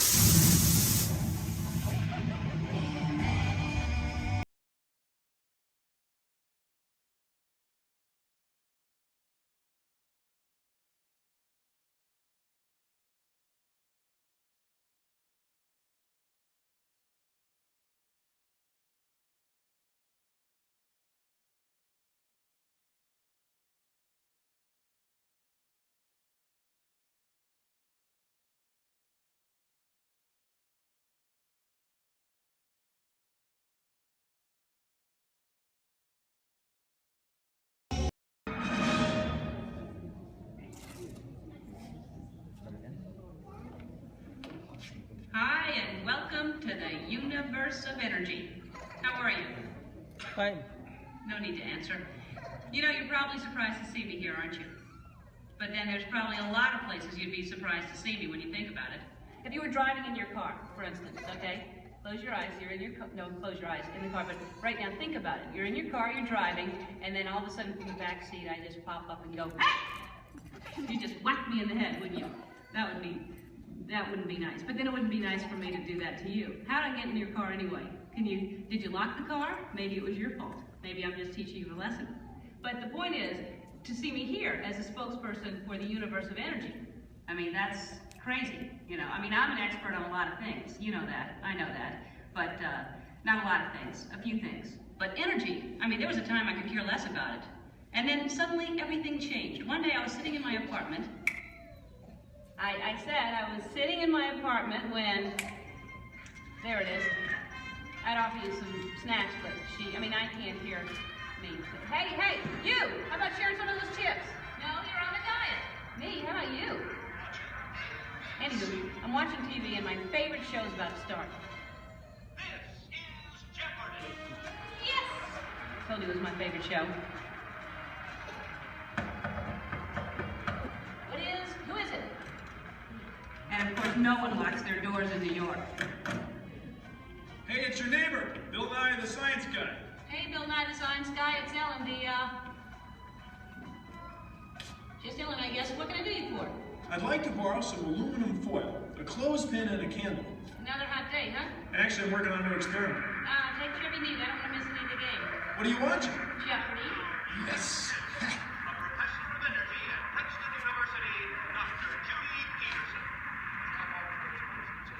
Oh my gosh. What? It's my old college roommate, Judy Peterson. She was such a smarty pants know-it-all. I had the best nickname for her, though. What was that? Stupid Judy. Ellen, that makes no sense. She has a PhD. I know, but it made me feel better. So now I guess she's some hotshot, energetic professor. She's a professor of energy. Whatever. Who cares about stupid Judy and her stupid energy? Ellen, energy's the most important thing in the universe. Oh, yeah, sure. Take her side. I'm not taking her side. It's just that without energy, nothing would go. Nothing would happen. I mean, there'd be nothing. Well, then we'd really be in jeopardy now, wouldn't we? Yeah, well, what is, thanks for the supplies, and see you later. What is? Bye-bye. It's the Parliament of Israel. Right again. Go. Right again, Judy. Stupid Judy, stupid energy. Maybe the universe needs energy, but I don't. I'll take a nap for 100. I know. Big piece of corn right there in the teeth. How could you not see it? I'm gonna have to call you back. Now, as most of you know, when someone falls asleep watching TV, that person is going to have a what? Anyone? Sequence. Anyone? A crick in the neck? Bad hair day. A dream sequence. That's right, ma'am, a dream sequence. Right. Mine was more of a nightmare, actually. And actually, we should get some fog in here. Always nice to spice up a dream sequence with fog. No, not in here. Over there. The dream. Scary, huh? This is Jeopardy! Now here are today's contestants. Dr. Judy Peterson, Dr. Albert Einstein, and finally, just Ellen. And now here is the host of Jeopardy, Alex Trebek. Thank you, Johnny Gilbert. Hello, contestants. Welcome to our program, and good luck to you in the game. Here are the categories for the first round of play. Solar energy, wind power, energy from water, fossil fuels, fusion, and finally, gas. Ellen, since this is your dream, we'll let you make the first selection. I will take fossil fuels for, let's go 100. Fine. The answer is, this was formed from microscopic plants and animals trapped in ocean floor sediments millions of years ago. Ellen. Yes, I know that one. That's, what is the stuff trapped? Microscopic fuels and plants and animals and Sorry, Ellen. We were looking for something more than just an embellishment of what I had already said. Anyone else? Judy. What is petroleum, Alex? What is bituminous? What is solar thermal conversion? What is hydroelectric? What is helium? And so, as we come to the end of the first round, ladies and gentlemen, Judy has the commanding lead. Ellen has her work cut out for her, and Dr. Einstein is nowhere, relatively speaking. Is this a nightmare or what? Oh, Ellen, your first correct response. Wait a minute. Dreams! This is my dream. I'm in control now. I can still win. I still have a chance to. Ellen! Who is it? It's me, Bill Nye the Science Guy. Hey, I'm glad you came to help me. Actually, I came to see Einstein. Wow, you're getting clobbered. Yeah, this nightmare Jeopardy version's a lot harder than the home version. Can you help me? Sure, but first we have to go back. Backstage? No, way back, like many billion years ago. Okay, but can we we stop at a mini mart or something to get some snacks? Because I have a tendency to get hungry after a couple billion years. No can do. Time's wasted. Come on. Wait, it's not even over. It gets really weird from here. Now some person I don't even know reminds me there's no eating, drinking, smoking, or flash photography allowed in my dream. There is no eating, drinking, smoking, or flash photography allowed in Ellen's dream. And she forgot something. And no videotaping, okay? And those of you who are just walking in right now, you're late. Where have you been? I love your hair. No, not you. No, I mean, it's all right, but that's cute, yeah. Anyway, so you're not completely lost. Here's a recap of what has been going on. I'm Ellen. Hi. I love Jeopardy. I used to not care about energy at all until I had a nightmare that I was on Jeopardy and all the categories were about energy. Oh, don't I know it's scary. So my neighbor, Bill Nye, stepped in to help me out. Bill Nye, the science guy. You know him? Anyway, so he comes in to help me out. That's what's going on. Got it? Good. If you don't, then that's your problem because you're late. And you think about that next time.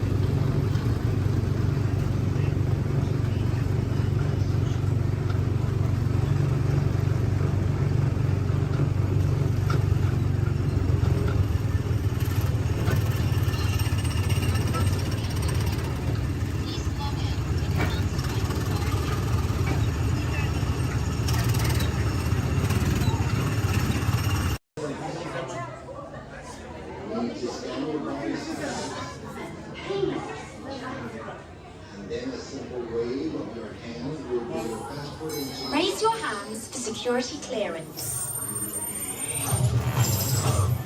And presto, the doors open for you.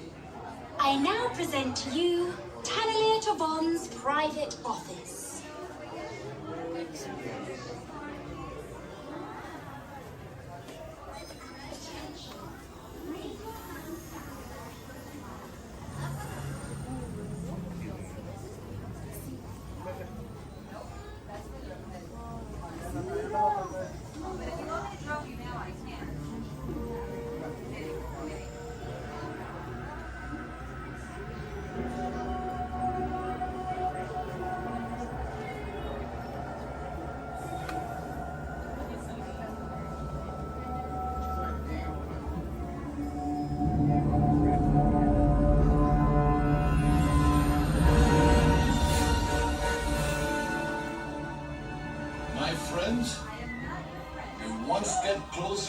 exciting encounter with the Guardians of the Galaxy. That'll leave a mark. You're now standing in my private office. I know. Where I Carefully scrutinize each and every piece that comes to me from different parts of the galaxy that let's mute this guy. Getting consistent slandering on a constant loop was big motivation for me to escape. I go, ouch! Ouch! That was not part of the plan. What? Of course I escaped. For those of you who have not been paying attention, the name's Rocket, one of the Guardians of the Galaxy. The smart one. Listen up. He's gonna put you on a gantry lift for your tour. I'm gonna sneak on top of your lift and take us all the way to the big old generator control room.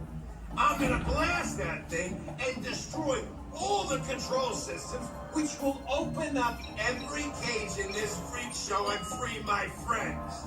Our buddy Mantis is in the getaway ship waiting for my signal, and then we'll be on our merry way. But this plan won't work unless you help. I don't have clearance. My hands don't scan. Yours do. If you raise your hands, I get the clearance and the chaos begins. It's a foolproof plan. 35% of the time. Oh. I'm gonna take this. Now move it.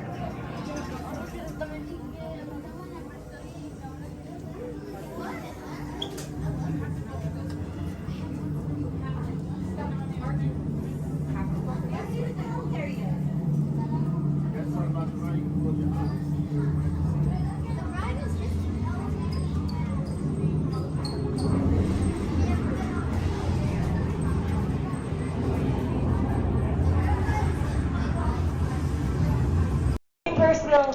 It's in the media. It's not my department. Can't touch it. Just saying. Anyway, let's get this game going. You ready, contestants? Our first question from a show called Dancing with the Stars. Here we go, everyone. This is Dancing with the Stars.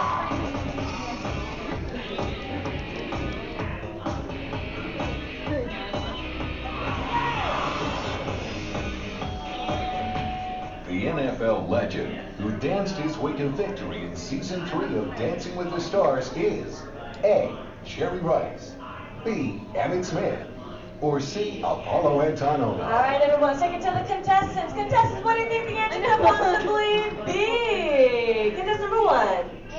You sure they're going to be a better answer? Like maybe like change it B? Maybe like to change it to something different? Like maybe you see something. B, Emmett Smith. Okay, how about you, Team 2? What do we think?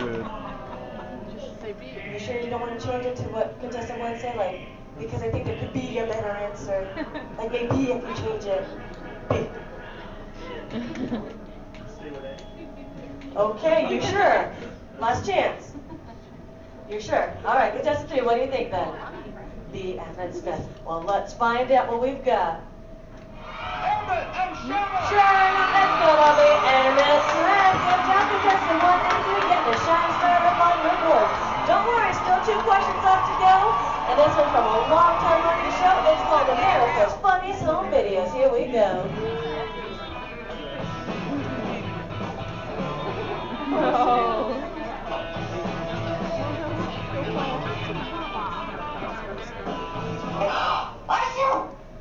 ABC's America's Funniest Home Videos often features dogs doing extraordinary things. In this last video, the dog is going to A.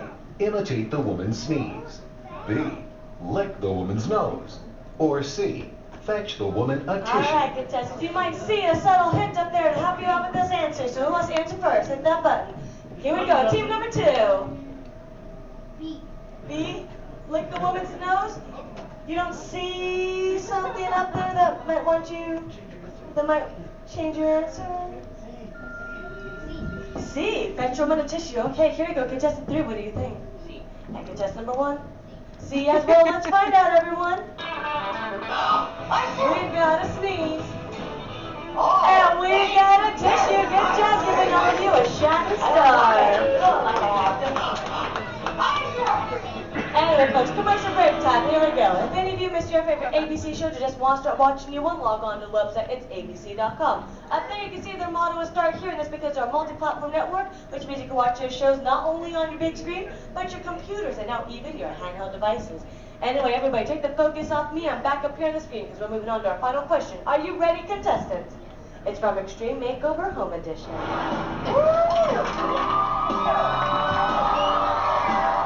We finished the house! You know what they say with me, bus driver! On ABC's award-winning Extreme Makeover Home Edition, Ty Pennington is famous for saying these words before every new home is revealed. A, bus driver, take it away. B, bus driver, move that bus. Or C, bus driver, hit it. Here we go, contestants. Here we go, team number 2.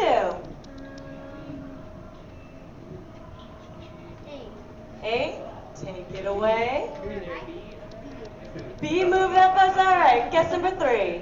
And guess number 1. B as well. If you know the answer, say it with us then. Bus driver, move that bus. Yeah. Anyone wants to show? Do you apparently know you want to end it? It's okay. Anyway, odds if you're going right this way, we've got ourselves a tie with guess number 1 and 3, which means they watch way too much television. But how about a round of applause for all our contestants for coming on us? Now, folks, I hope you had fun here with me, but we have reached our destination. The Elias Street Home is there behind us. Everyone, to hop onto their front yard and party.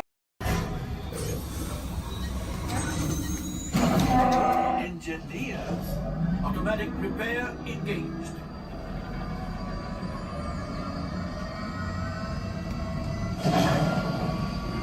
Right, pilot.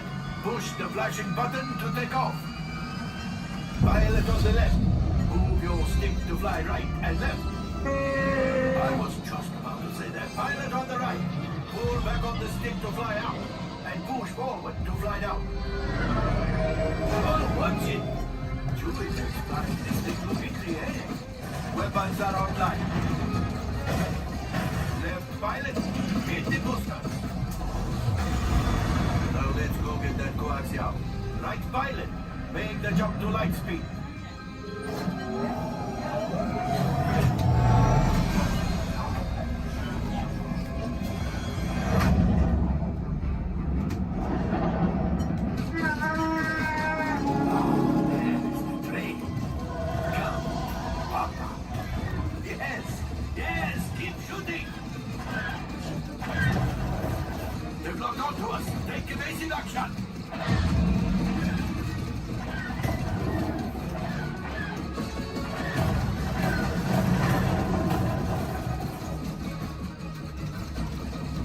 There it is! After that train! Gunners, fire the harpoon! Excellent! Now, gunners, shoot the cargo free! Left pilot, brakes! Well, my friends, that could have been much worse. Okay, it's much worse.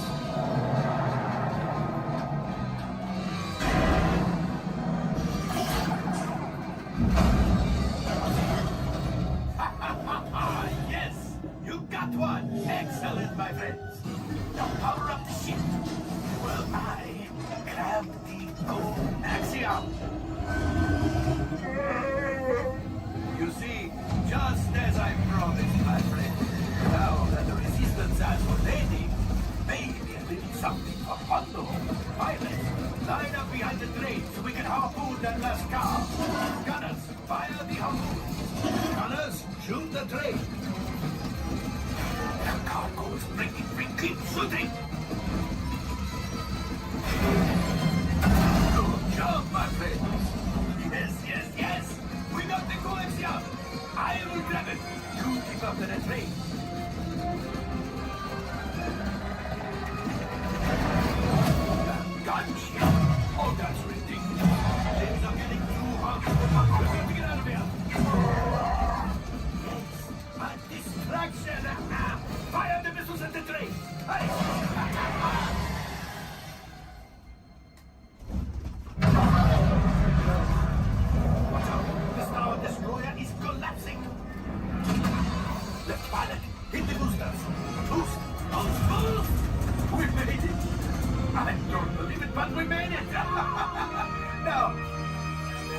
here.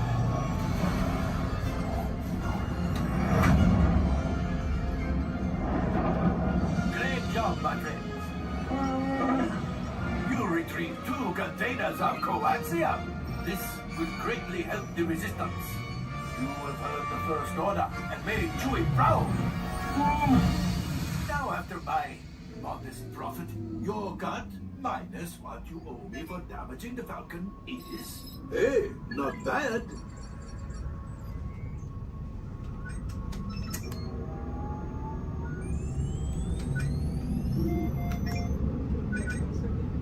R5, damage report. Engine failure. All right. Hyperdrive leak. That is not too good. Multiple hull ruptures. Well, it could be worse.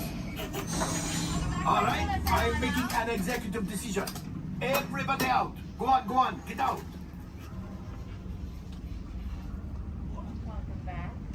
All available techs, we have a Corellian freighter that needs immediate transport back to the maintenance bay. This thing has seen better days. Better fix all that before the Wookiee sees it.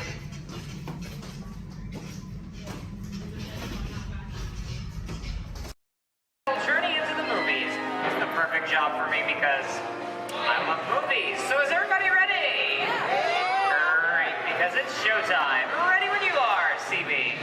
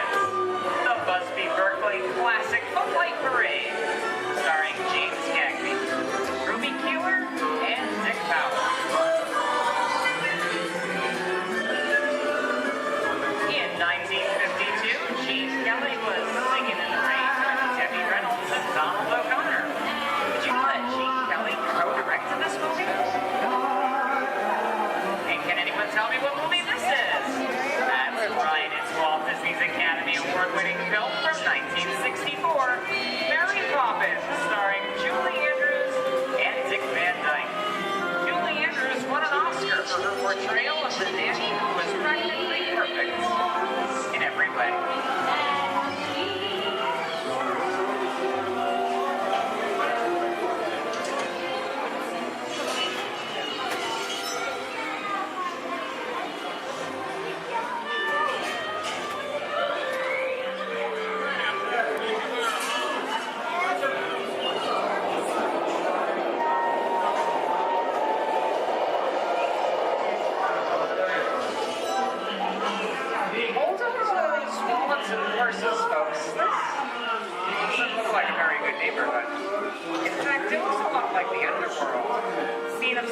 Classic gangster films as The Public Enemy, starring one of my favorite tough guys, James Cagney.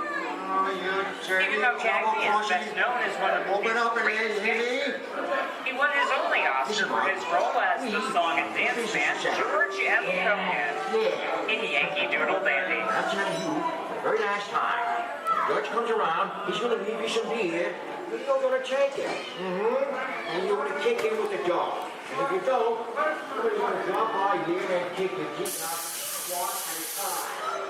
You know Somebody's coming. Somebody's coming. Get down. Oh, there isn't him. Yeah, just a bunch of rubber-necking tourists. Sorry for the delay, folks. I don't want to run a red light, even if it is just a movie. You talking to me? You talking to me?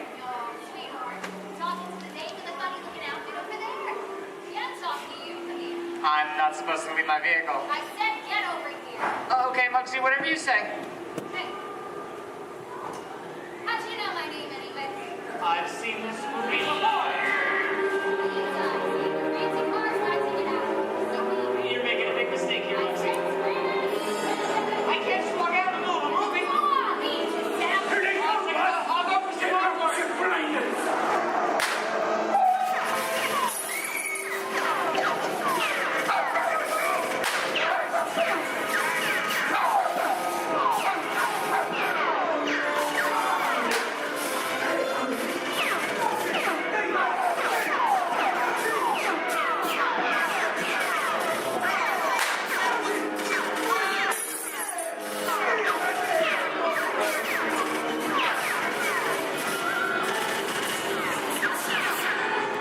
Everybody just sit tight.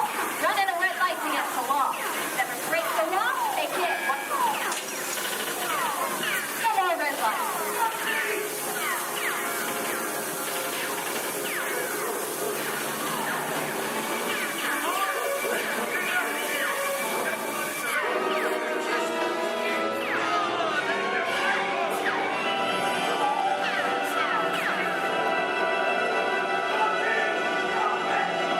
Sorry, boys, I'm making my getaway. I'll see you in change. Hey, what are you looking at? I'd everybody mind if he's accused, maybe you won't get hurt. Ah, must be the west side of town. And now, the Old West, and two of Hollywood's legendary stars, Clint Eastwood and John Wayne.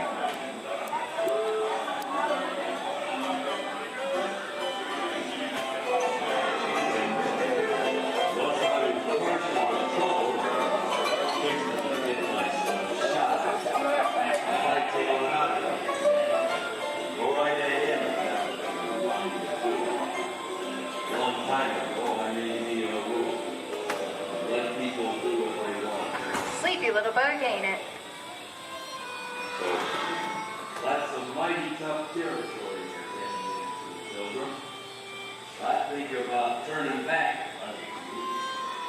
That is, one of my opinion.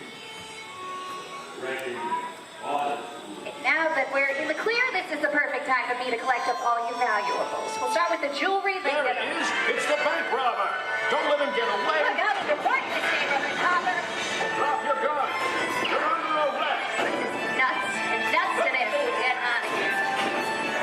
Get yourself up. Well, look at it this way. It can't get any worse.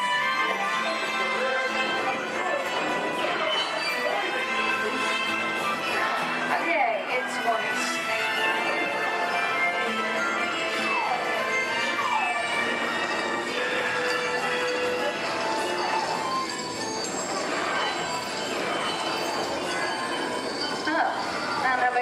But this is kind of creepy. What is this?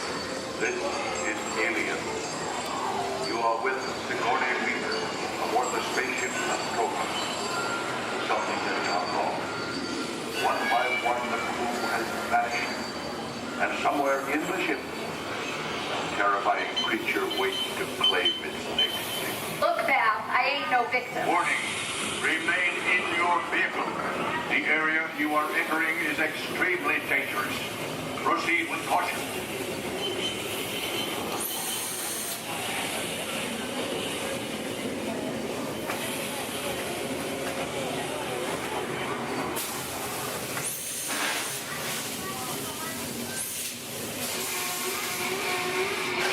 The emergency destruct system is now active.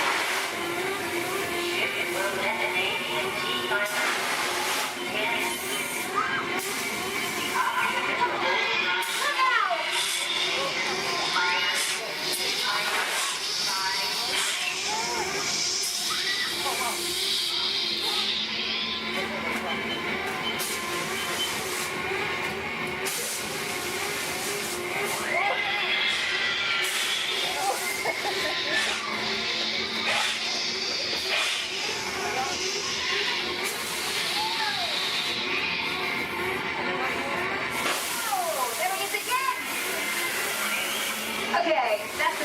Probably thinks for one day, right?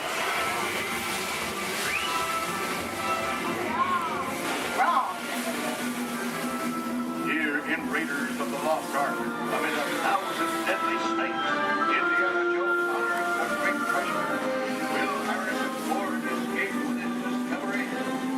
And what will be your Snakes. Why'd it have to be snakes?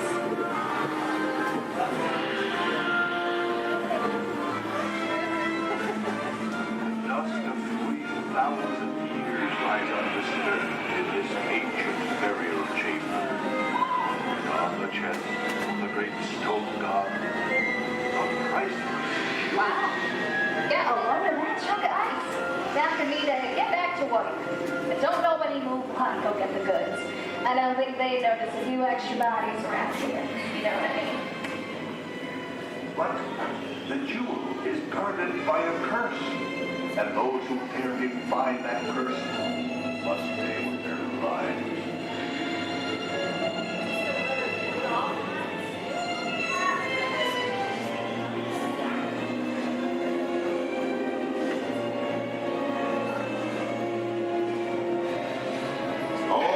Unbeliever, disturb the treasure of the gods, and you shall all pay with your lives.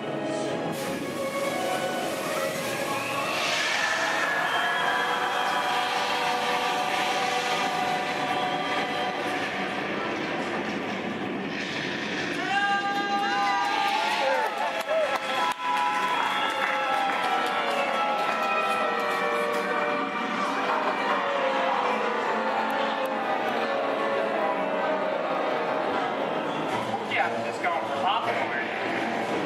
That just goes to show you anything can happen in the movies. Let's get on with the show. I see dead people. The horror movie is my all-time favorite genre. Some of the best horror films were produced back in the 1930s and 40s, but monsters, mutants, and maniacs are still audience favorites and continue to haunt us today. Hollywood has produced dozens of hundred movies over the years, beginning with a silent version back in 1912. We're now entering the jungle home of one of the most beloved characters of all time. Though it's not George of the Jungle, actually it's Tarzan. Portrayed here by Johnny Weissmuller. There we have Maureen O'Sullivan as Jane and the lovely and talented Cheetah as herself.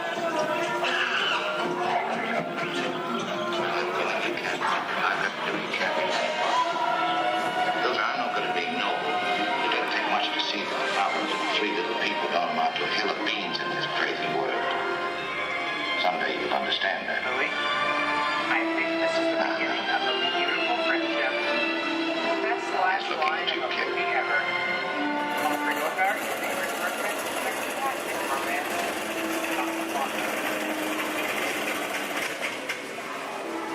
Inside of us, we both know you belong with Victor.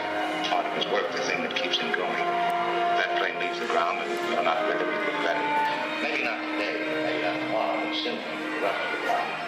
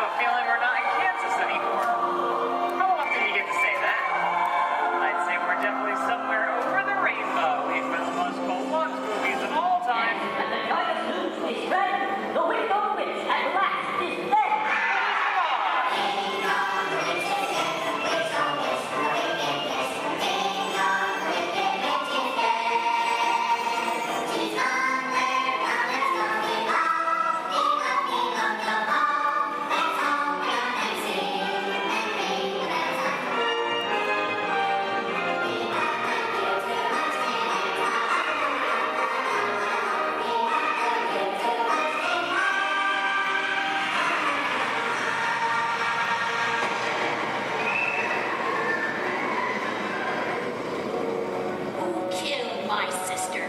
Who killed the Witch of the East? Was it you? No, it was an accident. I didn't mean to kill anybody. Well, my little pretty, I can cause accidents too. Oh, rubbish. You have no power here. Be gone before somebody drops a house on you, too. Very well. I'll bide my time. But just try to stay out of my way. Just try. I'll get you, my pretty, and your little dog, too.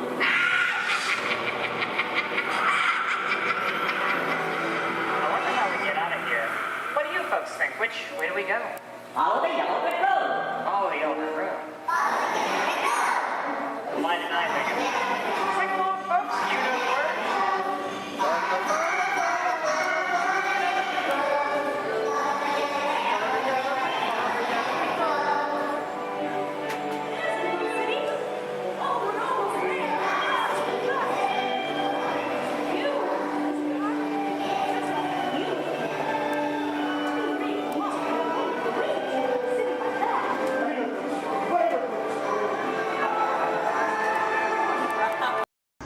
Sit back, relax, and enjoy living with the land. Por su seguridad, permanezca sentado con sus manos y brazos, pies y piernas dentro del banco y cuida a los pequeñitos. A manera de recordatorio, no tomar foto con flash y luz de video antes de llegar a Ninandero.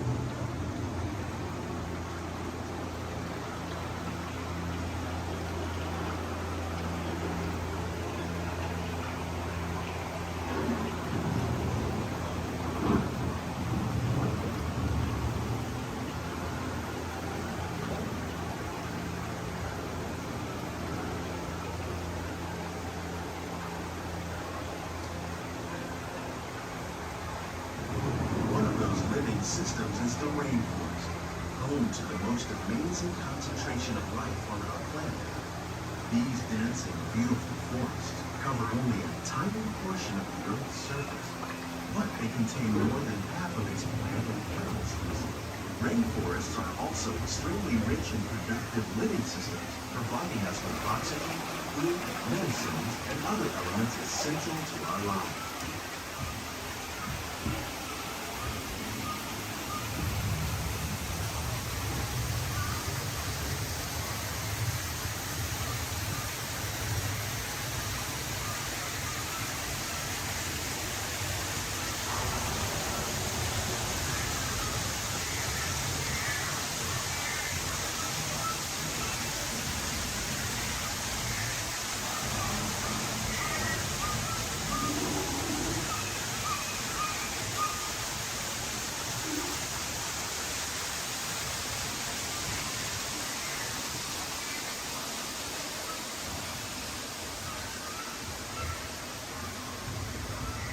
In the desert, nature has created a very different no less beautiful living system. And while this arid landscape may seem lifeless, it is very much alive. The plants and animals that have learned to survive in these harsh conditions make use of what little water they can find and avoid the scorching rays of the relentless sun.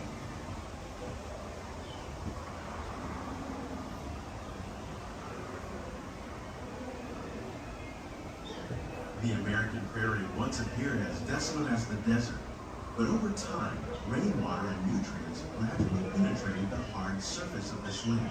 Even the hooves of the mighty buffalo helped create the rich soil that will one day become home to the American farm.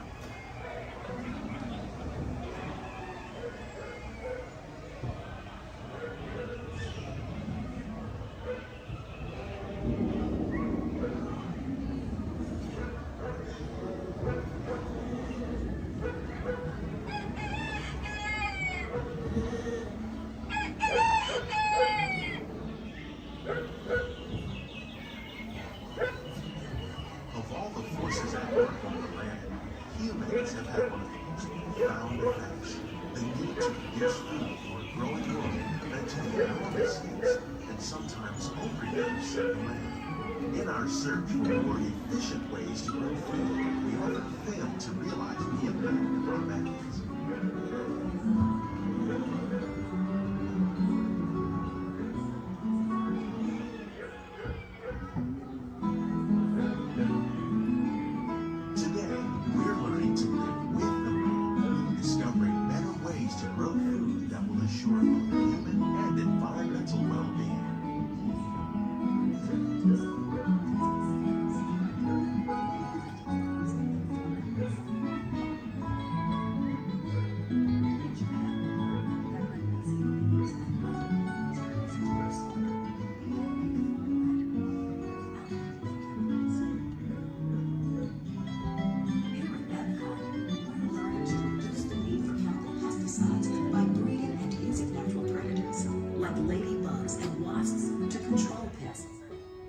In the farmlands across America, we're learning that by plowing under vegetation containing natural fertilizers, we can enrich the soil without the use of chemicals.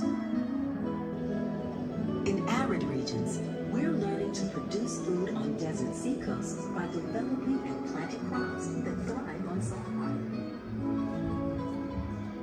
In Japan, we're learning that by mixing leaves and other living materials into our soil, we can make farmland more fertile without the need for chemicals. Here at Epcot, we're learning to reduce the need for chemicals. How will we meet tomorrow's growing needs for food production, yet still respect the needs of the land? Some of the answers are being discovered just ahead.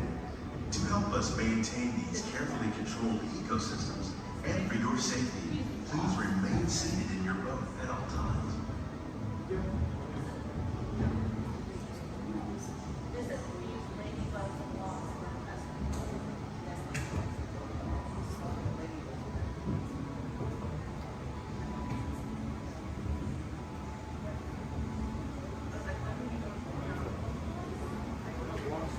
Welcome to our living laboratory, where scientists from Epcot and the U.S. Department of Agriculture are exploring innovative ways to produce healthy harvests now and into the future.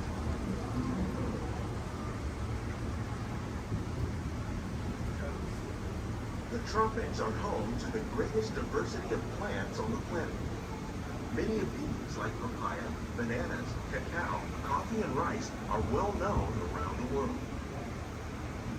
These are just a few of the edible plants that have been an important source of nutrition for people living in the tropics.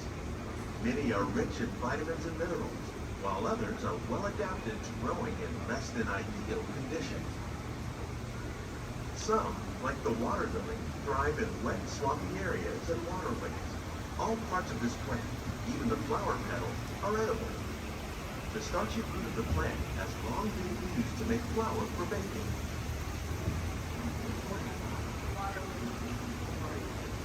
One day, many of these lesser-known tropical plants may be as important as the bananas growing on both sides of the boat. More than 28 million tons of bananas are eaten annually, making it the most popular fruit in the world.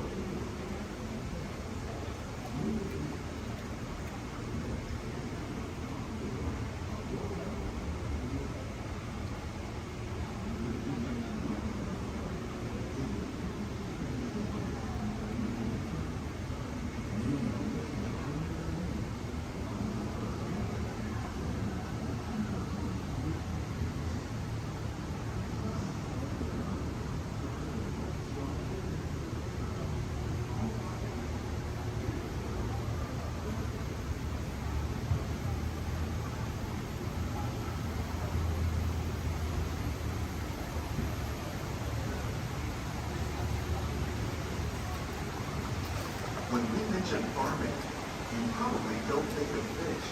But fish farming, or aquaculture, accounts for nearly half of all the seafood consumed globally. Tilapia, bass, and catfish, like the ones you see here, are three of the more popular crops raised by fish farmers. The sustainable system we're using here recycles the water in the tanks. As a result, we're able to save millions of gallons each year. Armstrong Fish Farming produces nearly 5,000 pounds of fish each year to serve in restaurants around Walt Disneyland. Innovations like this one can play an important role in our efforts to produce bountiful harvests and still protect natural resources.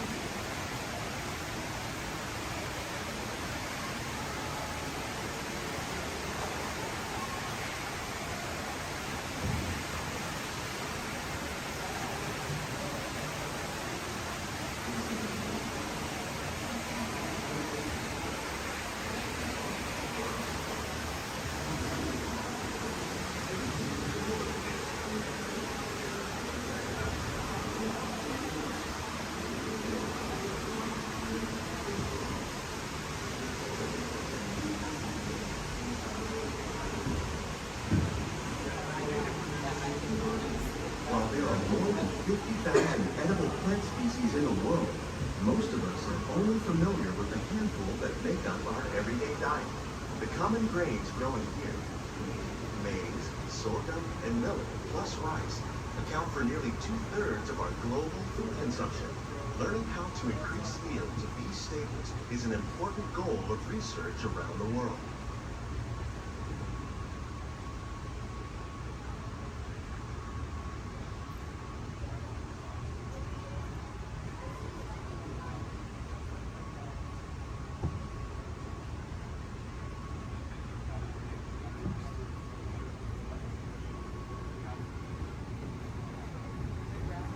These plants are definitely on their way up. Innovative growing techniques like these increase yields while more efficiently using resources like water, fertilizer, and pesticides. Another innovation at work here is our integrated pest management program. By populating our greenhouses with beneficial insects that prey on harmful pests like aphids and flies, we are significantly reducing our reliance on conventional pesticides. We're growing these crops using our nutrient film system. This technique precisely controls and recycles water and nutrients. With it, we can produce over 27,000 heads of lettuce a year in this one small area.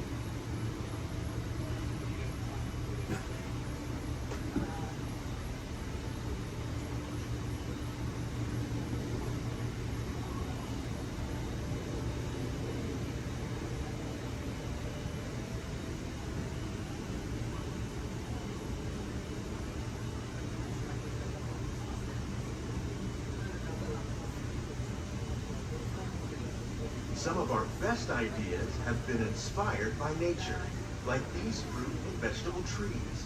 By growing these ground plants vertically, we can increase yields and better control diseases.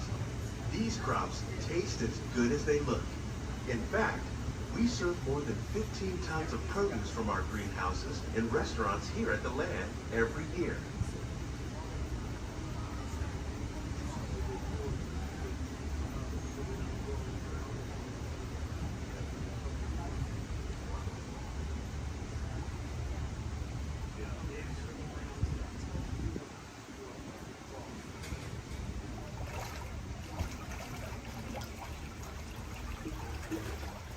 The future of agriculture may include innovative ideas like this vertical growing system. Plants grown in this way use a fraction of the space required by traditional growing methods. That saves water and increases production. The aquaponics system on your left combines hydroponics with aquaculture. The fish provide a natural source of fertilizer for the plants, and the plants help keep the water clean for the fish. It's another great way to produce more while using less. In our lab, Epcot scientists are working with the U.S. Department of Agriculture on a number of innovative projects. The goal of these efforts is to produce higher yielding and better quality plants.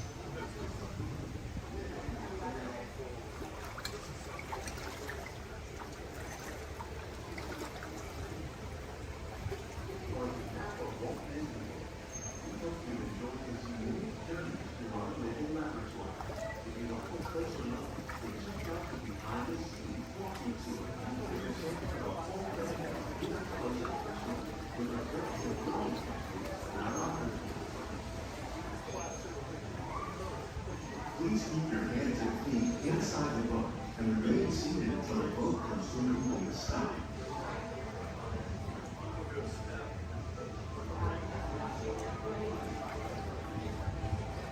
These greenhouses represent just a fraction of the work being done worldwide to produce bountiful harvests for our growing population. Scientists, farmers, and even backyard gardeners are doing their part to improve the quantity and quality of foods that we all rely upon. Together, we can continue to find more ways to increase food production and protect our precious natural environment. Only then will we truly be living with the land.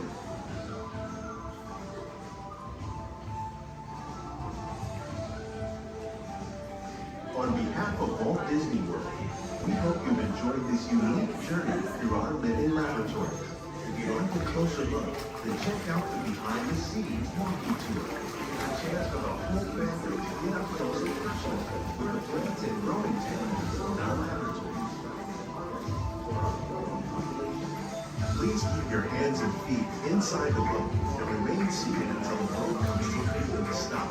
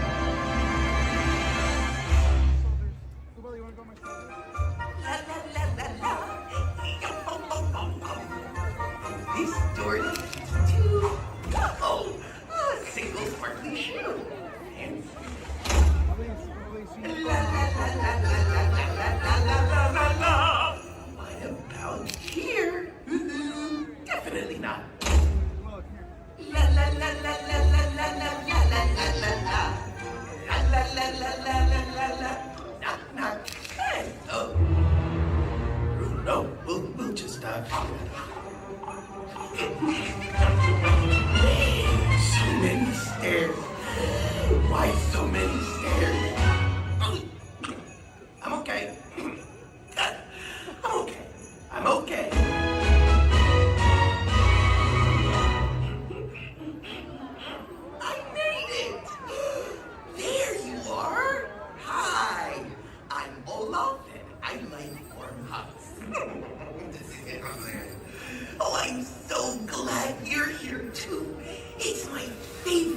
time of year when we celebrate the holidays. Oh, but this year, I want to create a special holiday surprise for my friends. And I need a little help. Little siblings! Come on! Slide and slush and slide and Hansel and slide and fridge and flurry. Powder and crystal and squalor and pat and silver. Everyone's here! Time to decorate the castle! Why? Because it's that time of year. Look at the toe. Decorating is an art, so express yourself. Okay. More decorations. Oh, don't forget the banner. Perfect. Oh, fruitcake. Olaf! Oh, here come my friends. Everyone, hi. Olaf? I wonder where it could.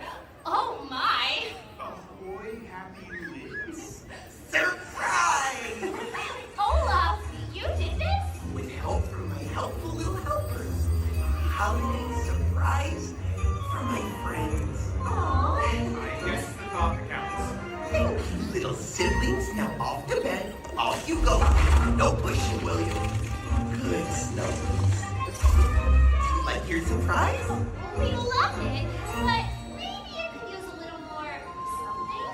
I think I know just the something it needs. May I? You may.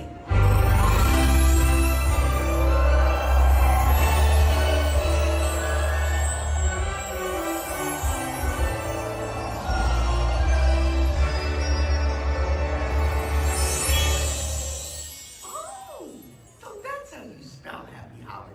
I don't know. I still think it's missing something. Oh, yeah. Now it's time for our holiday surprise. We proudly present The Yule Bell.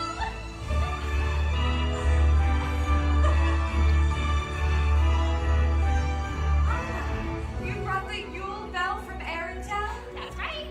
Oh, I mean, first one said a little. Did I say a little? What I meant to say was thank you for all your help. You're welcome. Now we can ring in the season with all of our friends here.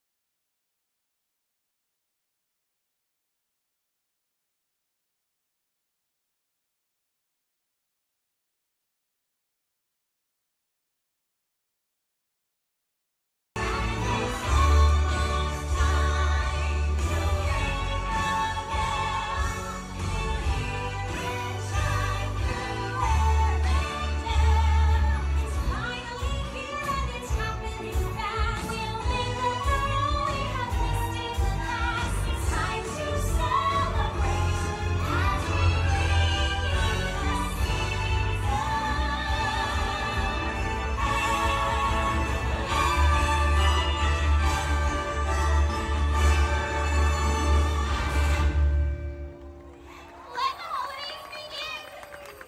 Oh, before we go, I have a holiday surprise too. You do? What is it? Well, it's what makes the holiday season so special. Oh, I know. Is it present? It's something better than gifts. Must be sweet. No, Games? not that either. Well, what else is there? Time with those we love. Being able to share a special moment with family and friends is what makes this season our favorite time of year. I would travel miles and miles and I would follow any star. I'd go almost any place if it's any place you are. It's when we're together, I'll forever feel at home. And when we're together, we'll stay safe and warm.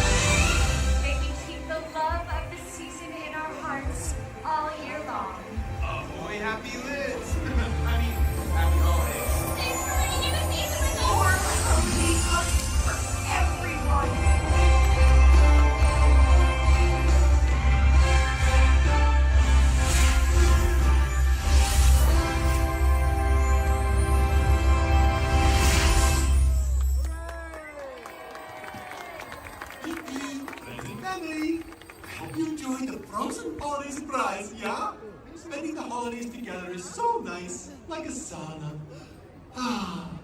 Now go to enjoy the rest of your night and let it be merry and bright.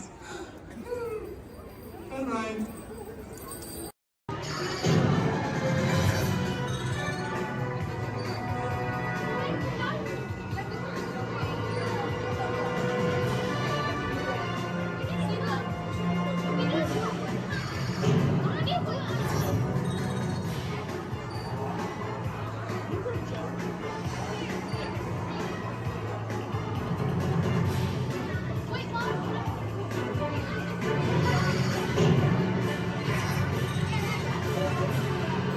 Prison transport launch in 12 Archelian weeks. Hold on, people. Zed here. Glad you made it to the 5-mile corridor tourism to get with us today. New MIB recruits. Warning. Warning. Warning. 10 seconds to planetary implosion. 8, 7, 6, 5. Planetary implosion averted. Have a nice day. Have a dull moment around there, folks. Many of you may be wondering, are resident aliens really that common here on Earth? After all, how many tenants or antennae does one see in a day? And that's precisely it. It's when they get here, you look like this. Then Matthew 6 Passengers will stand by for board.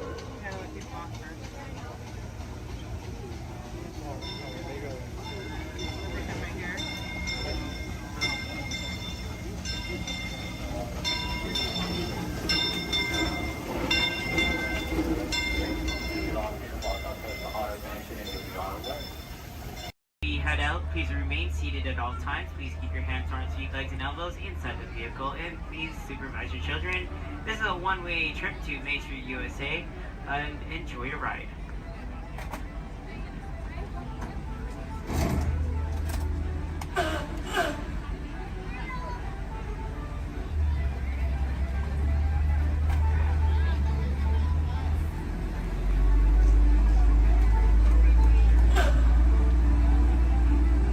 On your right-hand side is Sleeping Beauty Castle, your gateway to Fantasyland.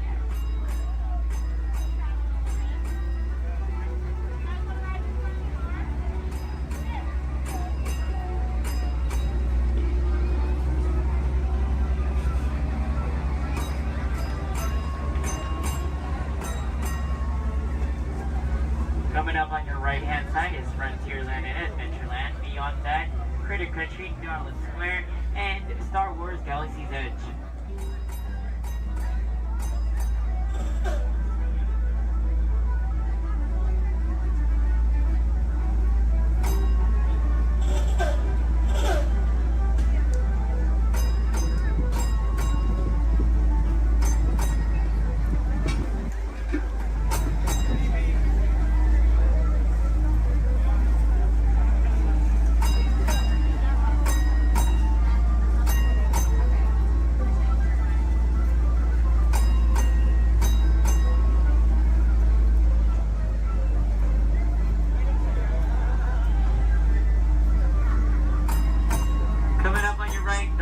Left-hand side, there's our first aid center, our baby care center, and our lost child center.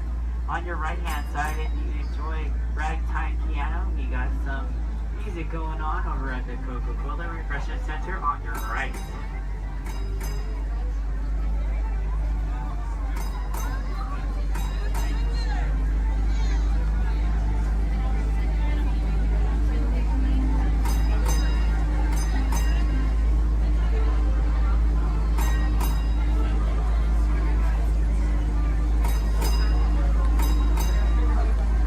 If you get hot later, on your right-hand side is our Dips and Girl Ice Cream Parlor. And on your left is Market House, where you can find our Starbucks coffee and tea. Beyond that is our locker station.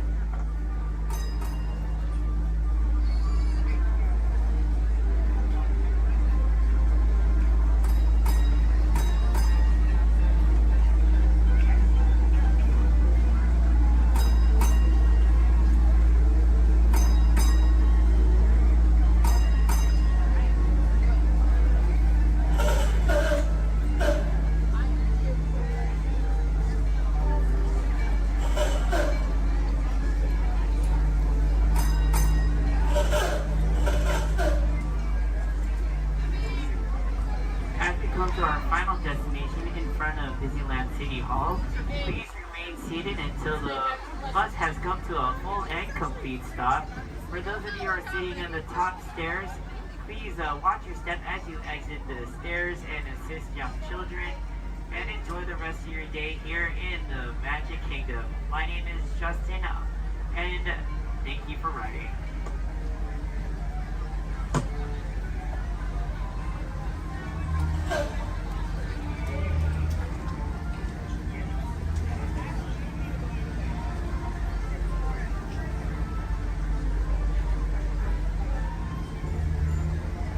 Thank you. Please remain seated, folks. I do need to park like right over there. Yeah. Please remain seated, folks.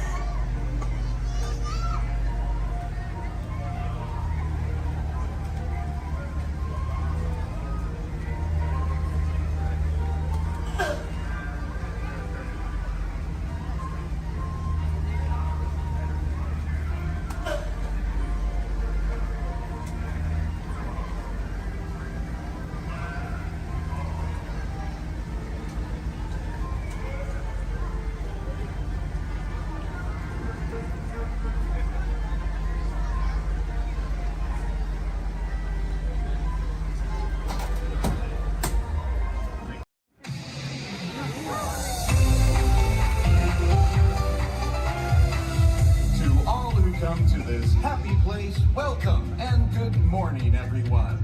We have some extra special friends here to welcome you all today. Let's hear it for Mickey Mouse and Minnie Mouse.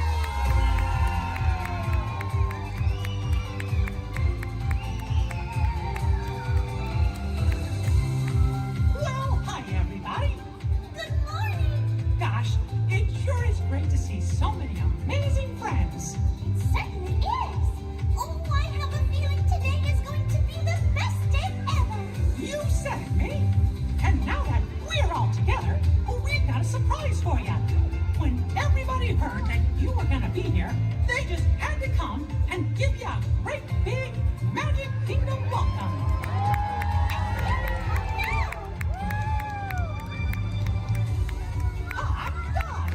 Now that everybody's here, I think it's time to start the day. And that means we're going to need just a little bit of magic. I bet these folks can help with that. Oh, I know they can. On the count of 3, everybody shout, "Let the magic begin."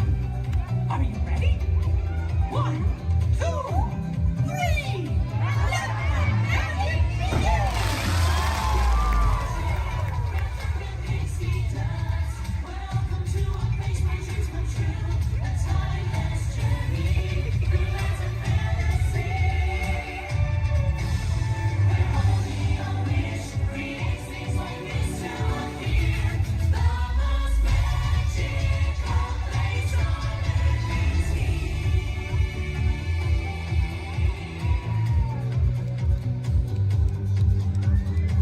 Well, what are we waiting for? Let's get going. Bye-bye, everyone. See ya real soon.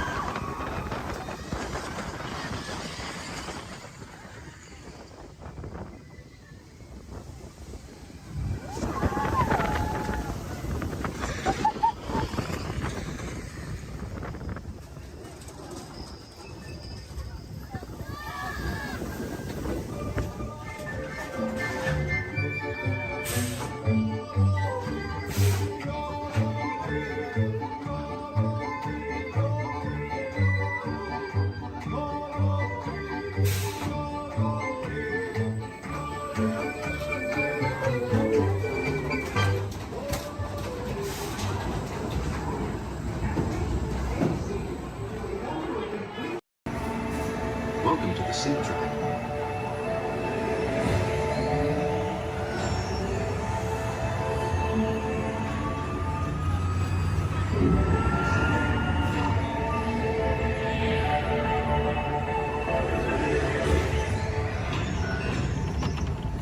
We'll begin with the capability test to see how your vehicle designs perform under challenging weather and surface conditions. Monitoring road surface. Connecting to OnStar. SIM car performance data acquired.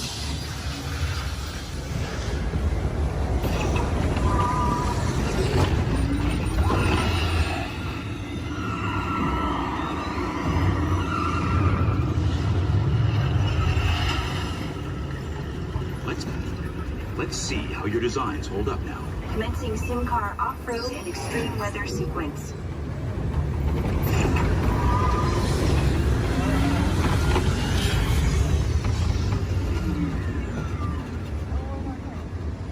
Capability test results displayed and verified. Now let's see how your vehicles compare when it comes to their efficiency.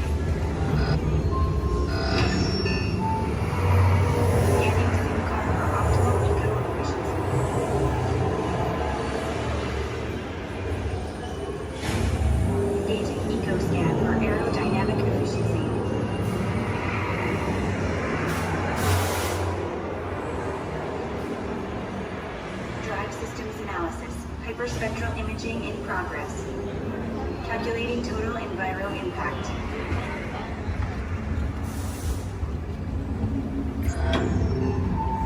Commencing responsiveness test. Okay, responsiveness data is now being synchronized. Automated driving technology verified and active.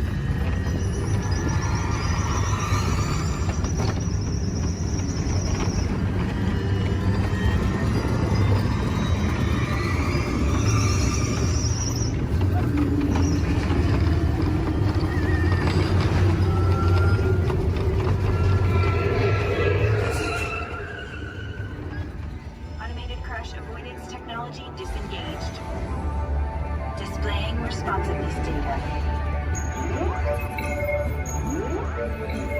Here comes the final test. Energizing for power test.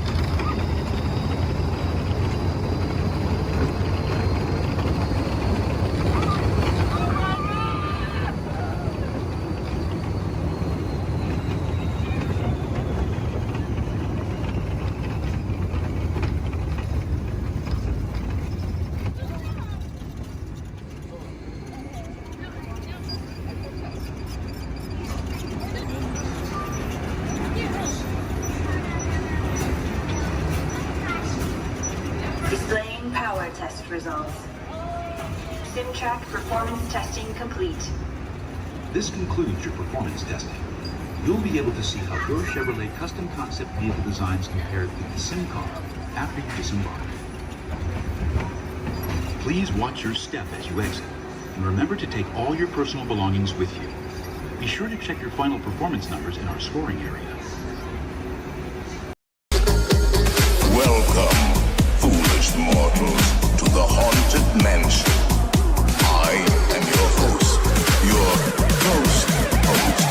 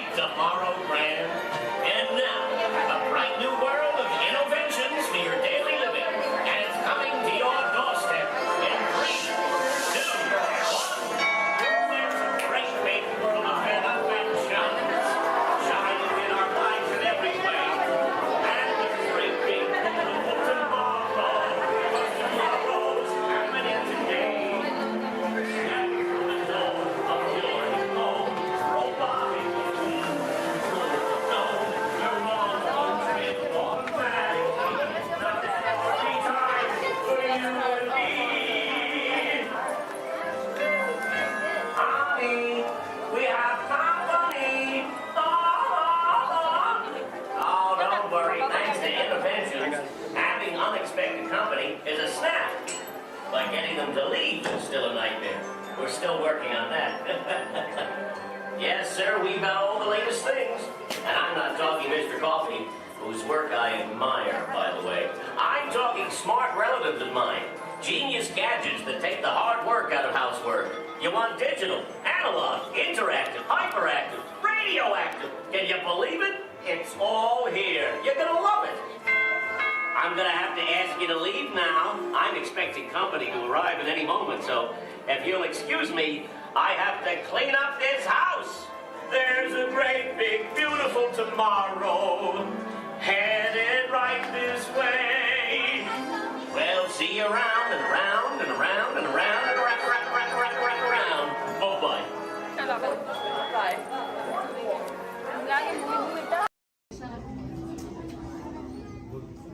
All right, everyone. For your safety, please do me a favor. Leave this center aisle clear and all side aisles clear as well.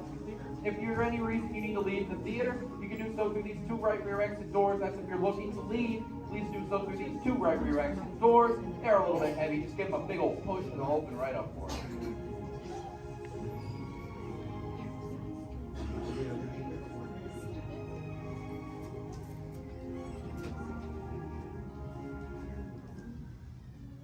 Welcome to Turtle Talk. My name's Andrew. Before we get started, there are a few things that I would like to go over with everyone.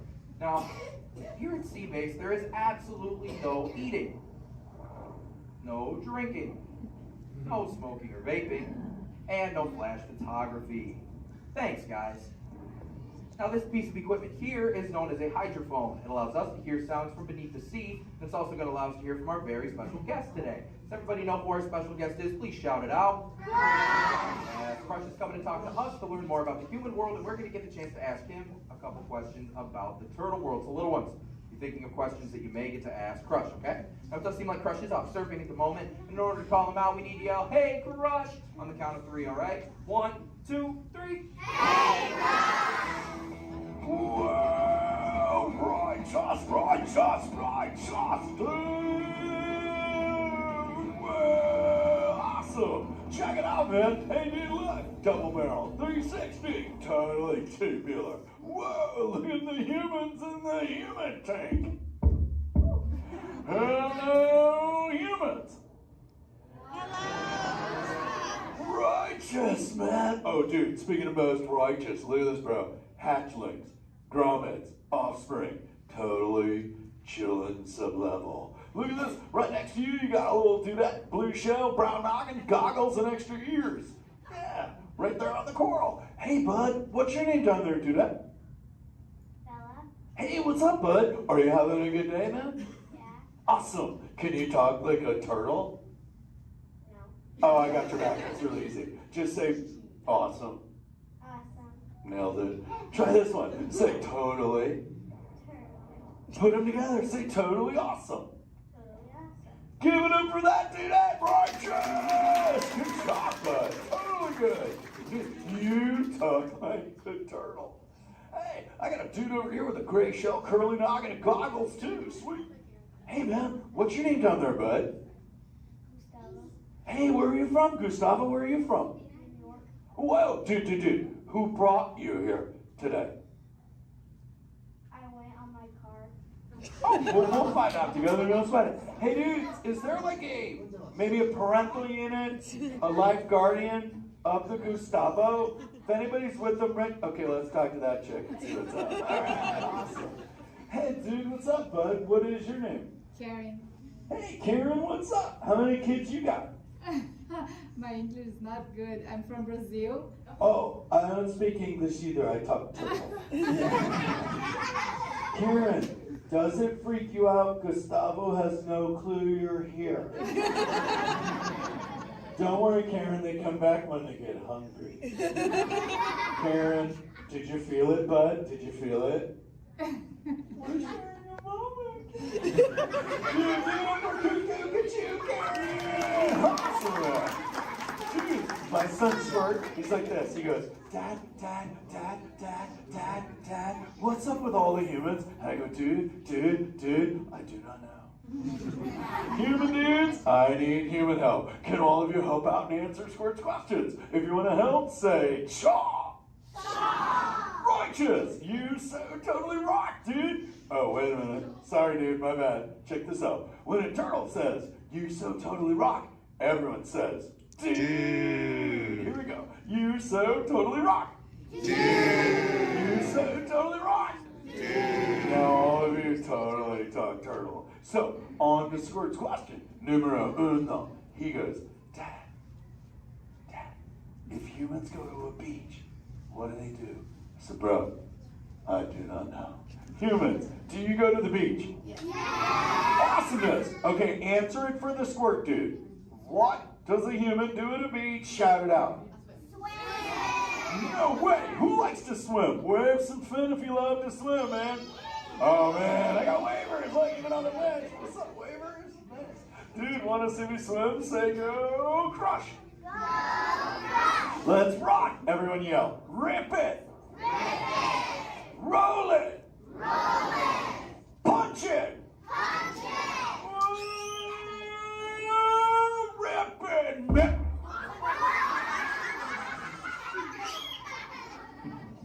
Hey, Crush, watch out for the glass. Hey, dude, thanks, Hank. How long has that dude been there? Oh, no, man. My bad, bro, my bad. Where are the manners? I've been asking the questions. Dudes, do any humans have a question about being a turtle? Raise a fin. Hi, if you have a question about turtles. Cool. Got a chick over here, aisle style, red shell, brown knock, hanging loose. Hello, bud. What's your name? Hey, bud. What's your question?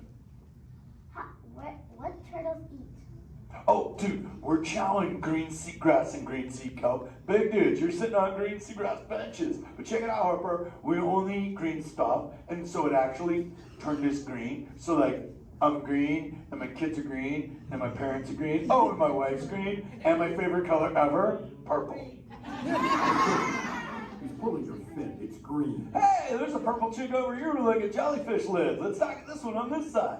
Hey, bud, what's your name down low? Scarlet. Hey, cool name, Scarlet. What's your question? My name's not Scarlet. Oh, wait, what's your name? It's Charlotte.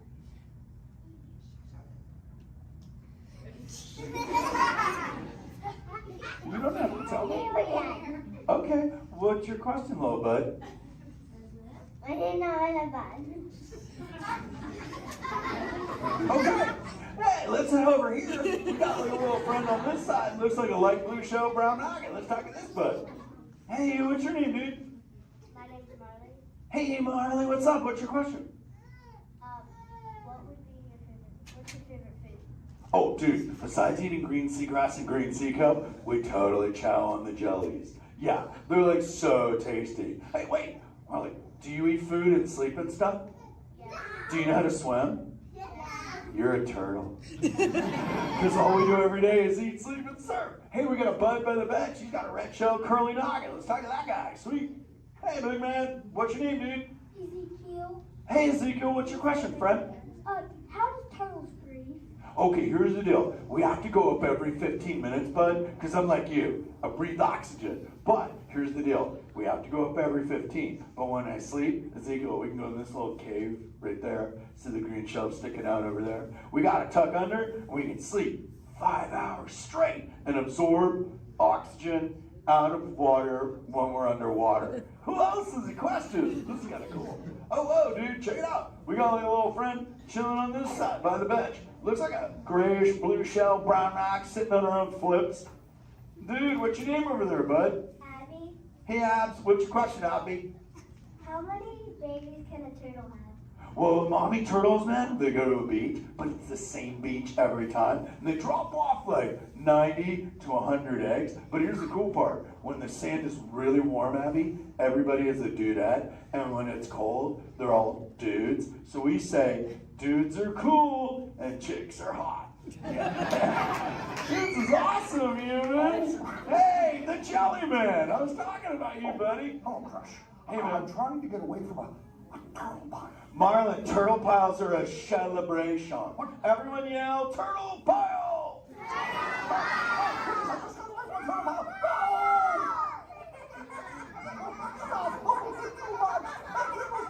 Oh, cool. Hey, boys, surf's up, dudes. Thanks a lot, Crush. For what? The turtle pile? Shout it out, humans! That dude has serious thrill issues. Humans, you rocked it! You so totally rock! Okay, like 4 kids remembered. The rest of you dudes pulled a hard dory. Dudes, don't space out! Remember, Turtle says you so totally rock. Everyone screams!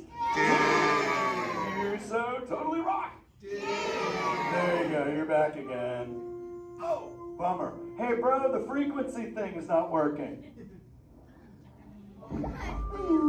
Whoa, it's Bailey. Call him back with your fins. Put your both fins up. Yeah, put your both fins up. Go.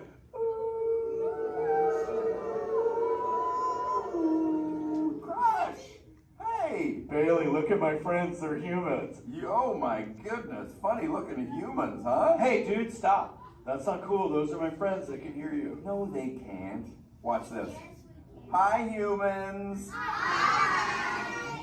Oh, okay. Why didn't you tell me? Dude, I tried, man. You got stoked out. Wait. Ooh, yeah, that thing. I'm getting something. Ooh, wow. Some of you have 4 ears. Weird. I'm not judging. Humans. Later, Crush. Later, Bailey. Everyone say, later, Bailey, dude. Bailey's echolocation's awesome. We're going to do it. Everyone, both fins up. Go. Okay, sub-level. Really good. Back bench. Solid. Grandma, in the corner. This is where we put our fins up. Good job, Grandma. Good job. Fins up. Eyes closed. Go. How many fins am I holding up now? No, you gotta go. Yeah, you so totally rock. Squirt, come here. Squirt, look at this. Squirt, I just taught humans your ultimate favorite. Sweet. Dude, go for it. They'll blast you. You so totally rock. Yeah. Rock on, human dude. Rock on, Squirt. That's my son. I'm in a jam. Oh, wait. Remember this thing. You gotta be good to the oceans. And the oceans will be good to you. And slap the fins together for my man Andrew. Rockin' the mic, man. Oh, righteous. Little dude. Use the word dude all day long. Because your parents will love you. Hey, Karen. You're welcome, Karen. Let's go! You so totally rock! Let's give it up for Crush. If you would like to learn more about Crush and his friends like green sea turtles, manatees, or sharks, you can do so up on the 2nd floor of Sea Base. Now, little ones, don't move until your adult comes to get you. Adults, please collect your belongings, collect your children, head on up to those 2 right there exit doors. And in order to take it, please don't stand up.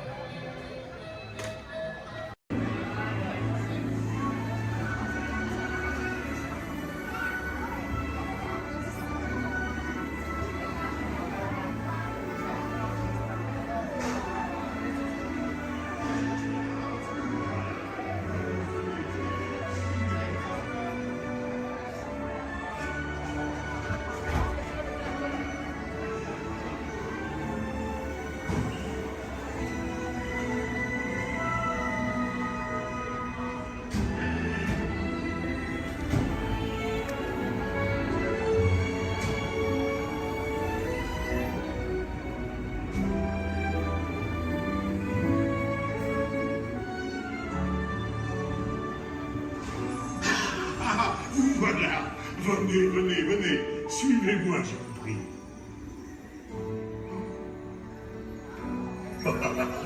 Chef Lemmy is waiting for you.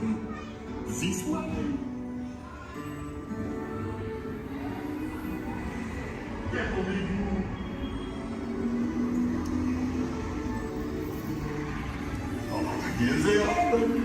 Des invités pour le dîner.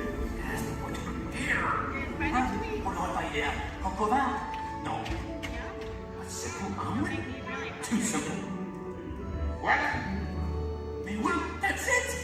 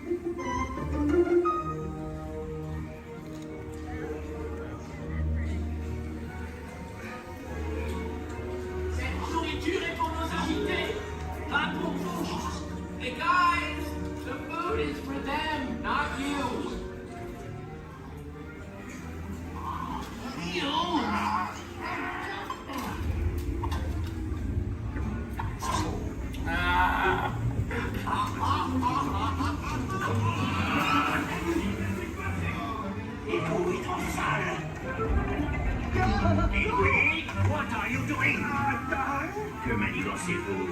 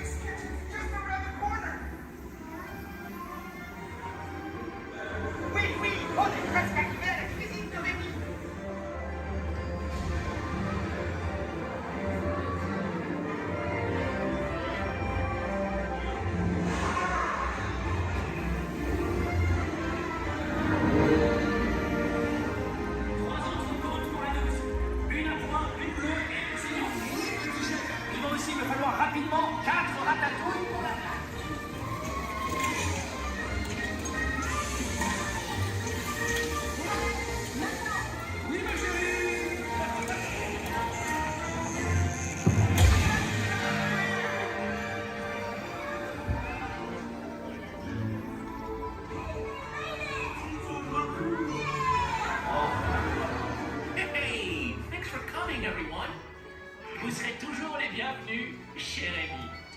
À bientôt et bon appétit. Mino.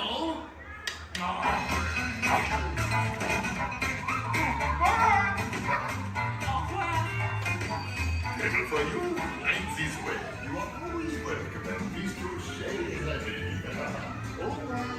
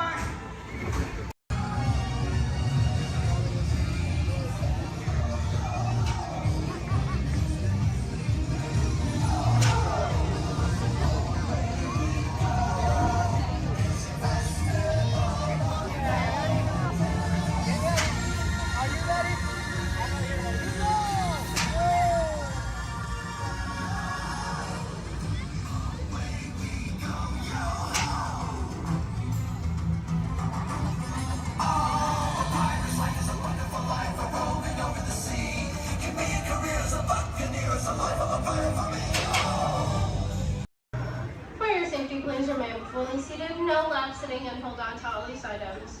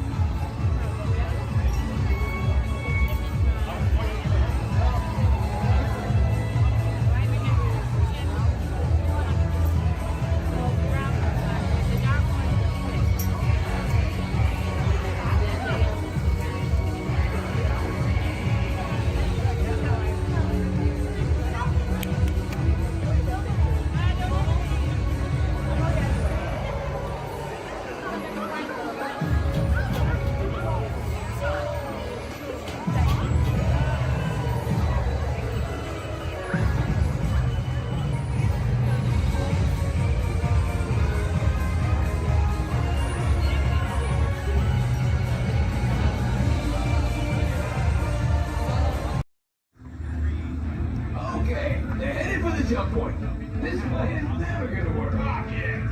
Well, okay, I'm locked onto your vehicle. We'll be right behind you. Nothing to worry about. Unless we cannot stop this unusually large man. We're likely doomed. Good luck. You're gonna need it.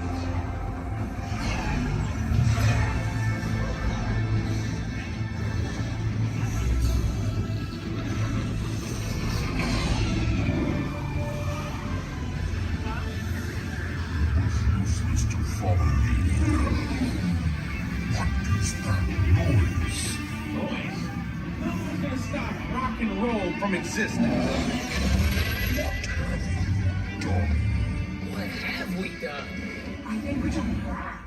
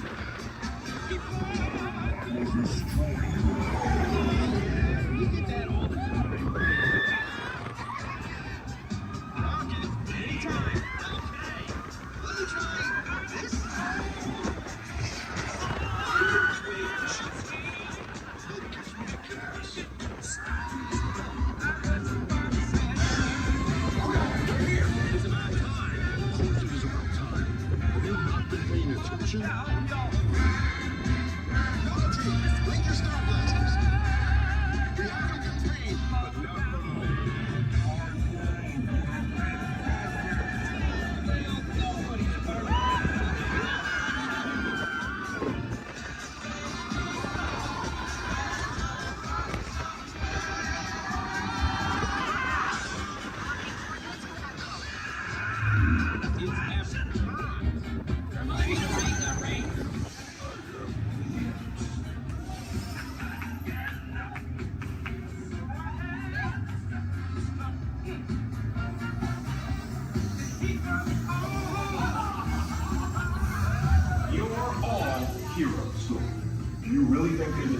Oh, do you see how they dress? It's just a figure of speech, Drax. You are lying to them. Now I understand. Welcome to the Guardians of the Galaxy.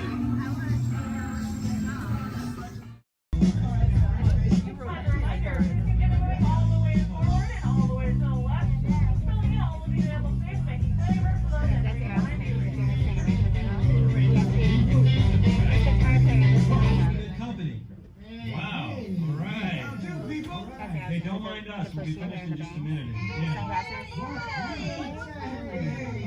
are you guys still doing here? You're supposed to be at a show. Working out. I'd like to introduce our local manager. Rocket Roller Coaster is a loud, thrilling, high-speed roller coaster type ride that includes sharp turns, upside-down maneuvers, Okay, come on, guys. Please, get in the car. Sorry, folks. We gotta go. Chris, can you grab my black Les Paul? Hey, wait a minute. We can't leave these people here like this. We can't? No! Come on, you know how we feel about our fans. Yeah, that's right. Well, guys, what do you expect me to do? Is send them all with you? Yeah. Hey. Wait a minute. I love that idea. How about some backstage passes? Yeah. Come on. Make it happen. Give us some. Okay, I'll make it happen.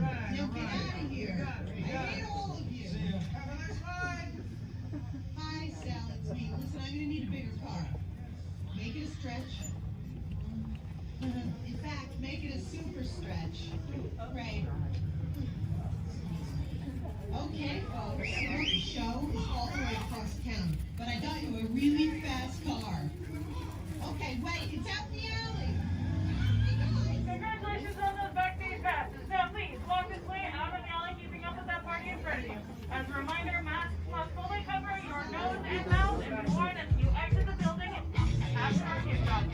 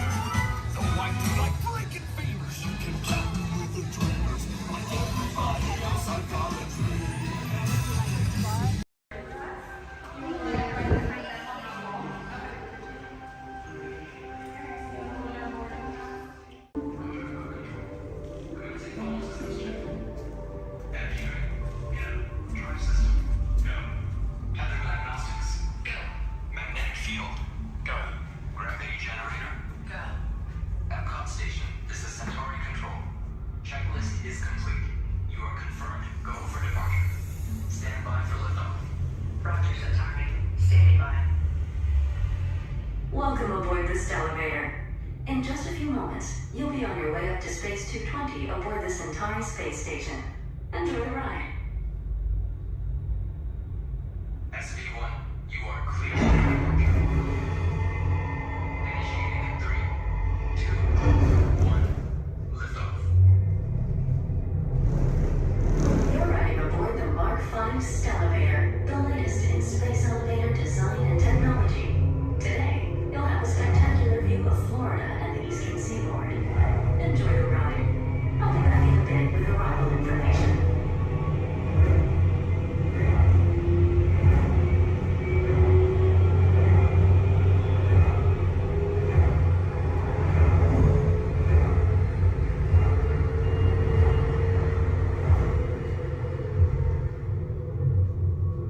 SV1, we are on our final approach. Roger that. If you look above, you'll see Centauri space station coming into view. Once we dock, gather your belongings and exit through the open airlock. A Space 220 agent will be waiting for you.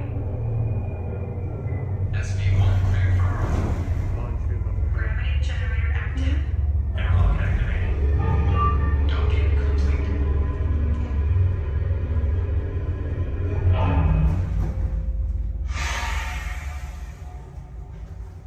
Welcome aboard.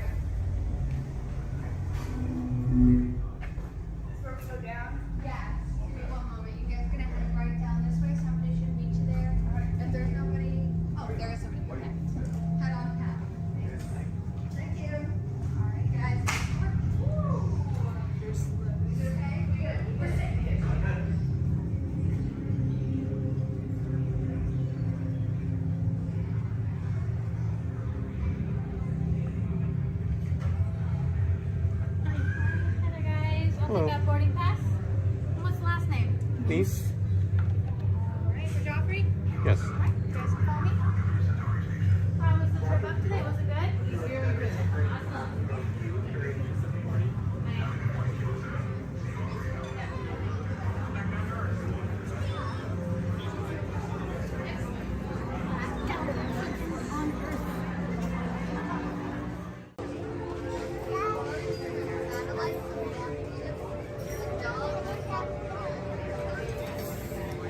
Awesome.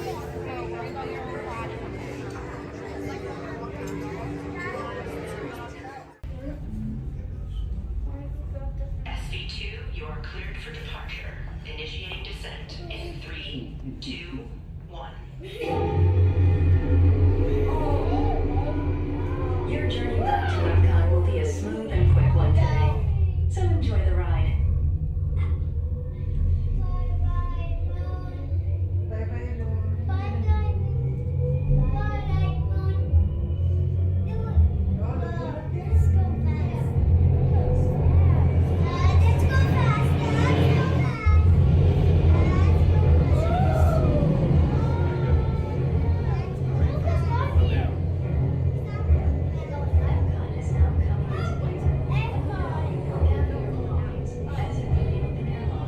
Watch your younger travelers. Yeah, it's way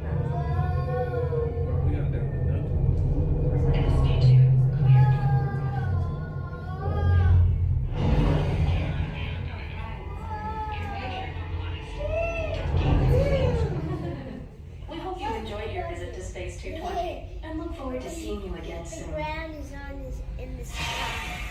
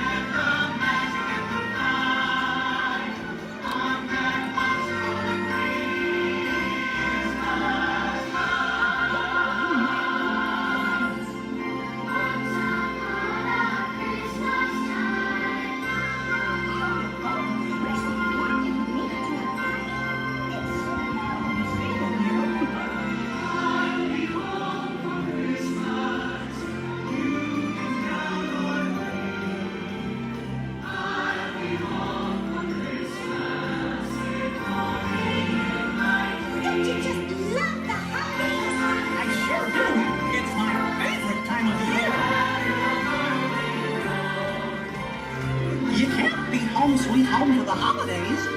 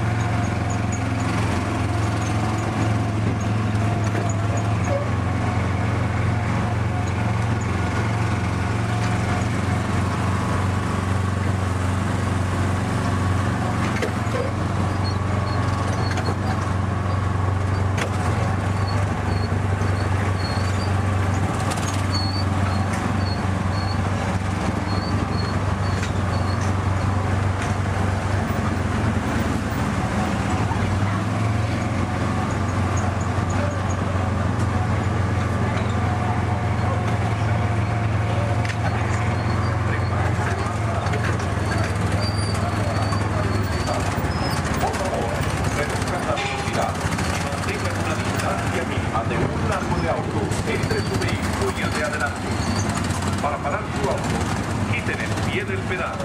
Gracias.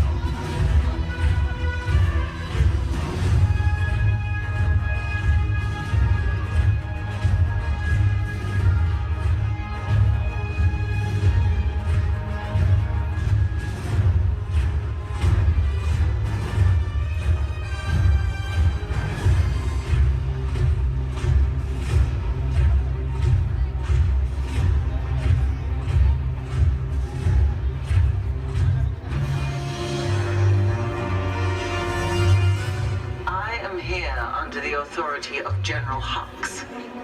You are here under the authority of me. Stand proud.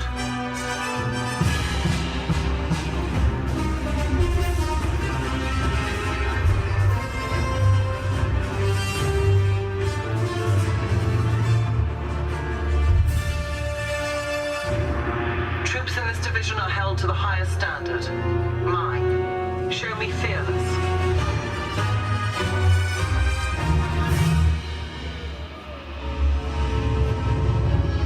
Under my command, you will be proud to wear the armor of a stormtrooper. You will learn discipline, loyalty, and what it means to be a stormtrooper. Battle stance.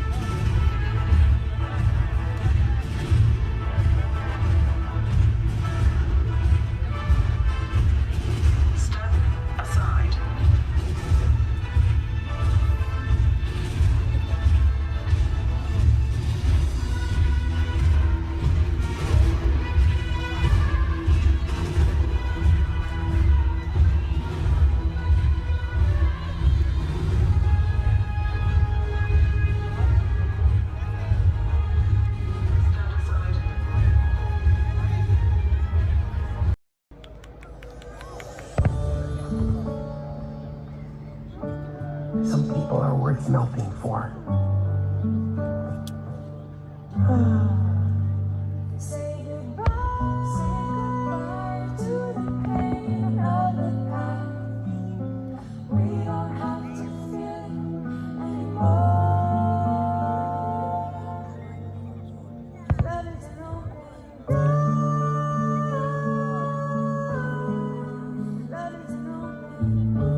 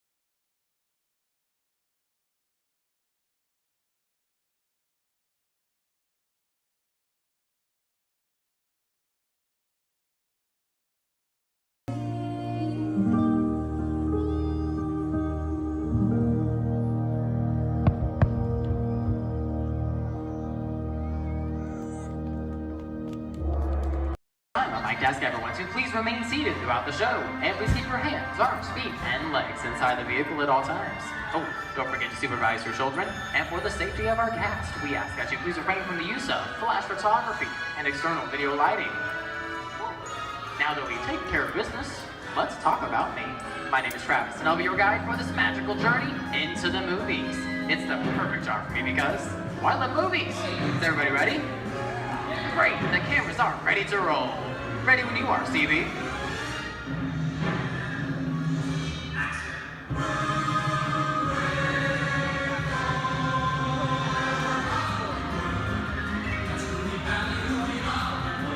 And we are rolling.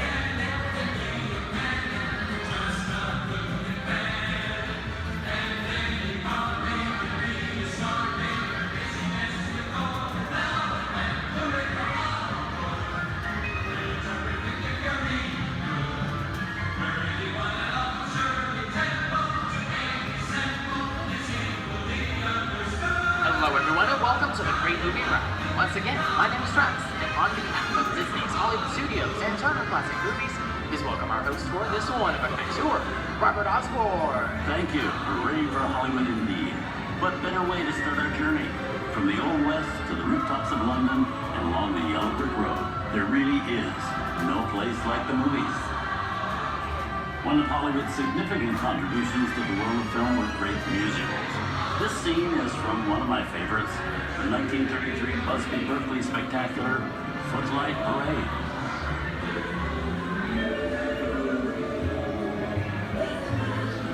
Here's one of the most famous of all dance sequences. It's from the 1952 musical classic, Singing in the Rain. Here's Jim Kelly singing in the rain. Literally.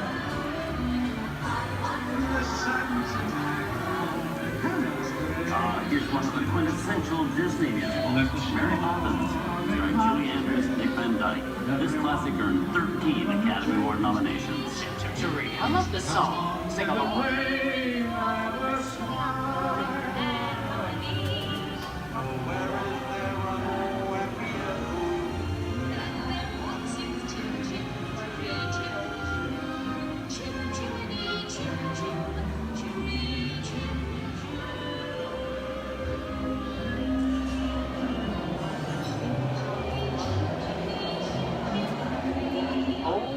Those wallets and purses, folks.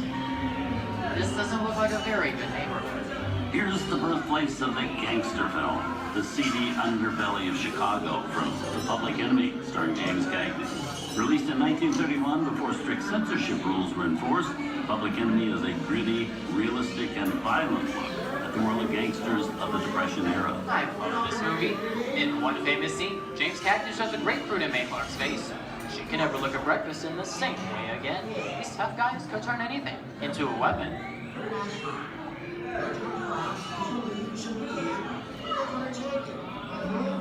going to kick in with the dog.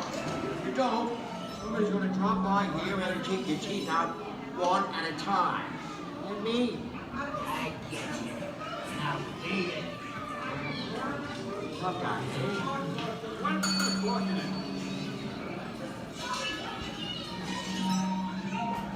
Sorry about the delay, folks. I don't want to run a red light, even in the movies. I don't let her leave my vehicle. I think it's time for a visit to a concession stand. Bye. So I was born waiting. Okay, Lexi, whatever you say. Hey, how'd you know my name anyways?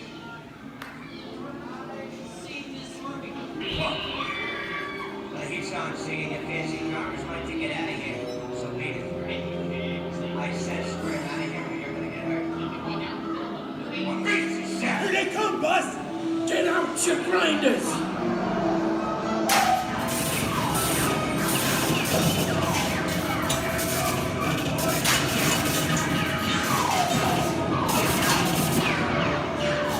I'm hit! Hey, I'm hit! Foxy! They got spin! Foxy! Foxy! Where's his head? His head!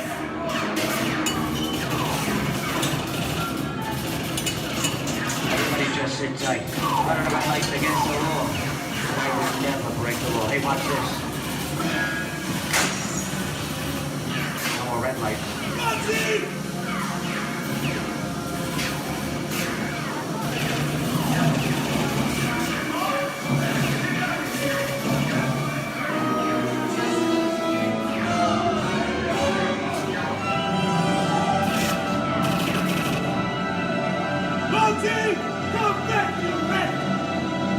Sorry, boys, I'm making my getaway.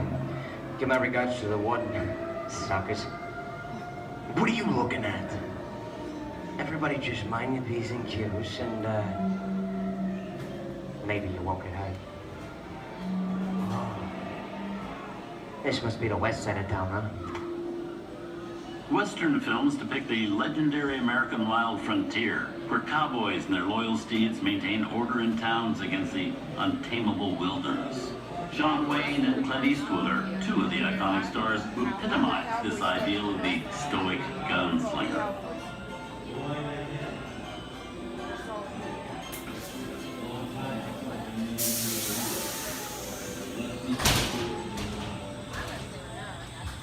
Sleepy little bag, eh?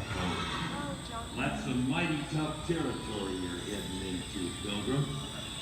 I'd think about turning back if I was you. That is, if you want my opinion. But I reckon Now that we're in the clear, this looks like the perfect time to collect all your valuables. We'll start with the jewelry and then we'll... What are you talking about? I didn't even order this neighborhood, Kappa.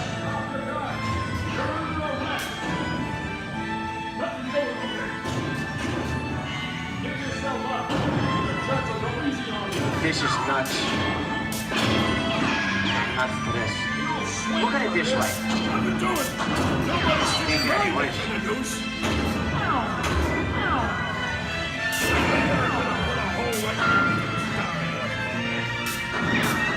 Okay.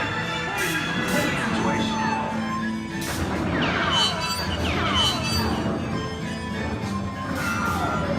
I don't know about you guys, but this is starting to get kind of creepy. Where are we? Jason? Science fiction has been a staple of classic movies, from George Méliès's Trip to the Moon to George Lucas's Star Wars. In 1979, director Ridley Scott and Sigourney Weaver made audiences believe that in space, no one can hear you scream. This is Alien. Hey, you get down, face. How do we get out of here? Warning, remain in your vehicle. The area you are entering is extremely dangerous. Proceed with caution.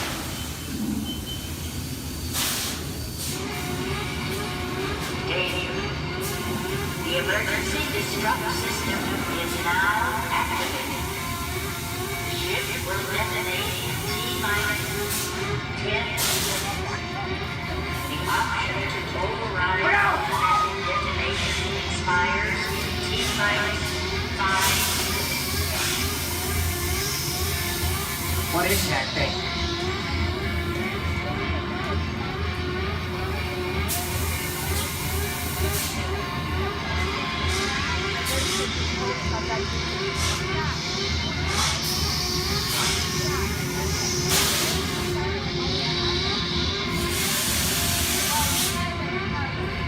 Do it again.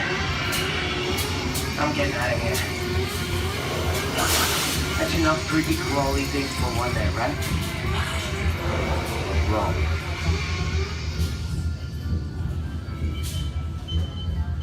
Steven Spielberg and George Lucas cemented their status as the blockbuster boys with their first partnership. Here from that legendary collaboration is Harrison Ford as archaeologist Indiana Jones in Raiders of the Lost Ark. Snakes. Why did it have to be snakes? Some of the biggest horror stars of Hollywood appear in the ancient story of a cursed Egyptian temple, a priceless jewel that beckons to all, but be warned, the temptation always leads to destruction. Get a load of that show, guys. Time for me to get back to work. Good thing I don't believe in ghost stories. Don't nobody move while I go get the goods. I don't think they'd notice a few extra bodies around here. If you know what I mean.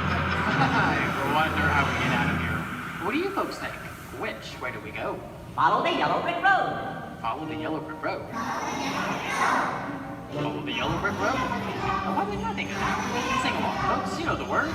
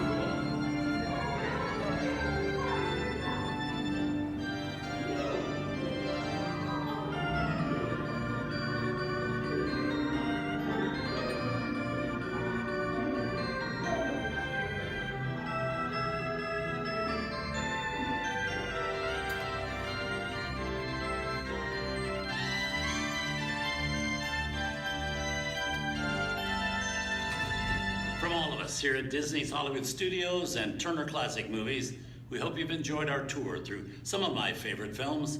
But remember, there are many more adventures waiting for you every day on TCM.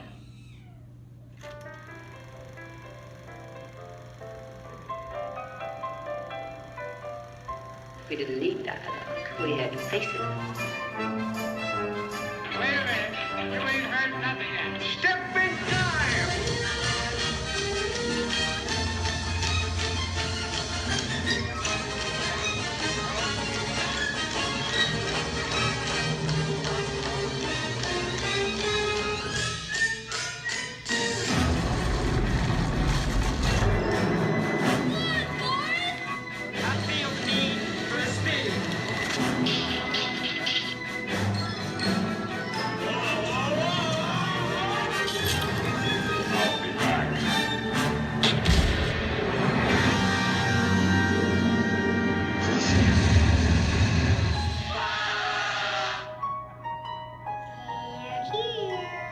You best start believing in ghost stories, Miss Turner. Is it safe? Let me out! I have a feeling we're not in Kansas anymore. I'm a man. Well, nobody's perfect.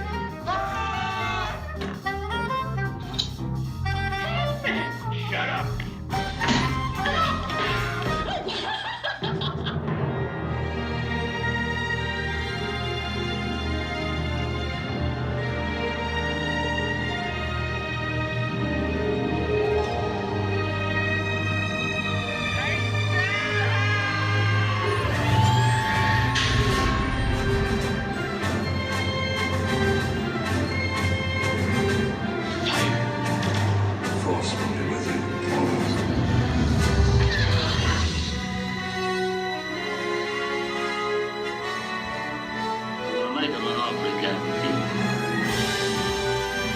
I want to be alone. We didn't land on Plymouth Rock. Plymouth Rock landed on us. Good morning, Vietnam! He's looking at you, kid.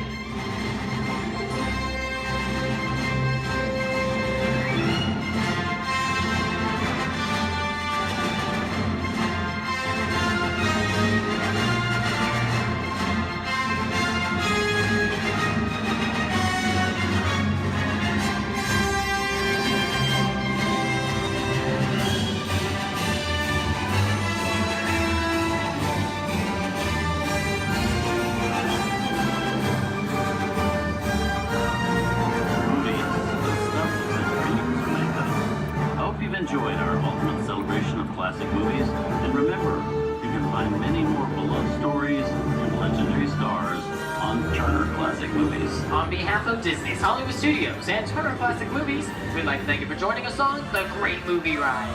Now please remain seated until the vehicle comes to a complete stop.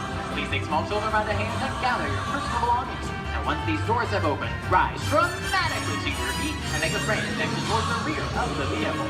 Oh, and one more thing. When I yell action, don't forget the thunder is the law for yours truly. Okay, clicks everybody, and action! Thank you. Have a wonderful afternoon at Disney's Hollywood Studios. Your journey. Para su seguridad, permanezca sentado y mantenga sus manos, brazos, pies y piernas dentro del vehículo. Y cuida a sus niños. Gracias. Please step carefully onto the moving platform, then step into the car. For your safety, remain seated at all times, keeping hands, arms, feet, legs, and other appendages inside your car. Simply safeguard the other movement. Stay clear of the doors until comfortable. Please keep all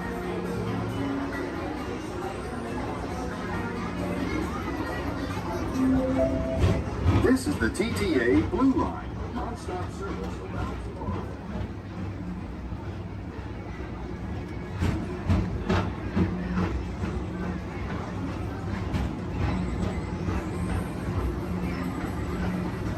Greetings, intergalactic travelers. Welcome aboard the People Mover, presented by Enterprise.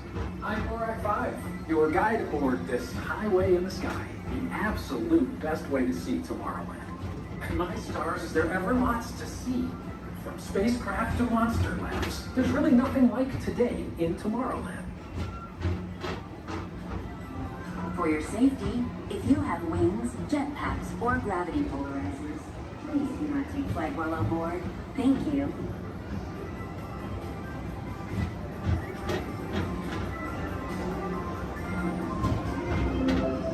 The next station is Tomorrowland Urban Planning and Star Traders. Transfer to green and red lines. Don't worry, your express train keeps on rolling through the future, right by two of my favorite spots.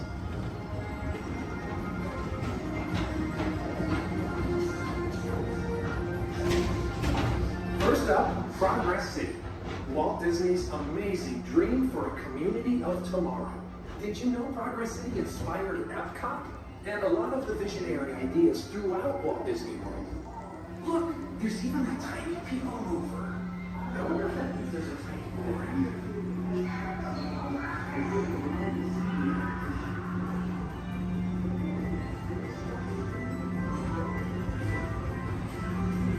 On your right is Star Traders, home to the greatest goods in the galaxy. Except actual stars. Those are no longer sold.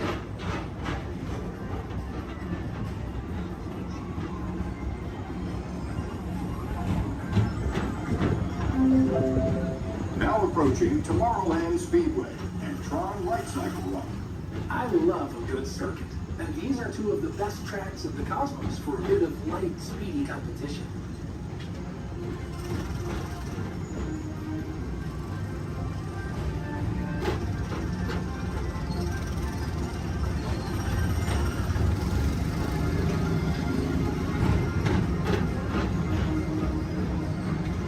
Attention all visitors from Galaxy M31. Please keep forward-facing tentacles clear of oncoming vehicles. Thank you.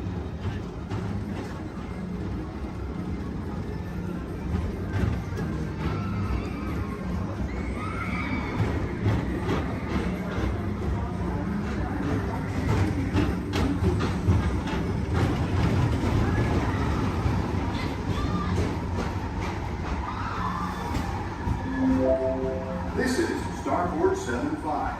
Or as we locals call it, Space Mountain. Our high-speed rocket port to distant deep space destinations.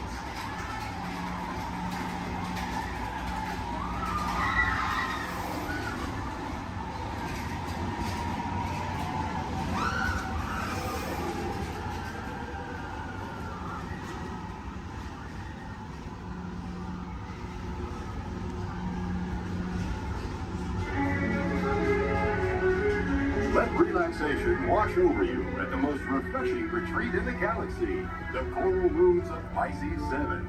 You H2 owe it to yourself. Book today.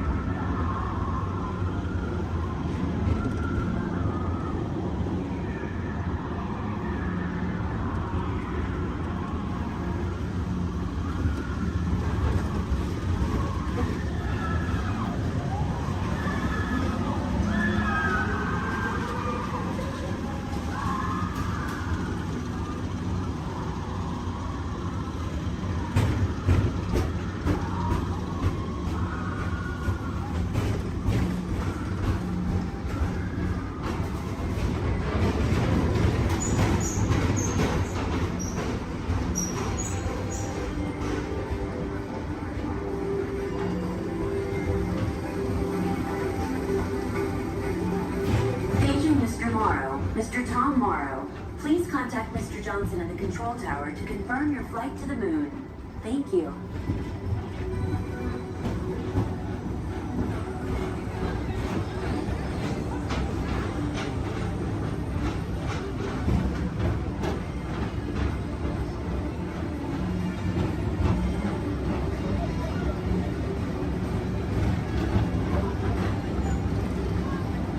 Attention all visitors from Galaxy M31. Please keep forward-facing tentacles clear of oncoming vehicles. Thank you.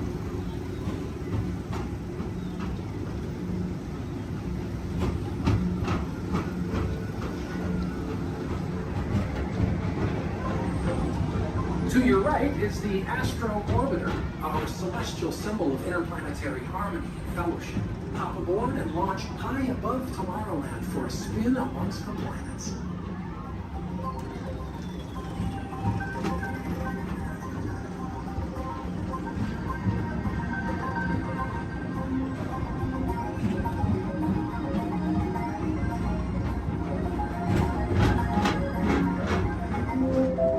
The next station is Walt Disney's Carousel of Progress.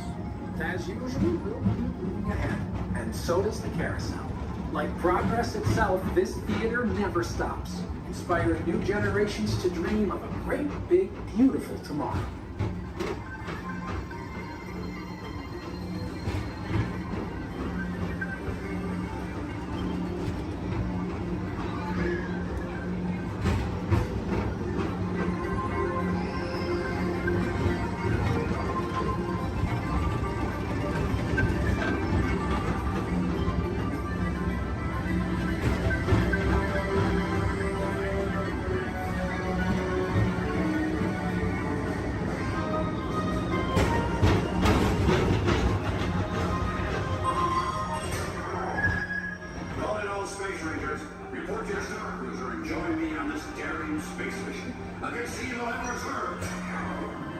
Affirmative.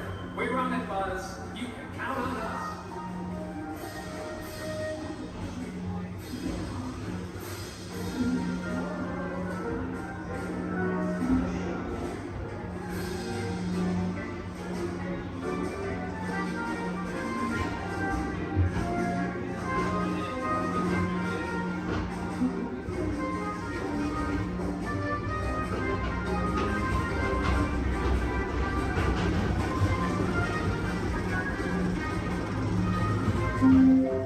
Now approaching Monsters Incorporated Laugh Floor.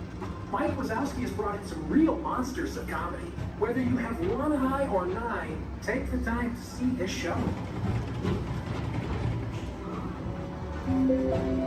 Now approaching Tomorrowland Transit Authority Station.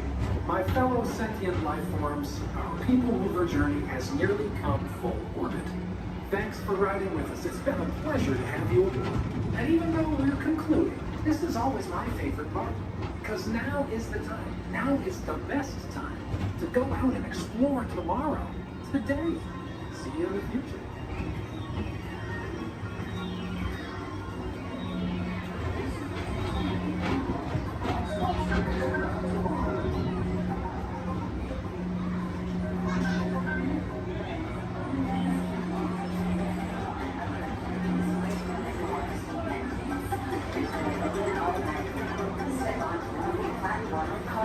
And exit by stepping away from the car.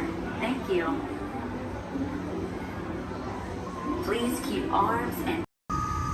Welcome aboard the Walt Disney World Monorail to Epcot.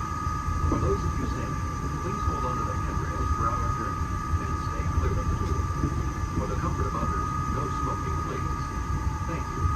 As we turn south, you can catch a glimpse of the spires of Space Mountain in the Magic Kingdom. Nearby is Disney's contemporary resort.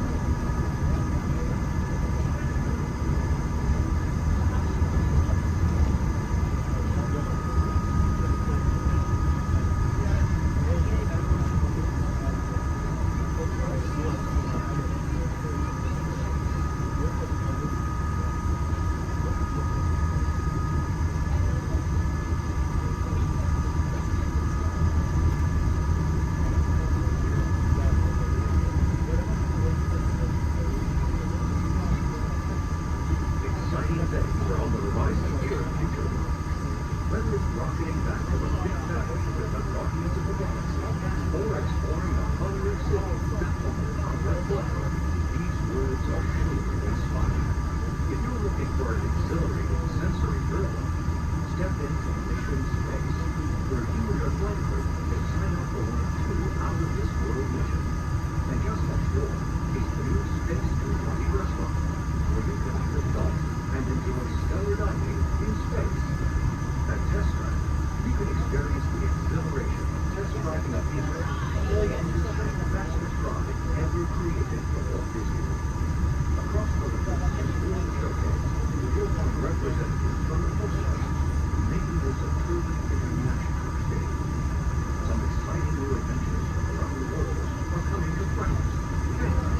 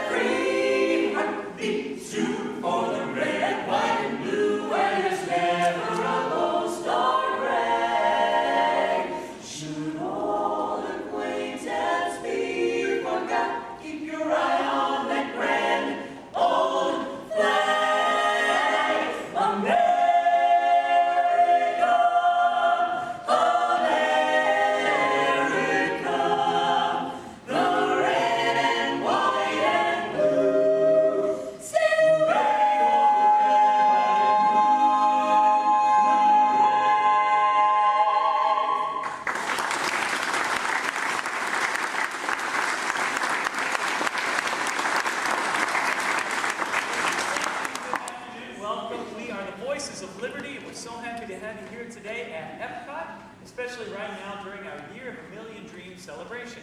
Before we sing, though, we have everybody come closer. We'd like you all to move in. Everybody come right as close as you can for a red circle here. Come on in. Everybody. That's right. Folks behind us, come around this side. Don't turn around. As you're right, have a seat right down here. I'll help you out if you need help getting up off that.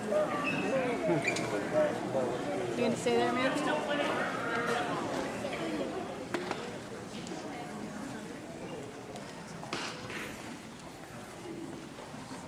All right, great to have you here. Are you having a good time here at Epcot?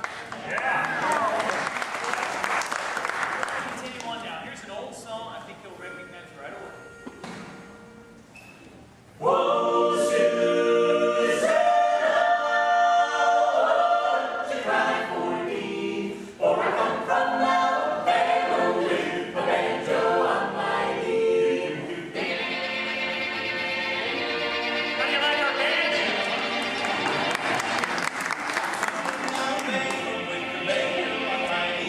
And I'm going to Louisiana.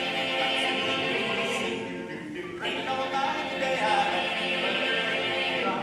The sun's so hot and close today.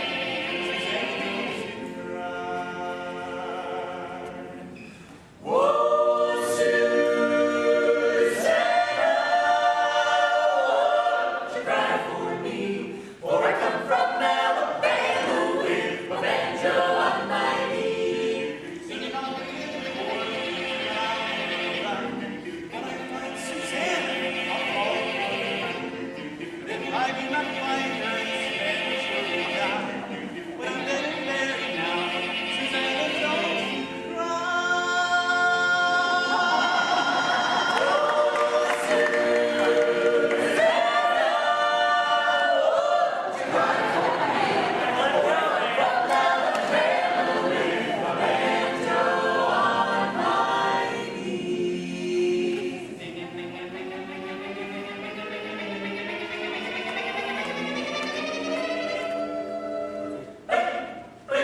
That's all.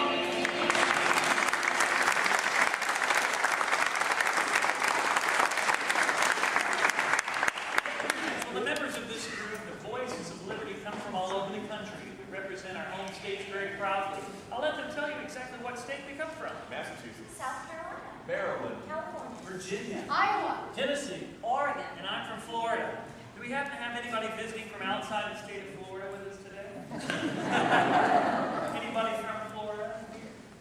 3 people, 4 or 5 people, that's great. In the middle of this next song, we're going to do a roll call of all 50 states in alphabetical order to give you all a chance to cheer for the one you like the best, okay? So what that means is when you hear us sing about your home state, let us know how proud you are to be from that state by hooting and hollering, raising your hand, clapping. Just let us know where you are. What that also means is if you don't like the state you're from, you're welcome to pick another one and cheer for that one. We'll get started like this. Hey, 50 United States from 13 original colonies. 50 stars in the flag that billows so beautifully in the breeze. Each individual state contributes a quality that is correct. Each individual state deserves a bow here and now. 50 United States from 13 original colonies. Shout 'em, scout 'em, tell all about 'em.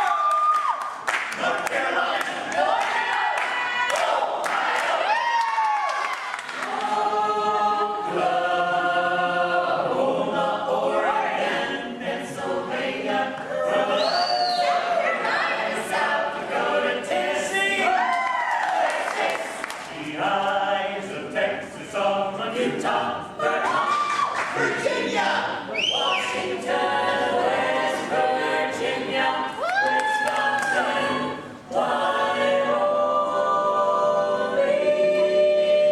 Wyoming. Nobody's going on.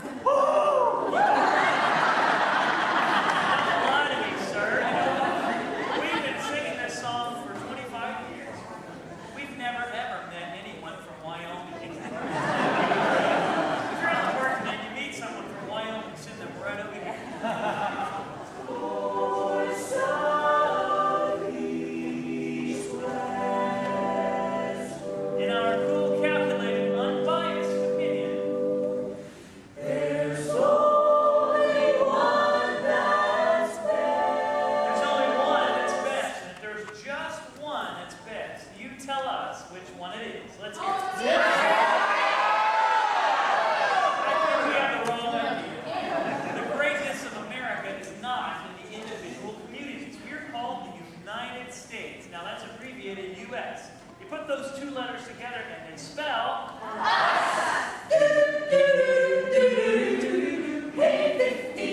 United States from 13 original colonies. Name 'em, claim 'em, don't ever shame 'em, they all add up to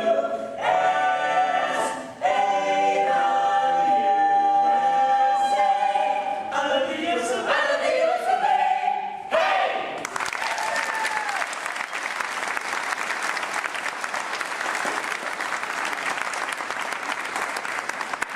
Folks have been a great audience to sing for. We have time for one more song before you head up to your American adventure. And we're going to ask you to join in and sing along with us on this one, okay? So feel free, sing out loud and strong. You can't confuse us, we know our parts. We'll even let you know when it's your turn to sing. We're proud to dedicate this song to the brave men and women who have served and are currently serving so faithfully in our American Army.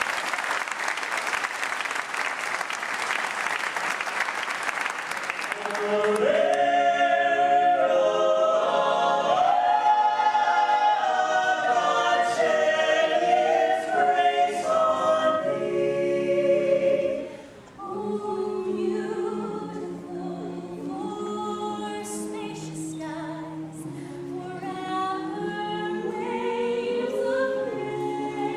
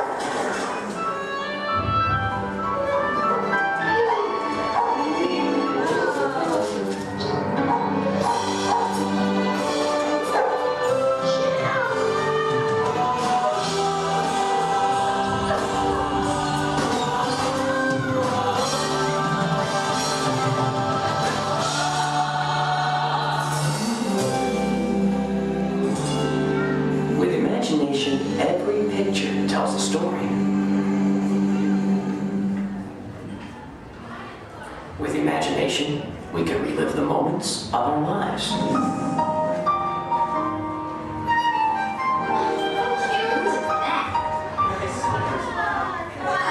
monster. Look, I snagged into the tiger. Here's my little shortstop. She's got frog feet.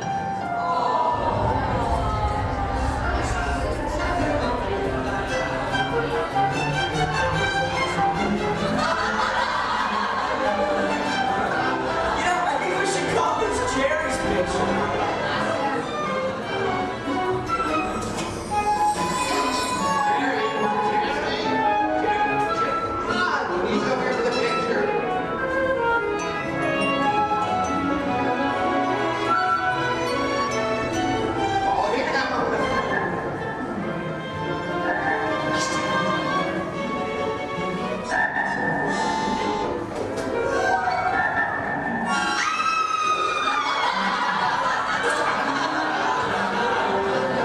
That's my boy. I think we could call it Dee's picture. Couldn't we, Dee?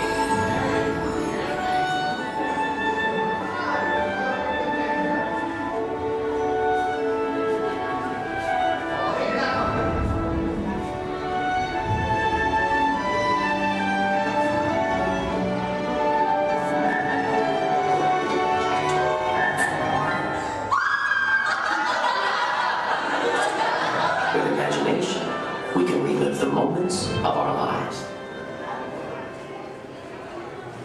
With imagination, anything is possible.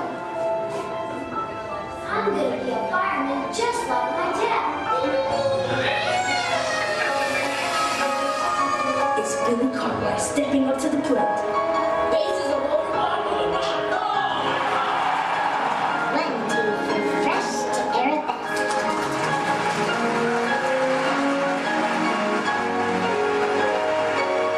This is Houston. How's the view up there?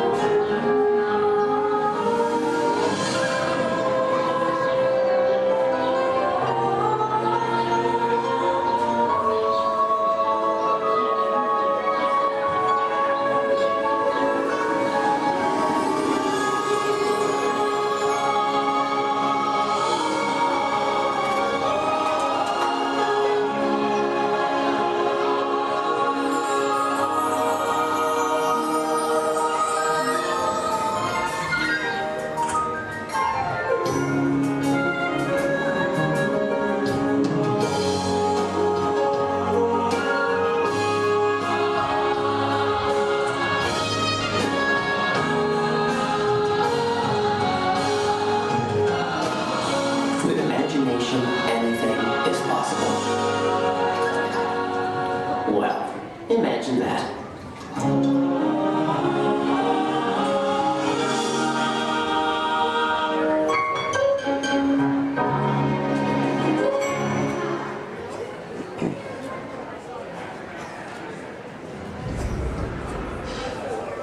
Testing.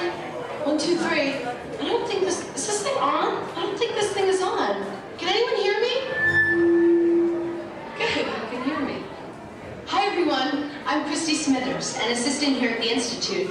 We're just about ready for you next door. But before we go in to see today's presentation, here's a message from my boss, the head of the Imagination Institute. Hello, Dr. Nigel Chen here. Welcome, welcome, welcome to our annual open house. It is my pleasure to have you here, just as it is your pleasure to be here. For over 100 years, the Imagination Institute has honored the world's leading thinkers, dreamers, and innovators with the Inventor of the Year Award.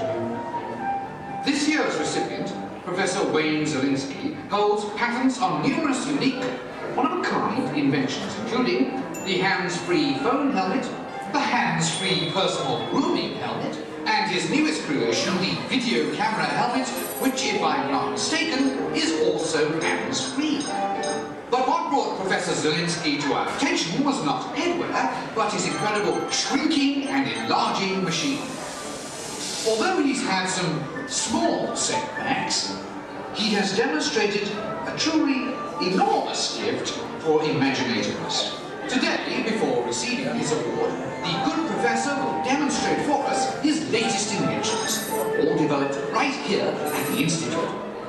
Before we begin, I have one special reminder. Do remember, safety goggles must be worn during the presentation. But please, for your safety, do not put on the safety goggles until you are safely seated safely inside the theatre safely. Yes, right.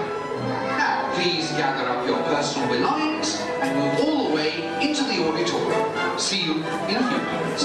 Cheerio.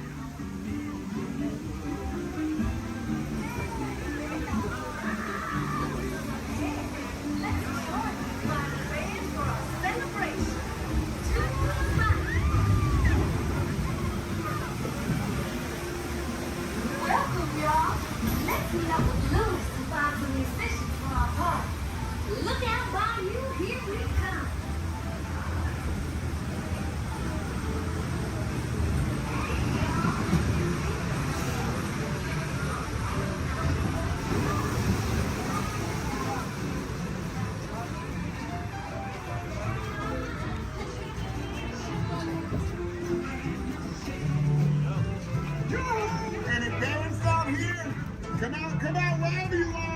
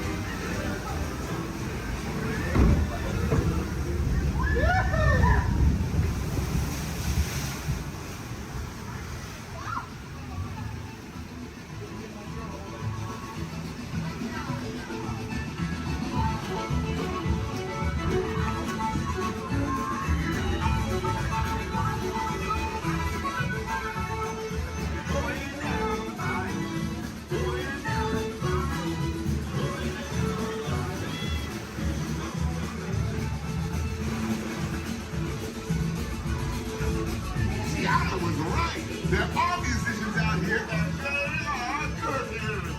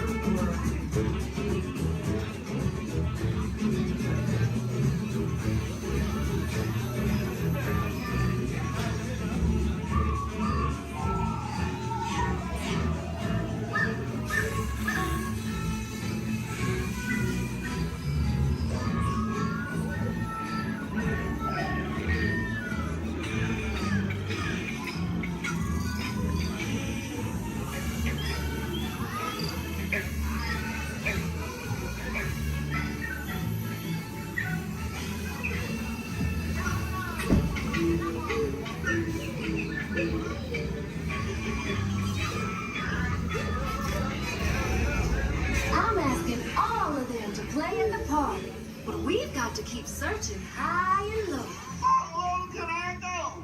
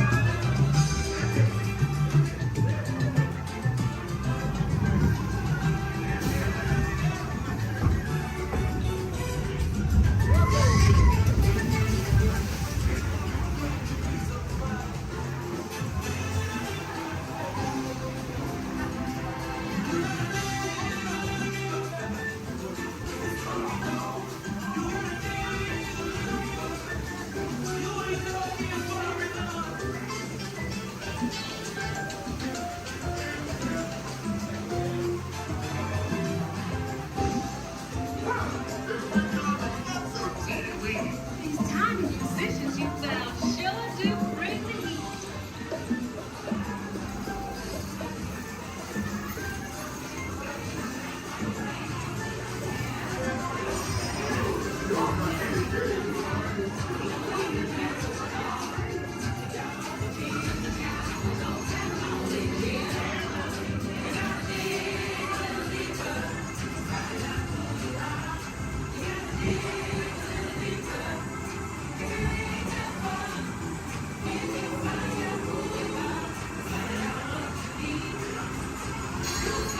Get your hands again.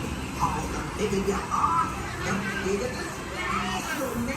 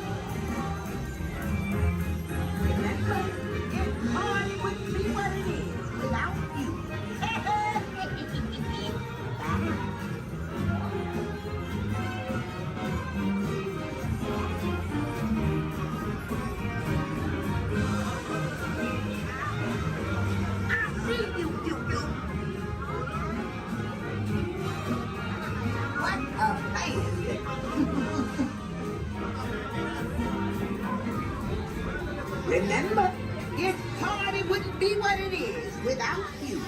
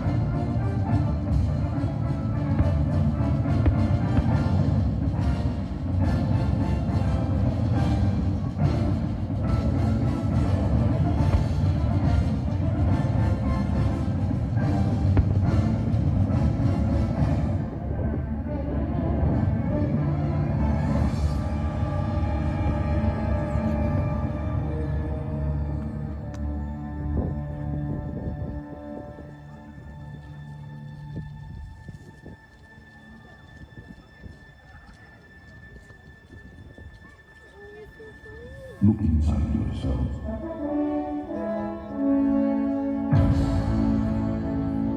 You are more than what you have become.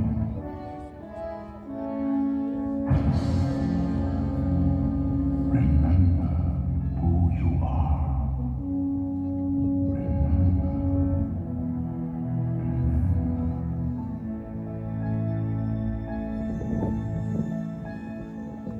I have often dreamed of a far-off place where a hero's welcome would be waiting for me. Where the crowds would cheer when they see my face, And a voice keeps saying, this is where I'm meant to be.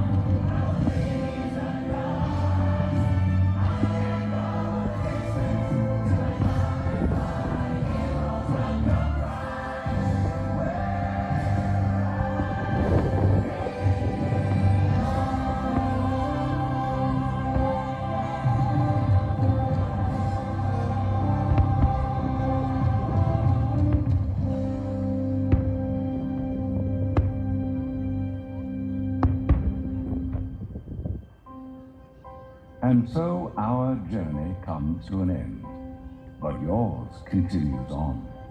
Grab hold of your dreams and make them come true. For you are the key to unlocking your own magic. Now go, let your dreams guide you. Reach out and find your happily ever after.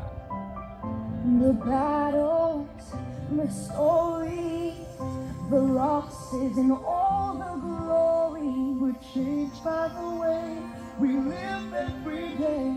Just look up and reach to the sky. We all have the courage to fly.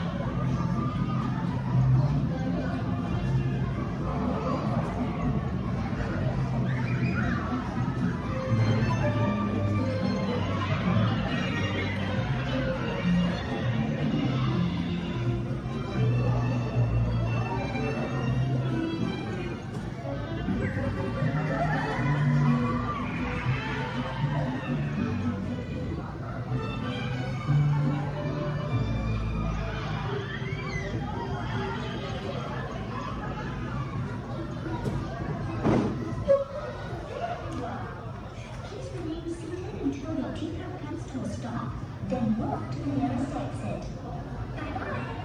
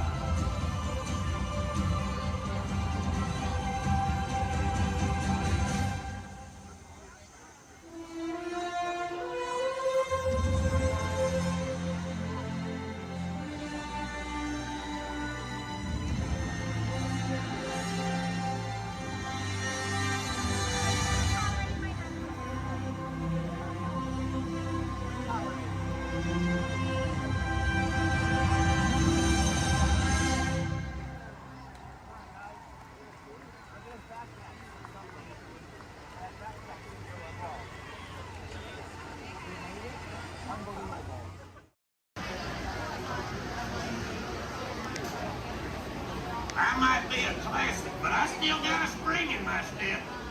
Let's go.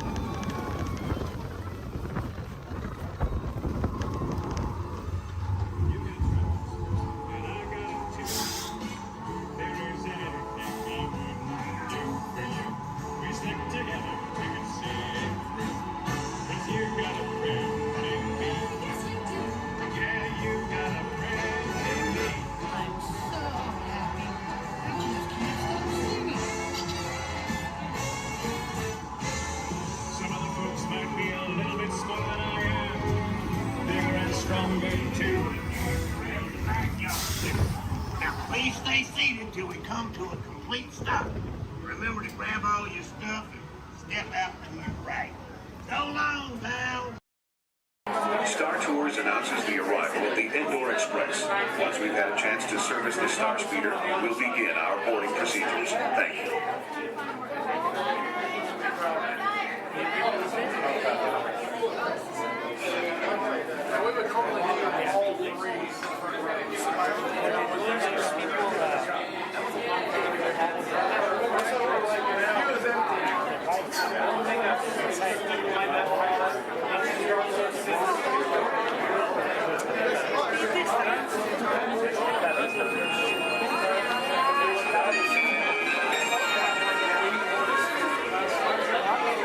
May I have your attention, please? At this time, I'd like to take a moment to review our boarding process with you. When the automatic doors are open, please proceed directly across the ramp into the cabin. Continue to move all the way across the ramp, filling in every available seat. For your safety, all passengers are required to wear safety restraints throughout the flight. To fasten the restraint, pull the strap out from the right side of the seat and snap it into the console on your left. Galactic regulations require that all carry-on items be safely stowed beneath your seat. While on board, flashing houses is not permitted. And please, no smoking at any time. If you have any questions, feel free to ask an attendant. He'll be boarding in just a few moments. Thank you, and have a pleasant time.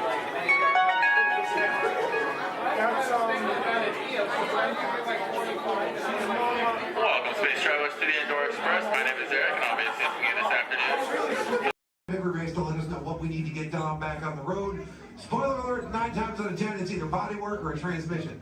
Guys, spread on over to this side, left side, left side. People on the left side, step forward, step on up, make a friend. Everybody here looks freshly laundered, okay? You'll be fine. Come on in, right this way, everybody. Keep on coming, folks in the hallway, let's go. I don't want to see anybody end up working on the transmission that doesn't know what they're doing. Come on in. Hey, oh, look at that, there's Mia. What's up, Mia? Hey, Pat, I see our party goers have arrived. Yeah, they're still coming in, but say hey, everybody. Hey, I'm Mia, Dom's sister. Well, another race just wrapped, and it looks like my brother with another car for his collection. Anybody surprised? Honestly, I don't know why anybody challenges him. Hit me in a man. Well, we're meeting up at Sullivan's Garage for the after party, and while Tej works on your rides, you guys enjoy the break room. My brother calls this the family room. Oh, here we go. Dom says he doesn't have friends, he has Family. And the faces you see on these walls are our Family. When I'm in this room, I feel like we're all Family. So, welcome to our family. There it is. It's a thing around here. Hey, Tej, how's that Matthew McConaughey impression? All right, all right. What's up, Mia? Get better. Tej, just welcoming these good people to our family. How are their rides coming along? The rides are ready to roll out and roll out inside. Perfect. Let's get the show on the road. I'll let Dom know. You guys have fun at the party. Bye, Mia. Bye. She just called. Okay. All right, Pat. Yeah. Let's get these people on their way. Send them over to the war room. Sounds like a plan. Are you sure, though, Jamie? He's kind of a piece of work. Right. And he hung up. Okay, so in a moment, those doors are going to open. When they do, head on into the war room with Jamie. That's Tej's new assistant, first day without Tej, so good luck. Be nice. Don't touch nothing. Too much last night, so bear with me. Tej left me alone today, so yeah, that's pretty much it, you guys. In just a moment, these doors will be closing, and okay, so yeah, you guys want a tour of the war room? Okay, so basically, got some monitors over here. My name is Jamie, by the way, you guys. Oh, and there is Tej. Jamie, the buses are here. Okay, what do you want me to do with them? They're just staring at me. Should I send them now? Dom's calling. I got this, Jamie. Okay, great. Dom, what up? Tej, just got a heads up from Hobbs. The FBI is about to raid your location. Man, they always ruining our fun. For real, it gets worse. They're leading Owen Shaw right to your door. Shaw? That cockroach we beat down in Spain? What's he got to do with this? Everything, right? Nothing yet. And let's keep it that way. Get those people on those buses. You need to start plugging out right now. And get that turbo truck ready. I'm sending Letty there to pick it up. I'll call Letty. I'm on it. Never mind then. Hobbs needs our help. He needs our team. Spread the word. Spread the word, you guys. But keep it in our family. Never mind, don't listen to me. And keep it quiet. Just keep it in the room. Oh, the other bald guy's calling. Hobbs, my man. What up? Sorry, Brother Taj, no time for chit-chat. I just sent you a brief on FBI agent Novak. Has Toretto filled you in? Yeah. He wants us to get everybody over to the party at Sullivan's. Sounds like a plan. That party is a ready-made diversion. Keep it going. We need to discuss how you're going to get all those civilians out of there without tipping off the FBI. Crazy. Okay, hold on. Let me get everybody squared away, and we'll talk offline. Copy that, Tej, and let everybody know. Shut off your cell phones. Don't listen We to don't him. want Shaw tracking your locations. He's overreacting. Just put it on silent. Okay, Jamie. Yeah. You heard the man. I heard him. It's about to go to a whole nother level. Crazy. Send everybody to the loading dock. All right, you guys. We heard him. Have fun. If anything happens, my name isn't Jamie. Okay? Peace.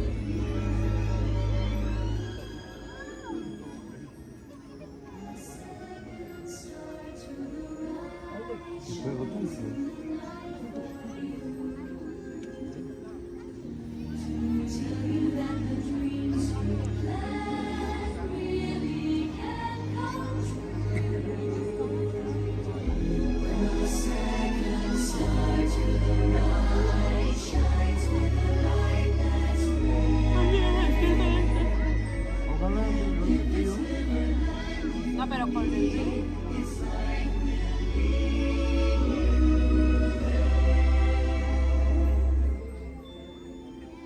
A long time ago, in a place called Neverland, there lived a sparkling spirit named Tinkerbell. Legend has it that to this day she still flies over this magical land of fantasy. And the story is told for children of all ages that if you wish hard enough and believe strong enough, Tinkerbell will soar high above the magic kingdom and light our fantasy in the sky.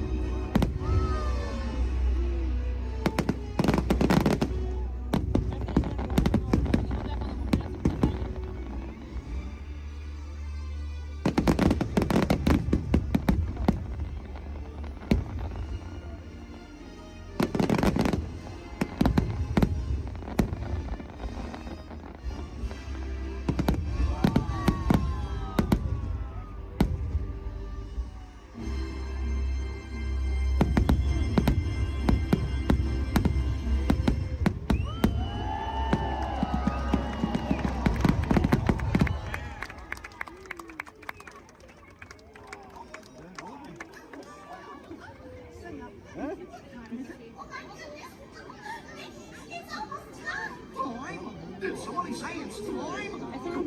Should I flip the switch now, Mickey? Not quite yet now, but it won't be long now. ¿Cómo? See, just a few more minutes. ¿En esta hasta enfrente?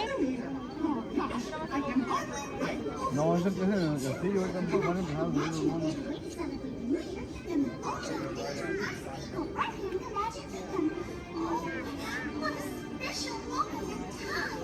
Climb? Is it climb? Now, go over here. Take it easy there, Luke. You know I'm plenty of time to go home. No, don't.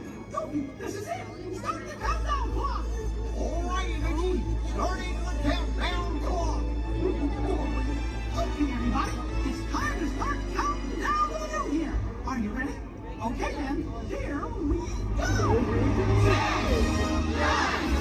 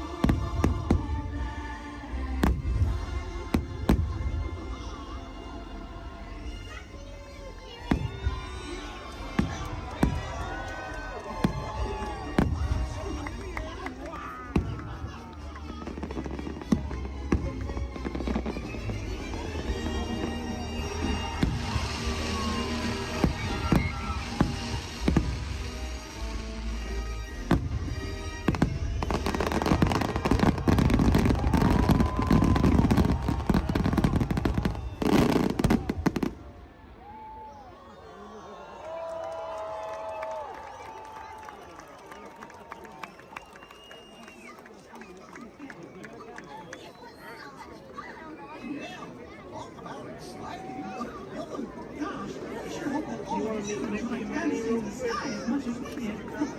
And we hope to see you again.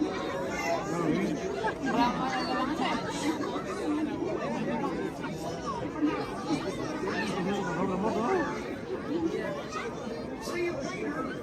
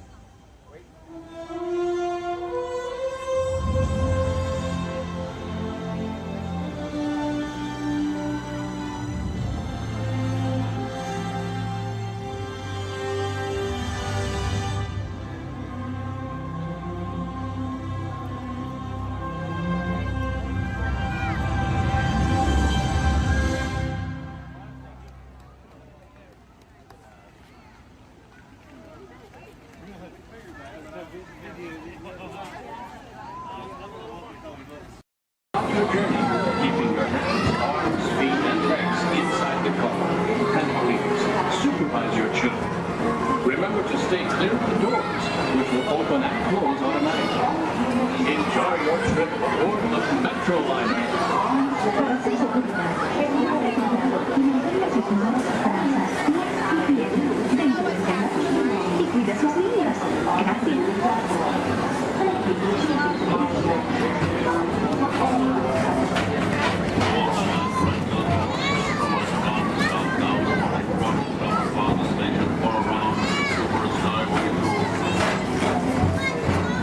Welcome aboard, GTA travelers.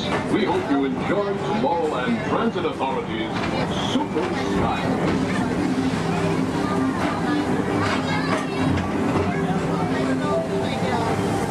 Now approaching Tomorrowland Interplanetary Convention Center. The convention center is home to a galaxy of wonders from the following places.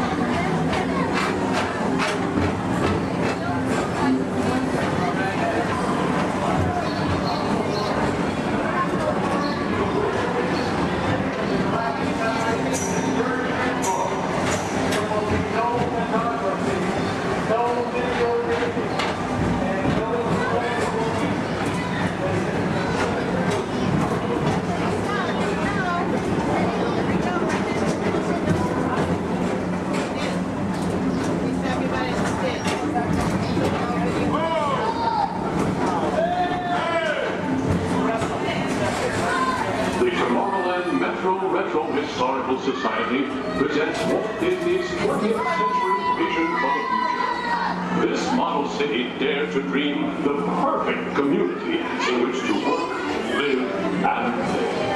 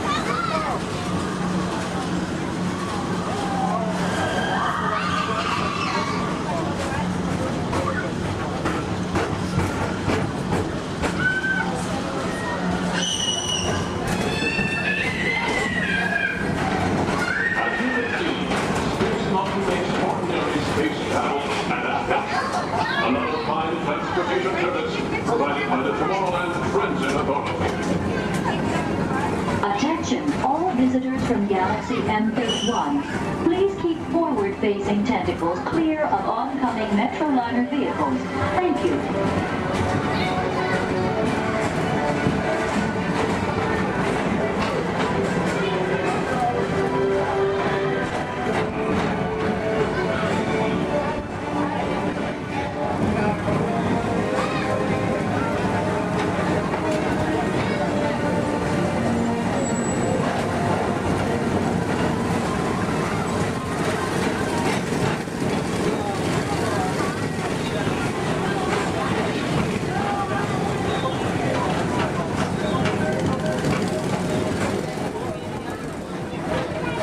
The centerpiece of Rocket Tower Plaza is the League of Planets Astro Orbiter. This symbol of universal harmony and interplanetary fellowship provides all beings with an exhilarating spin around the planets.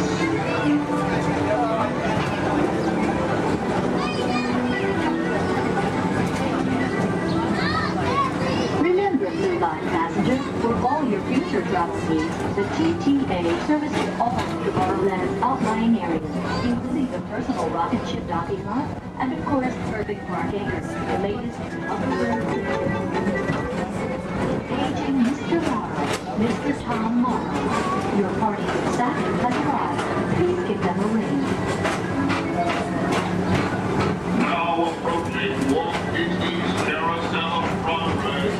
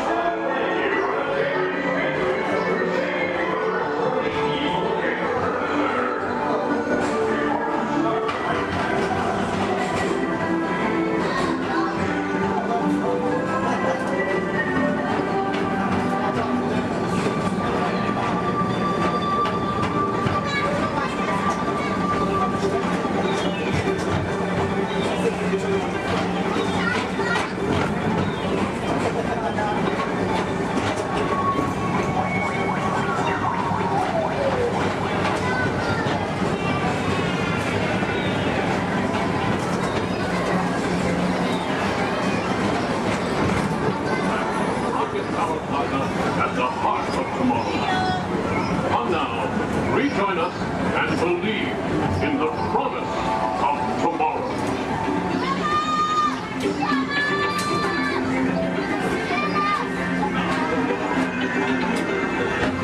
Rocket Tower Plaza Station.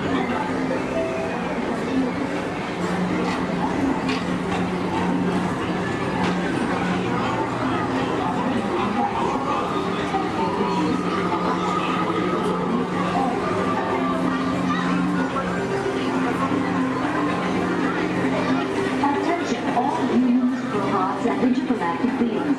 Please keep your arms, legs, and other appendages away from the doors. The doors open automatically. When they do, please collect your belongings and step carefully onto the moving platform. Thank you for choosing Tomorrowland Transit Authority for all your travel needs.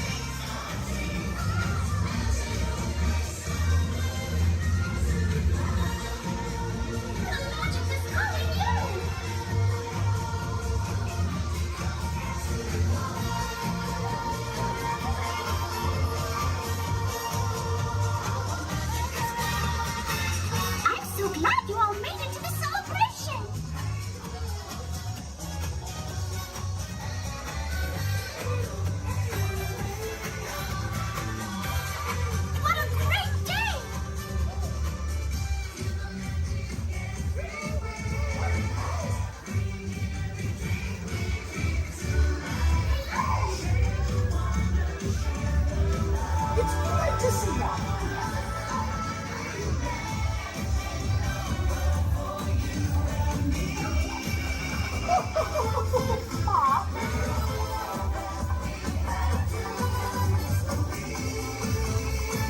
There's magic everywhere.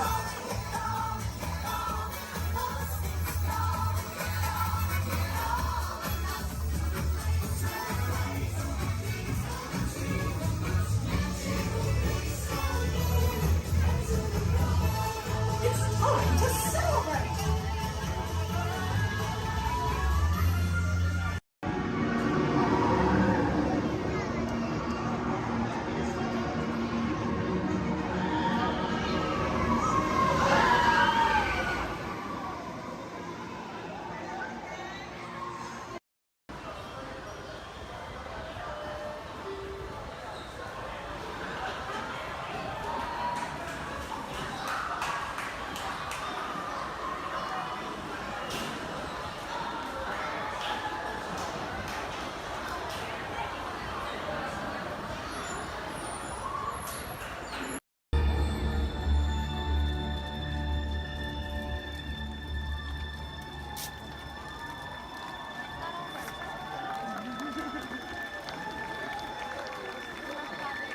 Look inside yourself.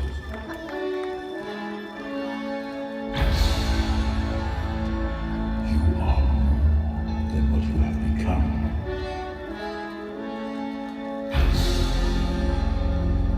Remember who you are.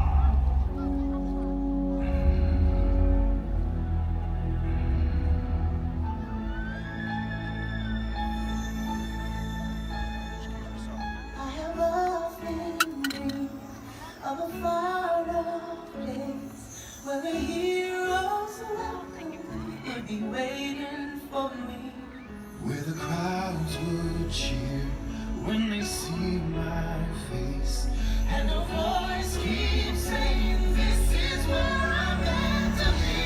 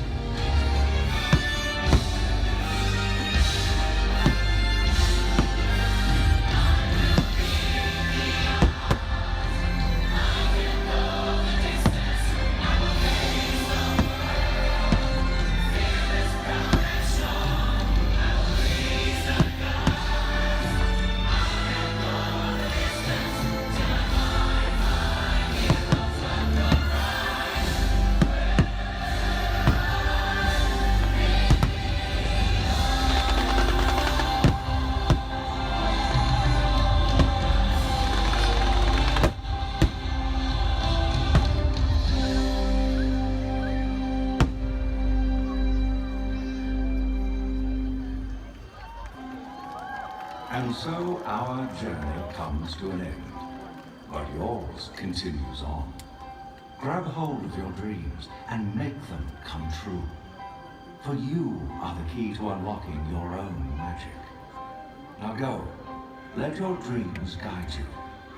Reach out and find your happily ever after. The battles, the stories, the losses, and all the glory were changed by the way we lived every day. Just look up and reach to the sky. We all have the courage to fly.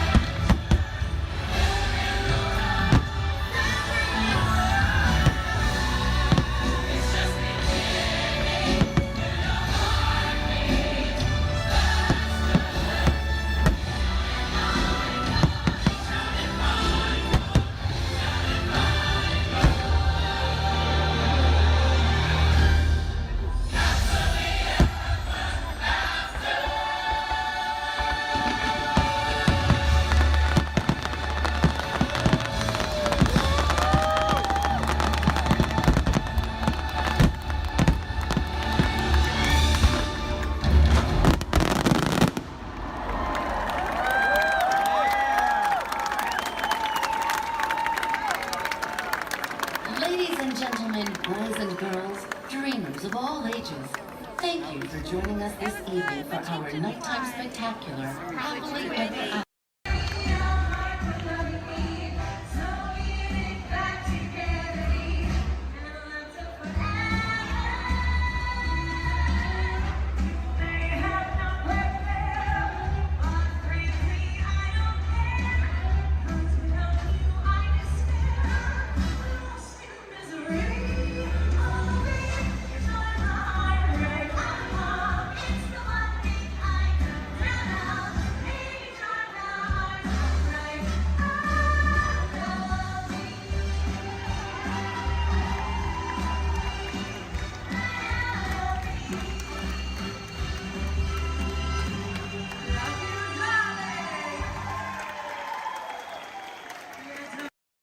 We recently learned that your Terran visionary, Walt Disney, had a similar goal in mind with his early concepts for the experimental prototype Community of Tomorrow.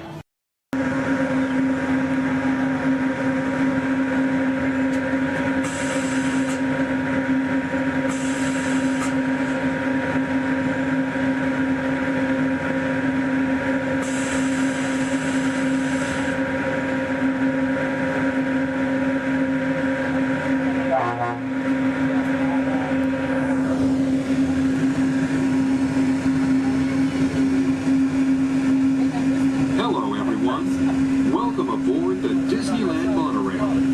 We are now beginning a 2.5-mile journey to downtown Disney Station and back. For a safe trip, remain seated, keeping your hands, arms, feet, and legs inside the cabin. Be sure to watch your children, and no smoking, please. Bienvenidos. Para su seguridad, permanezca sentado y mantenga las manos, brazos, pies y piernas dentro del tren y cuide a los niños. Por favor, se ruega no fumar. You're riding aboard a Mark 7 monorail, the latest generation of Disneyland monorails. When Walt Disney introduced this attraction in 1959, it was the first daily operating monorail system in the Western Hemisphere. Just ahead is Disney's California Adventure, where you can live the ultimate California dream through attractions and live shows that are as diverse as the Golden State itself. The Towering Hotel is home to the Twilight Zone Tower of Terror, where you can literally take a thrilling drop into Hollywood history. The bear-shaped rock formation is part of the Grizzly Peak Recreation Area, a haven for outdoor adventures. Beyond it, you'll find the high-energy fun of Paradise Pier. Coming into view on the left are the villas at Disney's Grand Californian Hotel and Spa. It's the first Disney Vacation Club resort on the West Coast and shares the same arts and crafts style as the famous hotel, which we are now entering.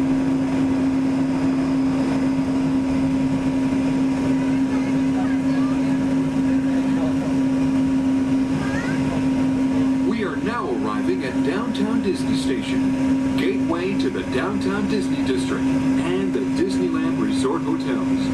If you will be leaving us here and returning later today, please hold on to your park ticket and have your hands stamped as you leave the station. You may reboard the monorail for a return trip to Tomorrowland up until 1/2 hour prior to Disneyland closing. Please remain seated until the monorail comes to a complete stop and the doors have opened. Then, gather your belongings, lower your head, watch your step, and exit to the left of the monorail. Thanks for traveling with us today, and we hope you enjoy your visit to the Disneyland Resort. For those of you continuing with us, we'll begin our return trip to Tomorrowland in just a few minutes. Thank you.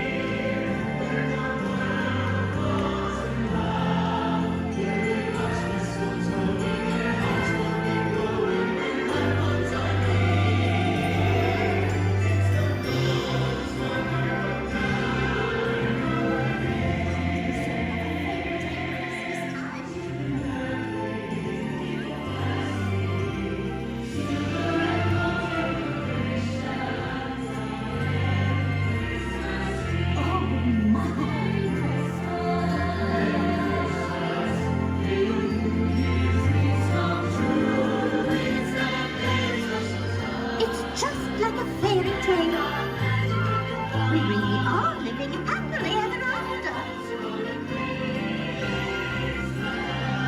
May all your holiday dreams come true. Oh, hello, everyone. Isn't this lovely?